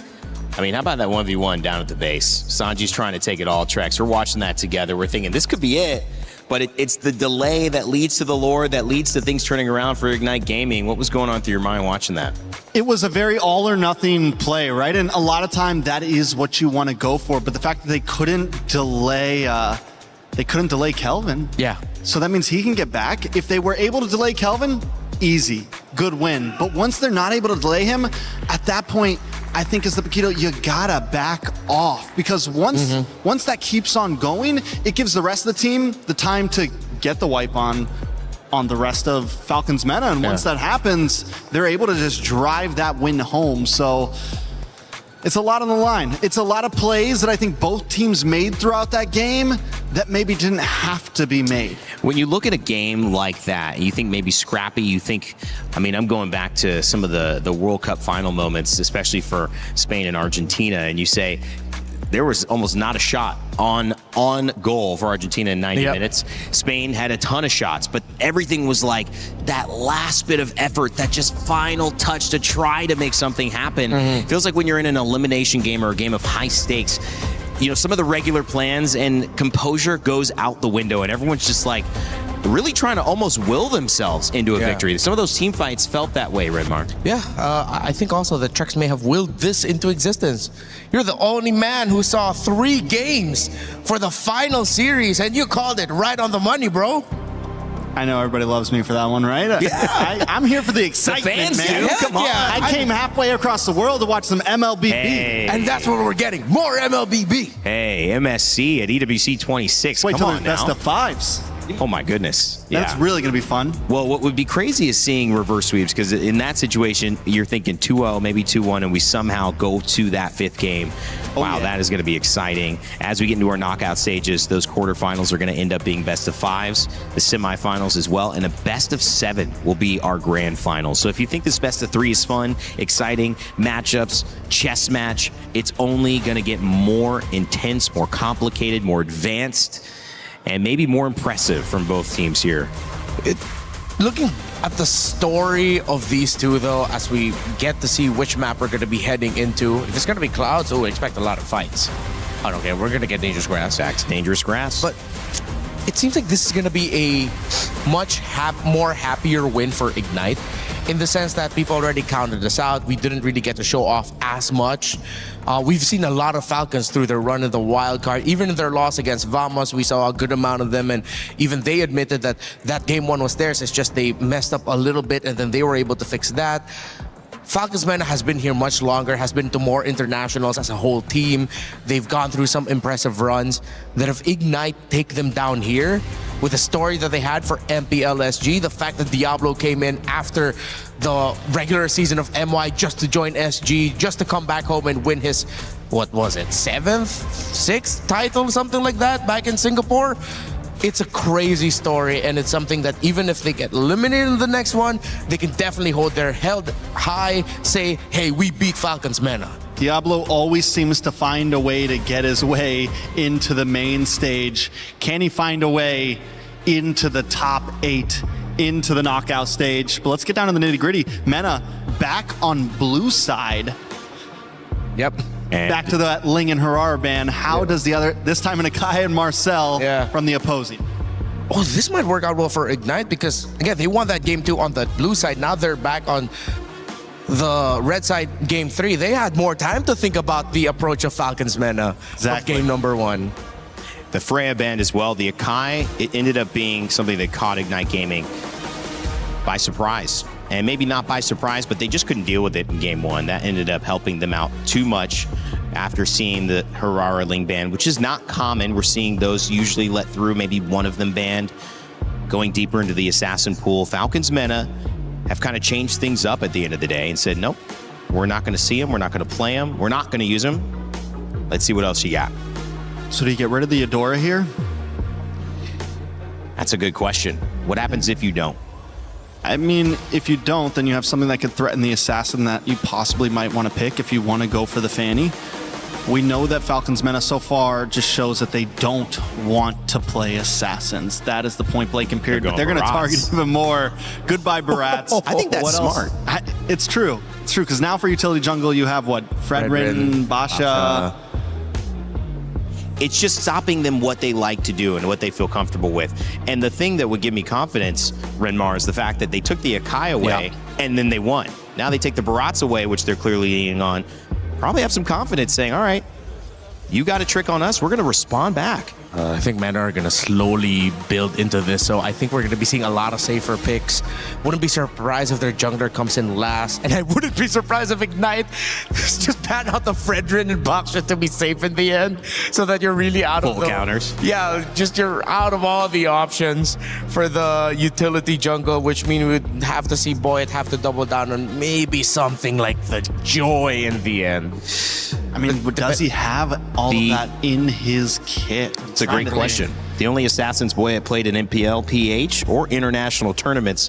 Fellas, you ready for him? Hayabusa, Joy, Fanny, and Karina. Okay, there, they have the Joy as an option. Ooh, maybe even the, Karina. So he has played the Fanny. But that was that utility Karina. I'm thinking, I wonder, are they crazy enough to whip it out here up against that Melissa who loves that basic attack? At least you have a moment to not get hit by the basics. You'll use your ultimate to burst the Melissa, and then someone else will have to finish off that hero. I think more than Karina, I haven't seen that in right. I think if they need that poke and reach. It's not too far-fetched to just go for something like the Eve or the Farsa anymore, because you already took away the Link and the Hirara anyway. Oh, they still want to go play Eudora. It's an early Clint, but the Eudora I was just going to bring up, Renmar. Does it hurt? I mean, you Valentina against it, but does it hurt her impact if you're going kind of anti-assassin with the Ling and the Hirara band? Isn't that what Eudora's there for, or are they still worried about something that could surprise them? I think they are still really worried about another assassin to pop up here. I mean, the Nolan is still up on the board, but with the Atlas, and there might be another deterrent in the EXP lane. Maybe they just wanted to play it safe. But again, we saw how difficult it is for a lineup with a Eudora to go up against a lineup with a Melissa, and then they pair it up with an Atlas. So Ignite are really just doubling down on what has been the hero of the past 2 days. In the Melissa, it's going to have a lot of protection. And not going to get stolen from the Valentina, which Alice was getting that ultimate stolen in the original matchup. Yeah, now Valentina's comfortable. She gets a nice Fatal Links of her own. So Ignite Gaming so far in this draft, it looks good. It feels comfortable. They're not having to go too far outside of their own range. Second band's coming in. Well, you have called it right, Renmar. The Guinevere, so something similar. Another, I mean, definitely could have been a jungle option. We've been seeing more roam Guinevere lately, but this definitely viable in the jungle position. I think they just have to accept that maybe they'll end up with something like a Uranus in the EXP here for Team Falcons Mena, and then they close it out with a Joy. Just get that damage. Got a Kacha band that was picked by Ignite Gaming, got them the win. You can call back to like a Liam Ward. I guess not against the Alice and Melissa. Yeah, that might be tough. With the Alice, can go Yuzhong. I wonder. Ooh, they can. No, but they can't even go Sora because the Valentina's there, and the Sora ultimate being available for the Valentina is going to hurt Falcons Mena more. Arlot band. Arlot to be safe. And Bellerin. Ooh. Still looking for that presence. Yeah. Actually, that roam pick now, or they maybe this time they'll just end up having to pick up the high loss. The high loss empowers the Alice, slows down and sets up for the Melissa. Okay. Theoretically should be safe. You have Revitalize for it. You don't want to go pick off. You're not going to play a Kalea here. Kalea is pretty much snuffed out by the Atlas. I wouldn't mind the high loss. Okay. We've seen it before. Yeah. Trex. Hylos can definitely work. You already have a big ult. They go for the Grok instead, even more aggressiveness on their side. You pair that up with the possible Fatal Links. I mean, they have big... We saw the possibilities of one of the big Wombo combos. They still have that. We're talking Throne of Ruin, Tech Charge, Fatal Links, every bit of crowd control that you could want. And this would make playing something a lot like the Fredrin or the Boxer difficult. You don't have any more of those as an option. If you play the Hayabusa, you risk getting invaded constantly by the Grok Valentina, and then the Alice coming out of the lane, whichever side that's on in the jungle. I think they have to double down on just the Joy. Even the Joy will struggle. Ignite might have just crawled back for a reverse sweep. Okay, at least they still get the Harley. And then the Uranus that we expected earlier for the Uranus-Alice matchup. And it's a strong matchup. I mean, that's a strong team. Yeah. But are they hampered by anything? Do you feel that there's still an edge that Ignite Gaming can get? Oh, how do we feel about Hayabusa for Ignite here? Not bad actually. Honestly. Yeah. It evens things out. This makes it really demanding for Boyet though, like to answer Rainday's question. The Valentina and everything mentioned also. Ooh, and Lancelot. Wow. That's another unique That's some hero. unique picks, baby. Yeah, Lancelot making a comeback here. Yeah, the Lancelot into the Harley, of course. That was one of the answers.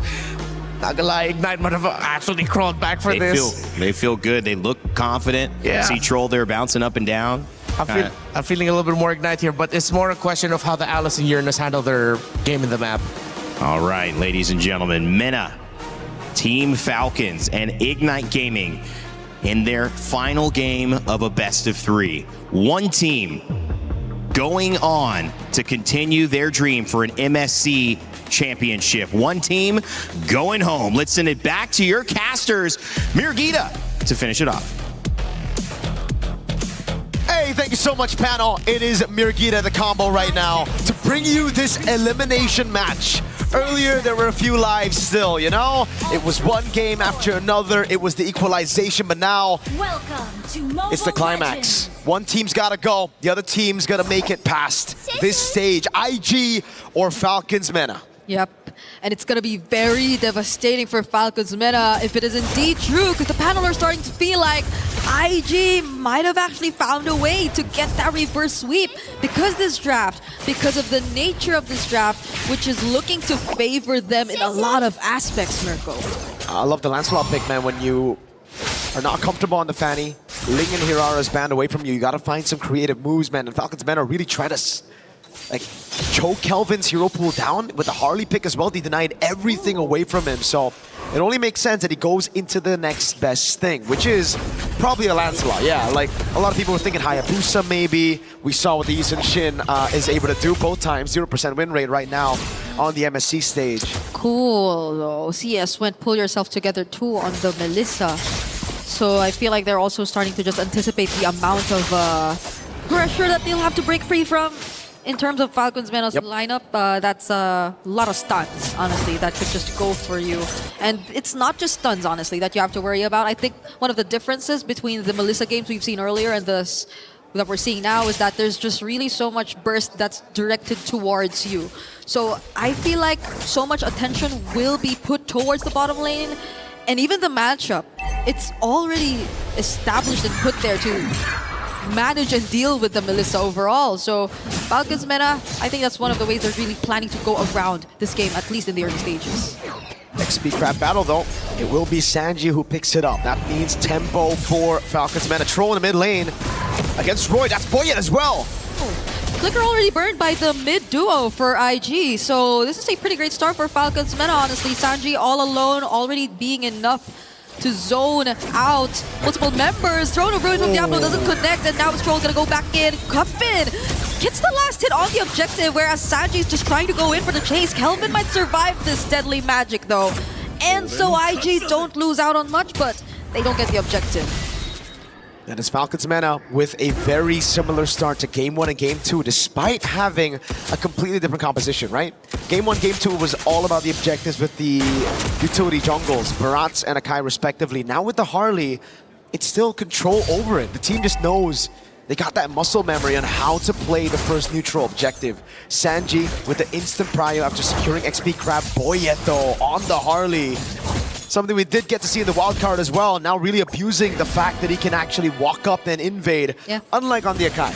Ooh, he gets trapped here, but will use the deadly magic on Diablo. Doesn't want to stay there and just fall down without getting anything. And now the bad execution! He goes back with a space escape, but Jay was there. He was ready to answer back. What a catch, the wall placed by Jay, and then the tech charge. A big swing with a concussive blast, yeah. At least he was fast enough to clear the jungle this time, right? Unlike the Akai, but it's just unlucky because Jay was able to catch him on his tracks back into his own jungle. So IG able to find something back. That is a fatal links on Jay. On Jay. With a flicker too. Yeah, that's a key word. It's on Jay, so that's big info for IG. They know that the Fatal Links and both the Flicker are down for Troll, so for this upcoming fight, there might be a bit more leeway for them to just move around and establish their presence. And again, they're on the Lancelot too, so I feel like they should be a bit more confident in terms of just picking up these objectives and fighting for it. But let's see how it goes with Falcons meta at this point. Despite what happened just now, I feel like they will be getting the Fatal Link soon too. And they pretty much set up for this. Look at just how Sanji has been cutting the waves in the base of IG. Classic Sanji. He was trying to do this on the Paquito, but he got punished for it now on the Uranus. Perfect time to do it. Sano, though, waiting in the bush on the clit. Yeah, Troll's just walking through everyone, and it's not looking good. IG are just really gonna take this objective. Tech charge doesn't connect onto anyone. There goes the Throne of Ruin, but now they find 3. But the counter setup from Roy all over again. But the damage, it seems to be working out for Team Falcons meta. Buoyant, as well as Sano, seem a bit too reliable as CS is the next target. It's a double kill for Sanji. Big win for Falcons meta. For the first time, it's IG were actually able to get the neutral objective, but Falcons meta take the fight. They even take the orange. No, Kelvin's still able to secure it, but Sanji's gonna walk down on him. Yeah, and it's very fast conversion. They don't want to waste time. Now they finally will take that tier 1 in mid, and even that tier 1 down bottom. Kelvin is not having a great time though. He is not really taking his very own jungle camps. And it's the same story in the early game. Falcons meta are just the better team at converting on objectives and playing around these team fights early. It's just somehow in that game number 2, they completely forgot about their win conditions and they played around IG's win con of just sticking together, which is something that IG can still do right now with the Alice and the Grok. But it's something that Falcons meta will definitely be eyeing out for this time around, right? Yep. Fool me once. Wait, hold on, Troll. Okay, gonna spot out CS, forcing out to go away. The ultimate already casted 2 for Cuffin, but do they use the Fatal Links? No, it's actually IG using it first, and there goes the counter. Oh my but God. CS, he's just stealing the free hits. They're actually able to find Cuffin in the process, and it's just the mid lanes traded out. It's a 1-for-1 that's actually... Oh, if Sano gets caught by the wall there, then it won't be bad for Falcons meta. It won't be good for Falcons meta, but still a pretty good trade for them. Kelvin doing a good job here. Counter jungling and invading whenever he gets the opportunity to, right? Yeah. It's the only way right now to keep that gold lead from getting too crazy. It's exactly the same. It's almost exactly the same from what happened and transpired in game number 2, where it's Falcons meta taking charge and then IG just forced to find trades, mostly through Kelvin and his presence across the map, and the fact that there's also an Alice, so I cannot but think that IG are just really waiting out for CS maybe. Troll? But Troll decides to go in. That's 2 tanky members standing in front of him. They're not gonna go for the setup just yet, but yeah, if there's anything I really want to see change for IG, and if they're waiting for that timers, hopefully CS doesn't really panic click on buttons. I think we saw it a couple times even in game number 2, and even just now the go away being forced out quite early. Because Emann, you saw him earlier, that was such a patient way of playing the Melissa. So Falcons meta, now that they're in this lead, IG have to be very particular with timings. Here's the thing with Melissa, right? It's like, all right, it's a great pick. You can play around it. You can farm and just scale all game long until you get your power spike. But it requires a team to play around you. I mean, that's the thing that IG, if you don't, haven't been doing in the early game. They haven't been playing towards this Melissa. CS has kind of been an independent Melissa all throughout this game, unlike Vitality when they played it with Emann. So, again, for IG, it's all about playing with your winning condition, right? With the Valentina, Alice, and Grok, it really is a composition to just enable Melissa, CS on the Melissa. Kelvin can do his own thing in the back, but everybody else needs to peel for CS. Because honestly, even if you hand over, let's say, the Fatal Links to Roy, that works too. If you're just really planning to play around CS, setting up for CS, and you have multiple ways to just catch these opponents because they're not on Purifies. Diablo used the Throne of Ruin right there. So they will not have it for a while. Yeah, they still want to defend this? Okay, gets away with the blink. Why did they use the Throne of Ruin there? It was in a bush, so maybe they were considering going for an engage, but it was just Troll that they saw, so maybe they'd rather not, because you never really know if there was anyone else from Team Falcons meta just waiting to follow up and go in for the bait. So IG, I think it's true enough. They're really being careful about this. They're playing from behind. This is nothing new to them, but we have an objective upcoming, so they can't afford to lose out on more. And look at the way Falcons meta this time have been able to manage the wave up top. Far lane control. as they play this Lord Dance. And this time, Sanji won't be making the same mistakes as that game number 2. He won't overstay in that side lane to get picked off. He's on a Uranus as well, has a flicker. So if he gets picked off now, that's on him. Yeah. He is just going to stick with the team. He is going to go for the zone, and they have enough info on where IG currently are, but it's Jay and Diablo waiting for a potential entrance? Looking for an angle. It's a 3-level lead between Sanji and Diablo. Sanji's been cutting these waves, and Diablo hasn't really been farming up. That wave up top is still looking good for Falcons Mena. I think there's too much pressure on Diablo to set things up for his team. It's almost as if he barely could split up his attention between farming and just finding the right entries. But speaking of entries, it's actually Falcons Mena who go in first. CS doesn't get caught though. Jay already looking very, very low. Sano with the reposition, actually popping the immortality. Now they lose one. Jay is down for IG. They lose one of their engages. And now it's up to Sanji to actually just... Diablo! Oh, Diablo goes right in. Even after they just lost a member, they find Coven in the process. I think that's going to be a trade they will settle for. And now CS looking at a target for Sanji. Kelvin trying to hold the objective, but IG are low. Seal. They don't have full HP. Now it's Joe just going to go for the charge, and Diablo looking like the next target. Sano picks up the kill. And Falcons have this Lord all to themselves. All that time used by Falcons Mena to bait IG into the skirmish while the wave was pushing up top. That's a free tier 2 as Kelvin desperately tries to go in. Fatal Links! Gets caught. Thornrose tries to immune himself. And the Phantom Execution Retry steals away the objective from Falcons Mena in exchange of Jay. Ignite Gaming has to get Kelvin. Book him a chiropractor session, man, because Kelvin's been winning these retries. He's been constantly carrying this team on his back, even yesterday in the loss. What a steal again to save the game, to delay it even further. Even last game on the Hirara, you know, a real, oh god, yeah. Valid crash out in the back rooms there for Falcons Mena. Yep. But Kelvin, even earlier in game number 2 on the Hirara, constantly farming, invading the jungle, keeping that goal lead from getting too crazy.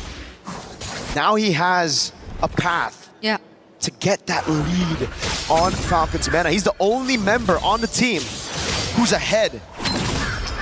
He's ahead of Boyet, and Boyet, by the way, used the Retribution earlier too. It was just much more accurate for Kelvin in that particular instance, which gave them at least a bit more room to breathe.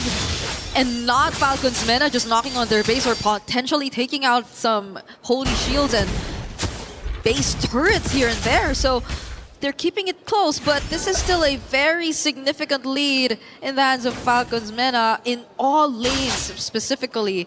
And on top of the fact that, again, Diablo, he's still on a level gap against Sanji. So you see how IG are just forced to play together, and Falcons, I feel, are taking advantage of that. You see it in the way they're starting to manage the waves a bit more. So for IG, it's about clearing.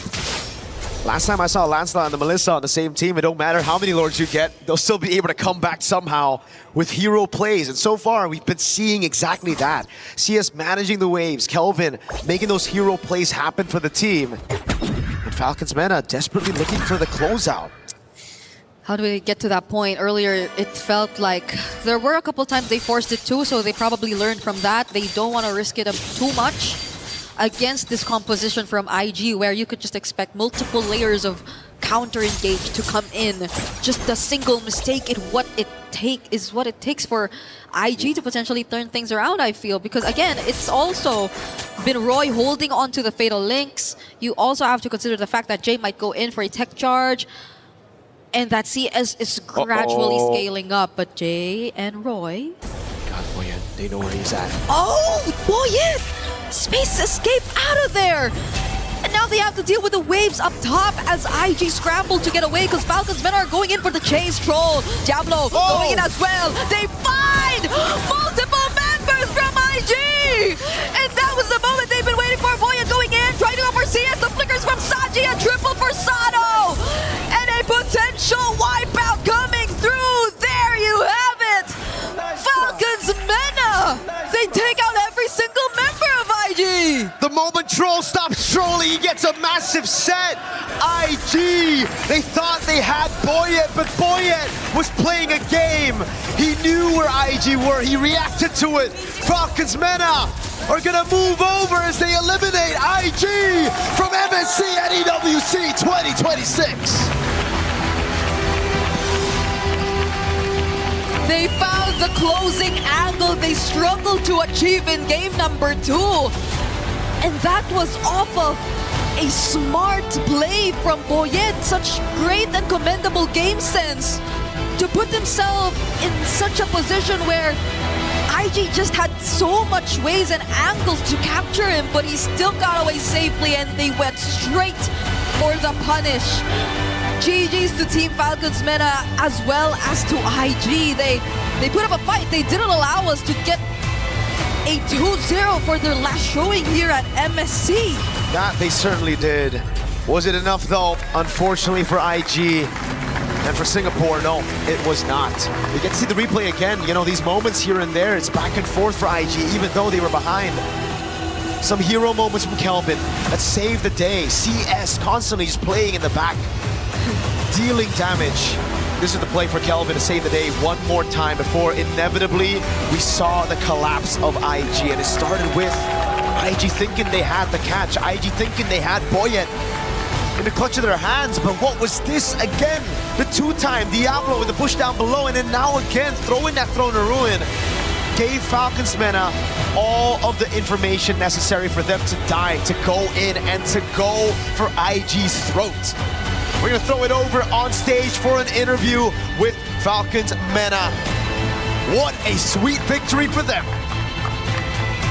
They lift to soar another day. Team Falcons MENA victorious. And this time with me is Troll to have a little bit of a discussion. MVP, 100%. You were playing incredibly throughout this game. Game 1, especially on your Marcel. It was beautiful to witness. How do you make sure you're always in the right position to make sure you're in every single fight as a roamer?